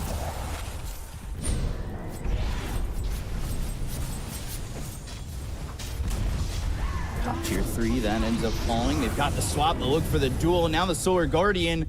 That's going to be with the Stone Gaze, but Starbreaker comes in. Global Silence was used, and now they're going to put the Celestial Hammer on top of Yuragi as well as DM. DM's going to pop that BKB. Legion Commander with the Lotus Orb on him. TA2000 running over at Yuragi, but TA2000 might have to use this Aegis. He's in some trouble.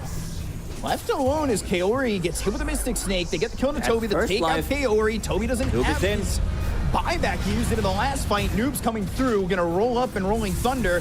Hits DM once, but now TA2000 starting to retreat. He's got these illusions pushing away as he gets some distance and leaves the fight. They lost Toby. Toby, no buyback. Maybe if he does have it. Like for the next fight, if they want to go with like Toby's buyback, he can be the one who goes in and uses Solar Guardian after he dies, so they can take a fight anywhere. It's still on cooldown for a really long time, but most importantly, they got buyback out of Medusa, and your Naga Siren still has it available, sitting on 8,000 gold. Has Moonshard as well. He picked up Aghanim Scepter from Roshan. Maybe he could have gave it to someone else, because he, like, what is he gonna do with the gold? He can swap one more item, but that's about it. Save for the buyback. So, pushing down mid, OG, I think, feeling this moment that they need to go, knowing that Toby doesn't have buyback. Are under attack. Still tough to break these racks, break these buildings, and win these fights, despite the fact that they don't have a Dawnbreaker. They're going all in. They want to force something. Silencer is out in 5 seconds. 35 seconds until Dawnbreaker with no buyback whatsoever. Others do have it. Still gonna respect it.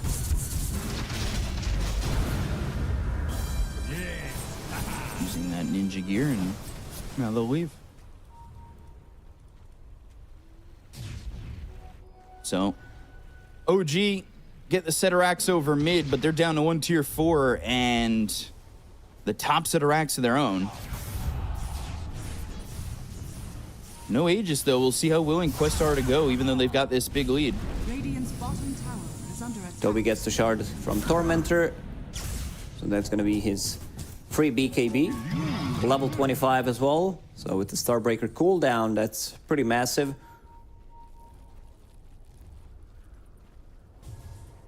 They are grouped up on the side of Quest, drawing some lines to go through top.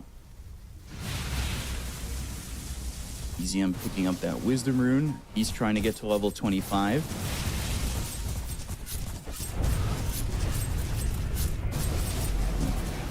Let's see. I mean, I don't think that Quest are going to wait for the next Roche. They definitely have the advantage here with everybody up and the Global Silence available. They want to use this opportunity before Medusa has buyback. It is an elimination game. It is the best of 3. This is the first game. I think you can risk it a little bit and go take these last set of barracks. Maybe if it means that you have to use 1 buyback, they're still going to be playing against Mega Creeps. Any big 25s coming up? They already have on Medusa, Storm Spirit, getting closer and closer to it. Going for Refresher next. That's an interesting one. Double pull into Medusa's overwhelming damage. Could make the difference. Look at Omar. He's drawing on a minimap.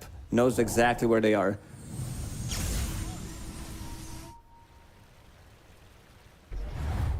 So, fully smoked. Maybe waiting for somebody to show. Could be Yuragi if he's not too careful. They're thinking about the Rolling Thunder. They do have the overwhelming blink. Dire's top barracks Jump on is him. under attack.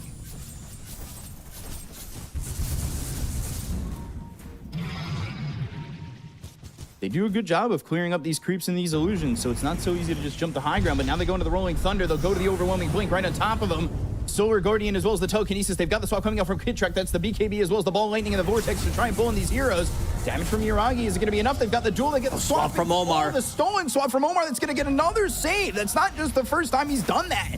They've got the song. It's on all 5. Now they're going to try and fight this. The disarm. It's onto the Medusa, so not doing enough damage, but they've got themselves the stun onto TA2000. Now there's another swap coming in. Toby's going to end up dead. He doesn't have buyback. They get the kill here on a Kid Track. He doesn't have buyback either.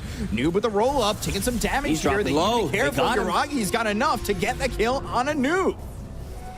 This is anyone's game to take. Like, the advantage that they have, this like 17,000 that is showing on the top, doesn't really matter that much. It's like how you're going to execute the fights. Toby will have buyback available in 10 seconds. If Toby had buyback, I think they commit to a fight, knowing that Vengeful Spirit is not there. Sure, there is Kopi, there is this Vengeful Spirit clone. But maybe wait for next Roche. It could respawn in 30 seconds. TA2000 sending out illusions. In the top lane, dealing some unhealable damage to range barracks. DD top as well. It just spawned. So, losing 2 heroes there, proving that now, you know, the high ground is not so easy to break. OG stand their ground, but Omar again with another important swap, stolen swap, to save Toby initially. See, Roshan, 1 minute. Will be on Radiant side. BZM holding the gem and also holding Refresher Orb now, level 25. So there's going to be a lot of bounces coming out from him. Has Shard as well. That's a good way to deal with the Naga Siren and the illusions, but double pull, this could make the difference. It's like 5+, almost 6 seconds pull if you use both of them. Getting to 53 minutes. Might get the Dire's top barracks are under tier attack. 5 items if this game goes long enough, but Roche available in 15 seconds. Yet another Aegis available in this game.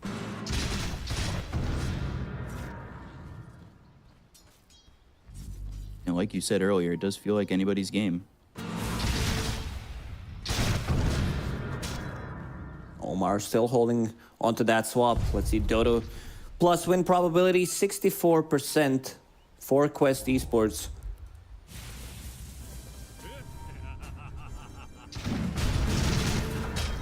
Into Roche. Noob's there. The A2000 still sending out illusions to the top lane. They'll finish off the range barracks. Now they've got this Boots of Travel 2 in, and they've got everybody here to take this Roche. Storm OG Spirit just in the not base, but he acting in can't time. be recalled by Keeper of the Light. So Noob's got himself an Aegis. Dawnbreaker, Aghanim Scepter. This is also massive. We've seen the power of it yesterday when Alliance played against OG. Having Ags like gives you 60% evasion. It's really effective against other heroes. Against Medusa, not as much, but you can also like decide where to land. It's massive. Now with that buyback, having that cheese, definitely going to make this fight way more quest favored.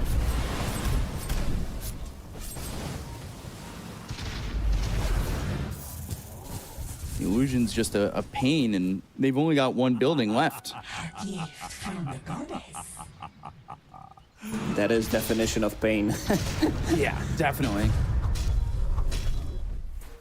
Even though Quest does have Aegis and Cheese available now, OG, they are the ones pushing the high ground. Swap in the Trying to middle go, of the they've team. got themselves to go. They've got themselves to Counter swap. Medusa in the front line. There's the counter swap, but the Rolling Thunder's going to stick with him. They get the kill on the Kid Track. They're going to look because they've got the Will-Wisp, the newly built Axe versus Zeb. They go in with the Ball Lightning as well as the Vortex. They've got themselves the Refresher. They get the kill there under the Naga Siren as well as Toby. They're going to get themselves the buybacks out of 3. Whoa, my. OG. Looking like they might be able to do it. The damage again on Omar. Triple kill for Yuragi. Now they find Kid Track. There's the swap. They've got the Hex onto the Medusa. Lotus Orb, no mana, no life. They'll take him out. He's got buyback as well. They'll chase down this illusion. They need to catch more. There is Storm Ooh. Spirit. Ogre Seal Totem. Lotus Orb available on Seb. Did he get Line it? up. Oh my god, the damage so quickly. They late. take out BZM. They're even looking for Seb. They've got the telekinesis, and they will catch themselves another. It looks so good for OG to start, but a good cleanup for Quest after the buybacks. Yeah, this Aghanim Scepter, Storm Spirit with Refresher, level 20 talent, Timeless Relic. He pulled them in for a good almost 6 seconds, and then Medusa just right-click, stands her ground. They need to use the buybacks. Medusa does have it. 80 seconds. They can finish off the game. Whoever wins the next fight pretty much wins the game. OG using the using the glyph. They do have buybacks available on both cores. Kid Track. Will-Wisp, buybacks used, Ball Lightning, Vortex, and now can they get the kill on the Naga Siren? Tia2000 slept up again thanks to the Will-Wisp. They've got the BKBs. They're trying to chase Ball Lightning in. They've got themselves the Rolling Thunder. Stone Gaze, the damage. It's on a new, but it's not going to be enough. They're starting to retreat. They look over at Toby. He's able to TP out. All the buybacks used there by OG, and they only get themselves a silencer. Oh, they disengaged properly. This could have been a disaster. You can feel that OG, they feel much stronger fighting inside their base where they can like reset the Refresher Orb on cooldown for 60 seconds. Next Roshan is not gonna be there. I mean, there's still Aegis on on Pango, but he managed to disengage. So let's see, whoever wins the next fight, there are no buybacks in the game. There's one on Legion Commander, one on Pango. Pango sitting at 9,000 gold. Thinking about picking up Shiva's Guard, running out of slots. Will do nicely. Yeah, it was Shiva's Guard, and I believe Abyssal was being thought about as well. So 20,000 net worth lead, no silencer, no Dyer's ancient global available. So nobody pushing out just yet in terms of looking to go to the high ground.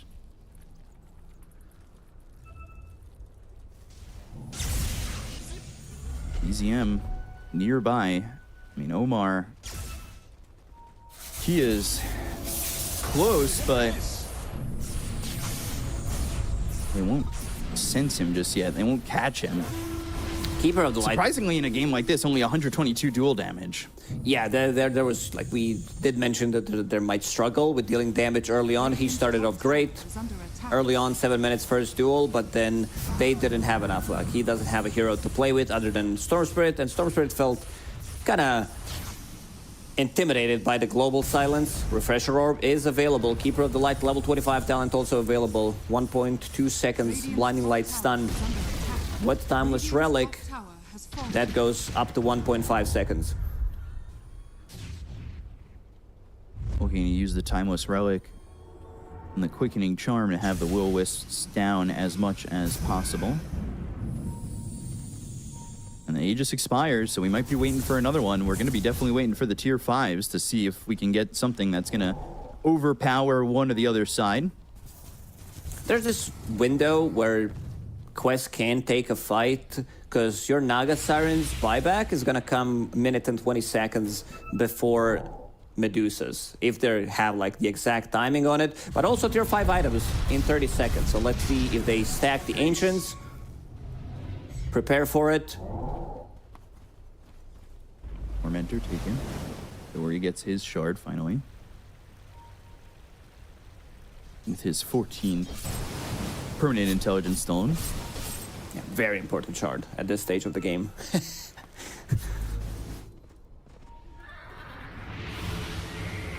Tier 5s are available. They did stack the Ancients. Who's getting the first tier 5 item? Tier 5 token, there it is. There's one available on Pango. Let's see what he decides to go for. Force boots for Naga Siren. DM's also got one. Ex Machina for Toby. Mirror Shield for the Legion Commander. Oh, this is a big one. Like, Ex Machina still feels like the best out of all tier 5 items. You know what I miss? Ballista. Ballista Sniper. I thought you were going to say something cool. You said something super toxic. It's going to be the Arcanist Armor, so Force Field Aura grants 40% damage reflection for 5 seconds. At this stage of the game, against Medusa, this might be the pickup. Rubik, what does he have? Book of the Shadows, so that's pretty neat. Silencer, also another Book of Shadows, so that's going to grant you like second life. Dawnbreaker, we already mentioned. Ex Machina, which will grant him double Heaven's Halberd, double Abyssal Blade. The A2000 having boots, which means that he can get rid of his boots of travel, and finally picks up something to deal with this evasion from Medusa. Bloodthorn is now available, and on OG, Keeper of the Light still doesn't have anything. Mirror Shield on Legion Commander, Medusa with the Force Boots, Searstone on Vengeful Spirit, and Ex Machina on Storm. Unfortunately, Ex Machina doesn't work on Refresher Orb, but it does work on your BKB. Radiant's bottom tower has fallen. 19 seconds potentially remaining on Roche. Let's see. Radiant's bottom barracks are under attack. As Yuragi's the one defending the base. So Roche will be extended by a minute 20. So a minute 20 remaining on the next Roche. But it hasn't felt like the Aegis has been enough to finish these games. It seems like at this point, Aegis doesn't really matter. Are scanning. Buyback available in 50 seconds, 2 minutes for Medusa. Dire's ancient. I think they should go. I think it's time to go and try to use this opportunity where Medusa doesn't have buyback. Your Naga Siren comes with bots too. She tanks most of the damage. And you also have buyback available on your Dawnbreaker in 30 seconds. So gonna come slightly faster. Storm and Medusa, same timing on their buybacks. They're setting up for Roche on the side of Quest. They were able to take the last Aegis. As OG, now they smoke. They should be here in time. Are they walking into a trap as Quest are kind of forward? They've got the Hex. It's going to be on Yuragi. Press the attack is used. Now the Rolling Thunder with a roll-up. They've got a duel, but he's chasing. Wait. Wop. Duel me. Catch up to the ball. They've got themselves the Will-O-Wisp. They get the cone to Toby. The Global Silence comes out a little bit late. Omar now in a bad spot, but telekinesis, right-click scene with the song being used. BKB going after this Naga Siren. All Lightning finding Kaori. but they can't get that kill quite yet as they're still retreating on the side of Quest, trying to draw them in, maybe in a good positioning, and it will be for TA2000, but they've gotten the lockdown again. Overwhelming blink hits on a DM. They've got the stun. They turn this Pango to stone. This They're TA2000 completely as well out as of Toby, mana. they go in. Starbreaker swap from Kid Track. BZM not working with a lot of mana. They look over at Toby. Toby's going to heal up, but they've got the damage coming in on all these heroes on the side of Quest. TA2000, he's Toby just low, bought but back. surviving. And they finally get the kill on a Kaori. They get themselves the dual damage. They've got themselves the ball lightning as well as the vortex onto TA2000 to hold him down. But the Rolling Thunder comes in with a swashbuckle. They've got the damage to get the kill onto Yuragi. Now they look over the magic missile as well as Will-O-Wisp. They've got themselves the control to get the kill on the noob as well as Omar. They hit this Naga Siren as well as the They're cleaning Dawnbreaker, up. but not with enough damage as they turn it all around. They get the kill on a BZM, DM, and Kid Track. And 4 heroes are dead on the side of OGs. They're going to buy back on DM. TA2000 and Omar looking over at Kid Track's illusion. They net it up, overwhelming blink drop on them, and get the kill there. And they have buyback available on Yuragi as well as Kid Track on this Venge. Oh man, what a gigantic fight. Look at the damage coming out from Medusa in that fight, 18,000. It's still not enough. They did buy back on 4 heroes, so they won't have it. Buyback is available again. Storm Spirit, he doesn't have it. No gold for him. No, swap, Stone Need Gaze, 500. Rolling Thunder, Again. Song used. Duel and running, chasing the ball. Putting DM in this precarious position. Will-Wisp is used. TA2000's locked up for a second. They start to retreat. Whew, DM, professional e-gamer. It stands for duel me, but Pango the Pango doesn't want to do it. He just keeps rolling away. And now Roshan, it is on Dire's side. They probably think that Storm Spirit must have buyback, so they want to go and play it safe. Maybe get the like 1 more life on your Naga Siren. Noob is doing so much work in these fights, just like being in the middle of the fight, soaking up most of the damage. Attracting duels. Pretty much. I think Toby messed up there for a second. I thought it might be a disaster for them because he did not have TP available. He TP'd there, already used the Solar Guardian, and didn't have anything to TP to, so he had to walk from the base, connect with the rest of the team. One of the reasons why Quest probably played it slightly slower, and it's going to be Pangolier who picks it up, since Naga Siren has buyback. What a crazy game, 66-minute game. Like we've seen Team Secret in the previous series, also pushing it to 70 plus minute 2 games. Seems like that's gonna be the story of this series as well. Definitely could be, as they get the Aegis, but they don't immediately run through top. Haste. Retreating for a moment. Interesting move. I thought Quest were just going to go for it. Yeah, just farm, guys. Wait until we get to tier 6 items. We might actually see tier 6 items added to the game, because a lot of these games, like tier 5 items, not enough to finish it off. Yeah, it's a little surprising with the tier 5 items. They've got 3 gems just sitting on the ground right there. Here comes a courier to scoop them. Dire's top barracks Never have I ever seen a courier scoop 3 gems. Usually it's like 1 or 2, but 3, the game should end. Like you pick up 3 gems at the same time. This is like Dragon Ball Z. How many gems like do you need to pick up in that one? 9? 7? 7? Okay. And then you just get full map vision all the time. Wait, you're playing with not having the vision of the full map? Yeah. Are you? See, I downloaded this program. Just kidding. Yeah.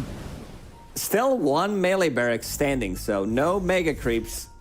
They did not want to commit. There's double damage now available on Pango. Soon to be level 30. Naga Siren level 28. Medusa level 29, so we're getting closer to those extra talents on 25, so we'll see who decides to pick up that level 30 first. Will-Wisping, by the way, in the top lane, just to make sure those illusions don't hit that last building. Vengeful Spirit did get level 25 in one of the previous fights. which means that swap is now 90% damage reduction. Yeah, good luck killing anyone who gets swapped. The thing is, though, Kitrak's been giving that swap up a lot. And kind of tough. These Book of Shadows came in clutch, by the way, in that last fight. Yeah, keeping them alive. And now Yuragi thinking about getting a Divine Rapier. We're 69 minutes into the game. We are at that point. So, 22,000 net worth lead here. There's the level 30 for the Pangolier. Picks up now both of those 25 talents. Naga, only level 28. 29 here for Toby. But yeah, I mean, they're sending these illusions in. And so far, OG are defending.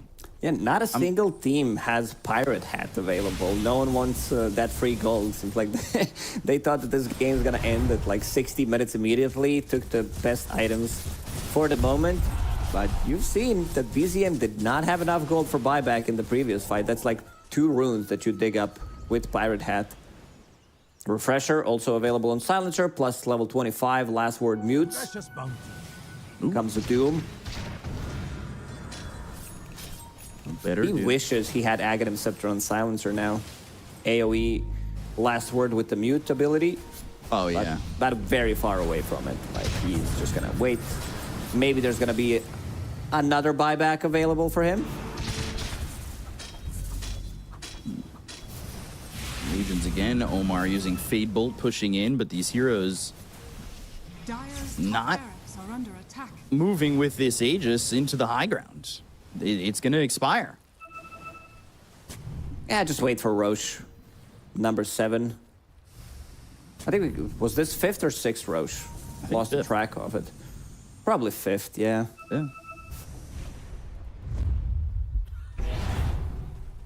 So, Aegis expires.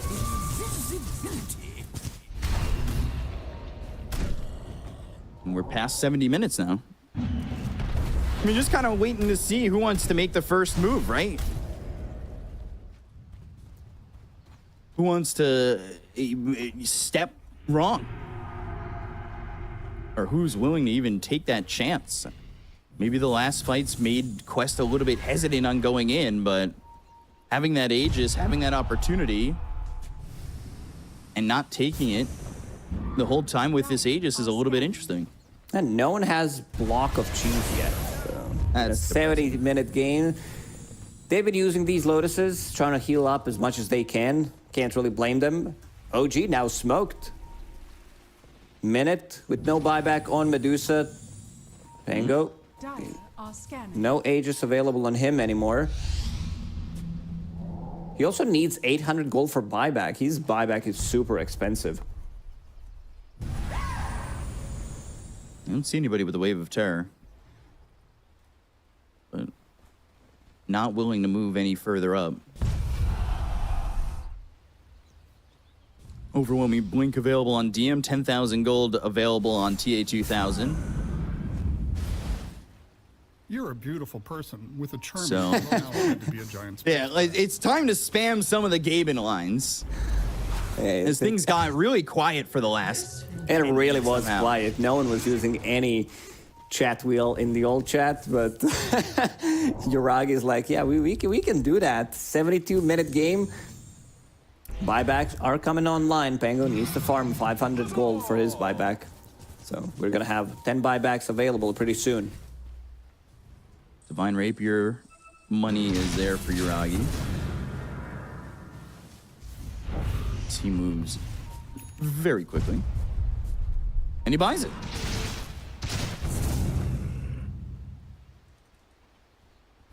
So he's got Divine Rapier. Butterfly goes into the backpack, so do the Boots of Travel level 2 and the Refresher. Because you can never have enough gold in items. I've been a big advocate of buying an extra slot. Not sure still how much it would cost, but like buying a 7 slot for, I don't know, 15,000. 15? That's 10 to way too much. 15,000. Yeah, imagine him having full butterfly in his inventory now. I guess, maybe, but 15,000 seems like a lot. Pirate hat. I was going to say maybe it should be a tier 6 neutral. Then you would not need to sell your Midas ever. Yeah. Well, tier 6 neutral. It would be a while. 35 seconds till Roche, by the way. 10 heroes with the buybacks. Everybody's got buyback. Everybody's waiting for Roche. Still, shockingly, they have not been able to pierce that top lane and grab this melee racks for Mega Creeps. So 10 seconds. This quest now moved up a little bit. Gonna look at the damage numbers. Almost 100,000 for the Medusa. Probably get broken in the next fight. That's like the whole team of Quest. 6 Roche is available. It's going to be on Dire side. I think it's better if it's on Radiant side, just because Silencer picks it up and has that upgrade to AoE last word, which mutes with his level 25 talent. Scan connects. They know that they're coming. They know that they were within that scan. They start to retreat back towards the Roche pit. And Roche is up, so do they want to commit to that? Do they want to find the proper positioning? They've got some illusions on the high ground. Little magic missile action and a swap on an illusion. That illusion's going to be doing 90% less damage. But it's dead. So swap on cooldown for just 5 seconds.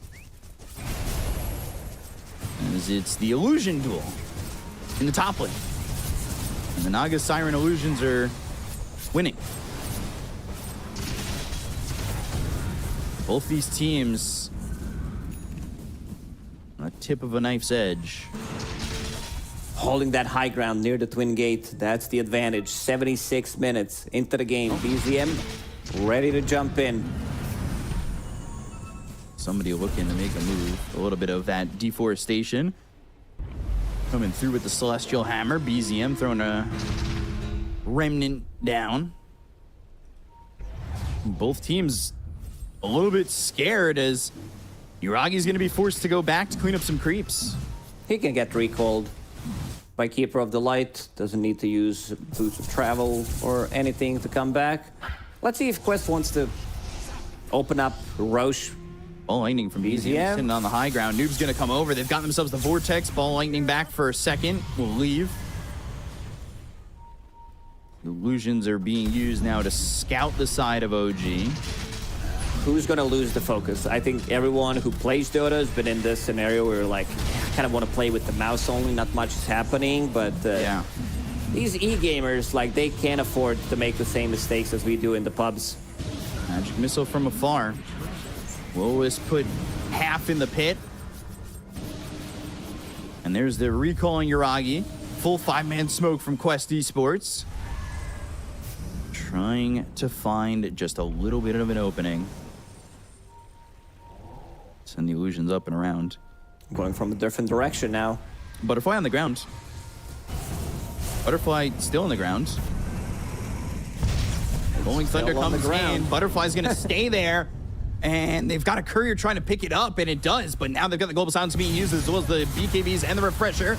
They've got themselves the Vortex. It lands on a 2. They should be able to get the kill to KO. He's got himself buyback. They've got the swap into the Will-Wisp, as well as the duel. But a stolen swap once again. Omar, he has been perfect with the steals that he's made. They've got the Song of the Siren. They've got the Silence. It's going to be on a 2,000. It'll go split.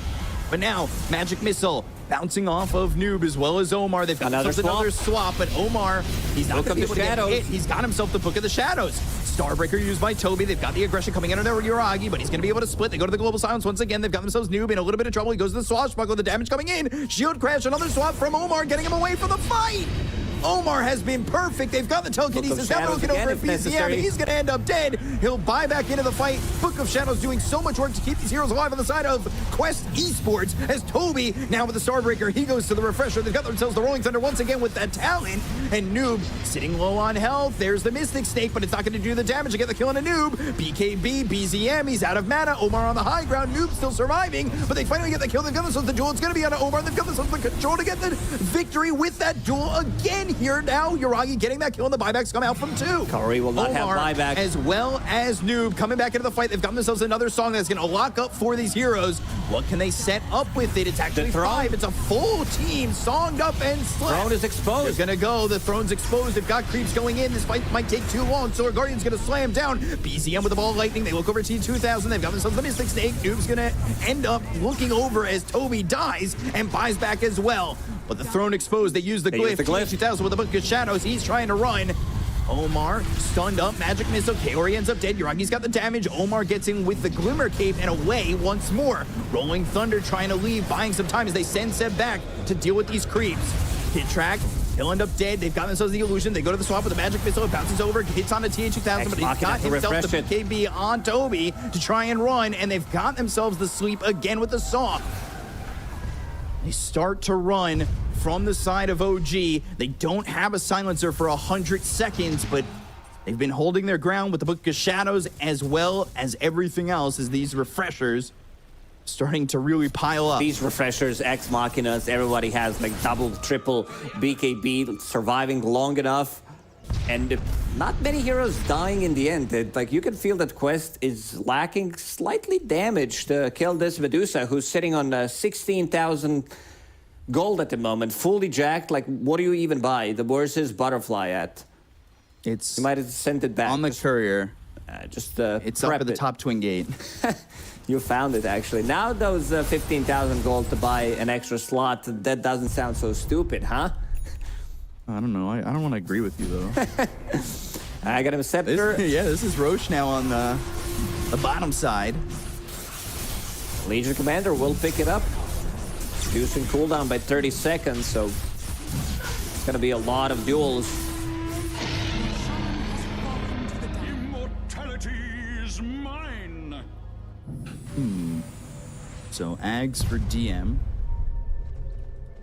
Not sure if he even wants to use that. He's been using it on the Rolling Thunder a lot. We'll pick it up. Again, damage reduction, 50%, you get swapped. Literally no damage taken. Literally healing. Yeah, Divine Rapier now purchased by Pango. 81 minutes.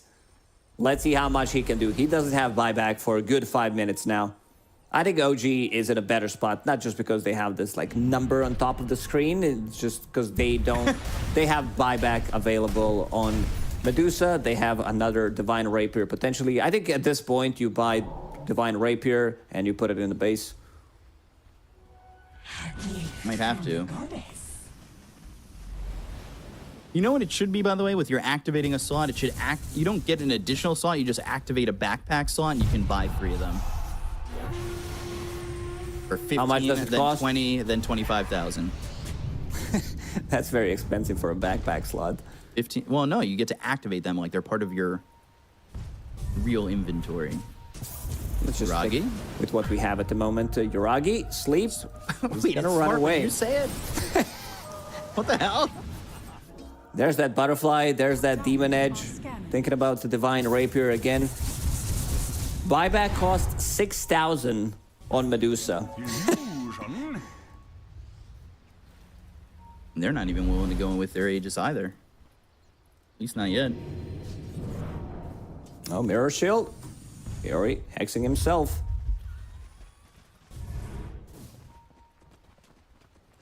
Kind of split up. They need to be worried about these illusions as well as Noob. He's top with the Divine Rapier.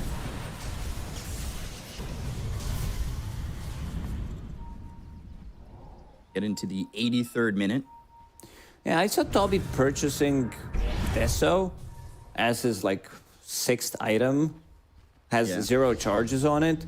Maybe there was some thinking about going for the throne. Someone sneaks in, they go for the throne. There's no glyph available for another minute. Yeah, they had to use it in that last fight to survive. I thought they might lose to just that, but they sent Seb back.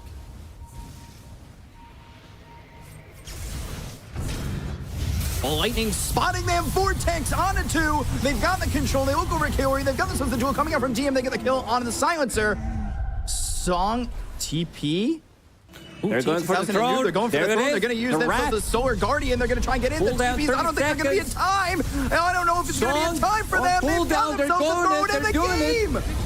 Oh my God, they just stole it. It took them good 83 minutes to finish off this game. Like, I just mentioned the rat potential, seeing this Deso being picked up. So with the Solar Guardian, they go in. And Pango, I'm like, he's not holding on to his tier 5 neutral item. He was using the other neutral so that he smokes himself for Ninja Gear. And they don't see him. They tried to kill these melee barracks for such a long time. Didn't manage to do so, but the throne was exposed, and somebody on the team timed that glyph. So they had good 30 seconds to go in and finish it off. That is, what a way to snipe a game. As they probably, OG's probably like, we just killed Silencer. Let's just go. We've got this. We're right by their base. TPs. And they have the Solar Guardian.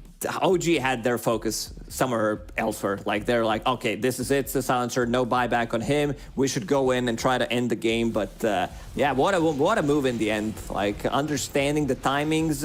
I feel like Quest as a team keeps the track on pretty much everything, because there was this time where they did have buybacks 1 minute earlier before OG, and they were definitely thinking, with the way they were moving across the map, to go in and try to end the game, like buyback on them, come with the boots of travel. What a crazy game. Like, these lower bracket games, elimination ones, just like they hit differently. Yeah, I mean, it goes 80 plus minutes. We see this, like, I love that this highlight's just taking place in 78 minutes. I mean, this was a huge fight. The one where it felt like, yeah, OG had taken the win. Omar was doing so much in these fights. Like, I know there's so many people you could probably give MVP to, but Omar kept them in the game for so long with the swaps that he stole and with everything that he was able to take from the side of OG. Like, we said it early on in the game, this isn't exactly the flashiest Rubik game, right? Like, there's not a lot here to just steal. But having Swap every opportunity and saving his team multiple times, like, Noob survives in that fight for so long because he gets swapped away twice. And they're so good at spellcasting and holding hands together, like using these Book of the Shadows, Glimmer Capes, Lotus Orbs, Force Staffs, like defensive, telekinesis, whatever you want to call it. Like, when it comes down to these like 60+ minute games, someone's gonna lose and it's gonna feel bad. So especially for 84, 85 minute game, I lost the track of time watching this one. But in the end, Quest Esports, they do finish it off. Like, it took them a while to figure it out. And someone's paying attention, which I really like, because they're like, okay, we have to do something about this one. I thought that they might miss the opportunity, but in the end, they go for it and they succeed. Yeah, so Omar, for me, he's going to be my MVP. I just, he saved these fights so many times. I know it's so easy to give it to, like, TA2000 or somebody like that, but it just felt so, like, the impact he had in fights, maybe not in the front of your face, but it came down to it, right? Yeah, one more quick game before going to bed, and this is what happens to most of us. And then you're going to be yawning all day, not available to do anything at work. But yeah, you said it at the start of this series that we might see 3 games. We might see like some 3 crazy long-ass games. And seems like a good way to start a series.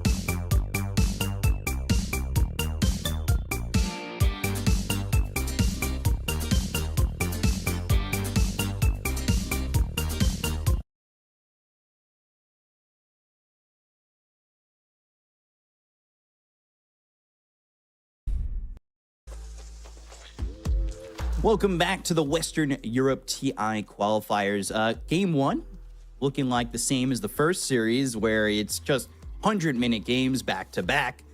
It was all happening, and then it just wasn't.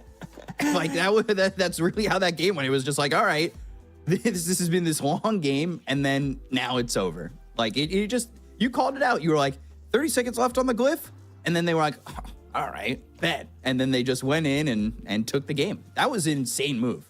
And having that global presence with a Solar Guardian too to jump Solar in Guardian, there. AC, Deso, Naga Siren, and also Pango smoking in, getting the damage onto the throne, naked throne.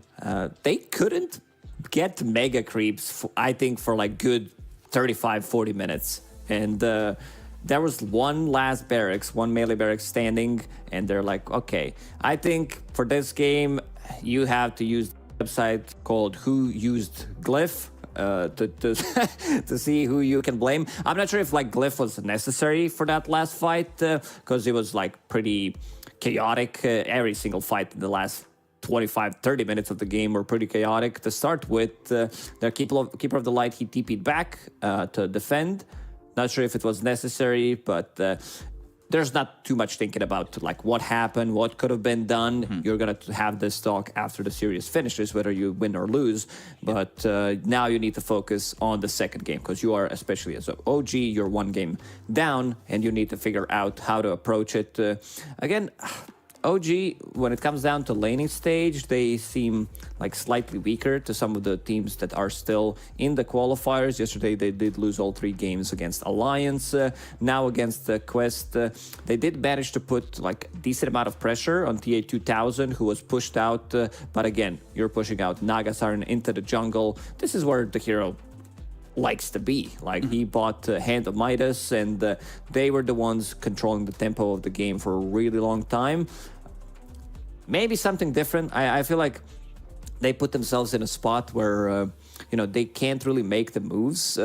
This mid lane went really well, but again, it was into global silence, so BZM couldn't do what he wanted to do with the Storm Spirit in the game. Legion Commander was off to a great start, getting some early duel damage, the most farm hero in the game 10 minutes into the game, and then kind of stopped doing what they've been doing. It's kind of crazy that BZM was coming into a lot of those fights and had like no mana. I think every single fight he had no mana. No mana. It was insane, right? Seb was replenishing mana on both of these targets. Both of them actually need Chakra Magic to sustain, and getting the healing Lotuses, getting Chakra Magic, Lotus, Force Staff, whatever is necessary to keep them alive. He kept the distance, had a really good game. But so did Quest Esports. Like Omar, he didn't die for a really long time, and you've been praising him throughout the whole game with these stolen swaps. Even with the Aghanim Scepter, he's like, I want to, having 2 abilities to steal. Most of the time he had one. It's like, I want to have this swap, and I want to have this on the ski so I don't miss it, so I swap people out of the trouble. He did it 3 times in that fight that happened up by the Roche pit before 12th Roche or whatever it was. And, it was just, it's his positioning. And not only that, it was the items too, because I'm pretty sure there were multiple times where, when they were chasing Noob, he had Glimmer Cape as well. So he made Noob invis as Yuragi's attention is on this, rolling thundered Pangolier, just chasing a ball around that goes invis. And then where did it go? How do I get here?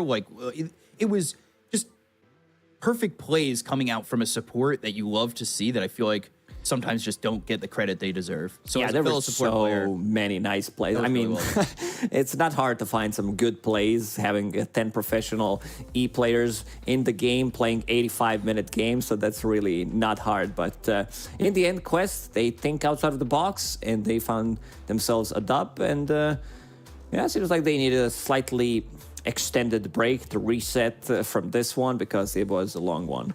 Yeah, that's what I was going to say to you, is you have a game like that is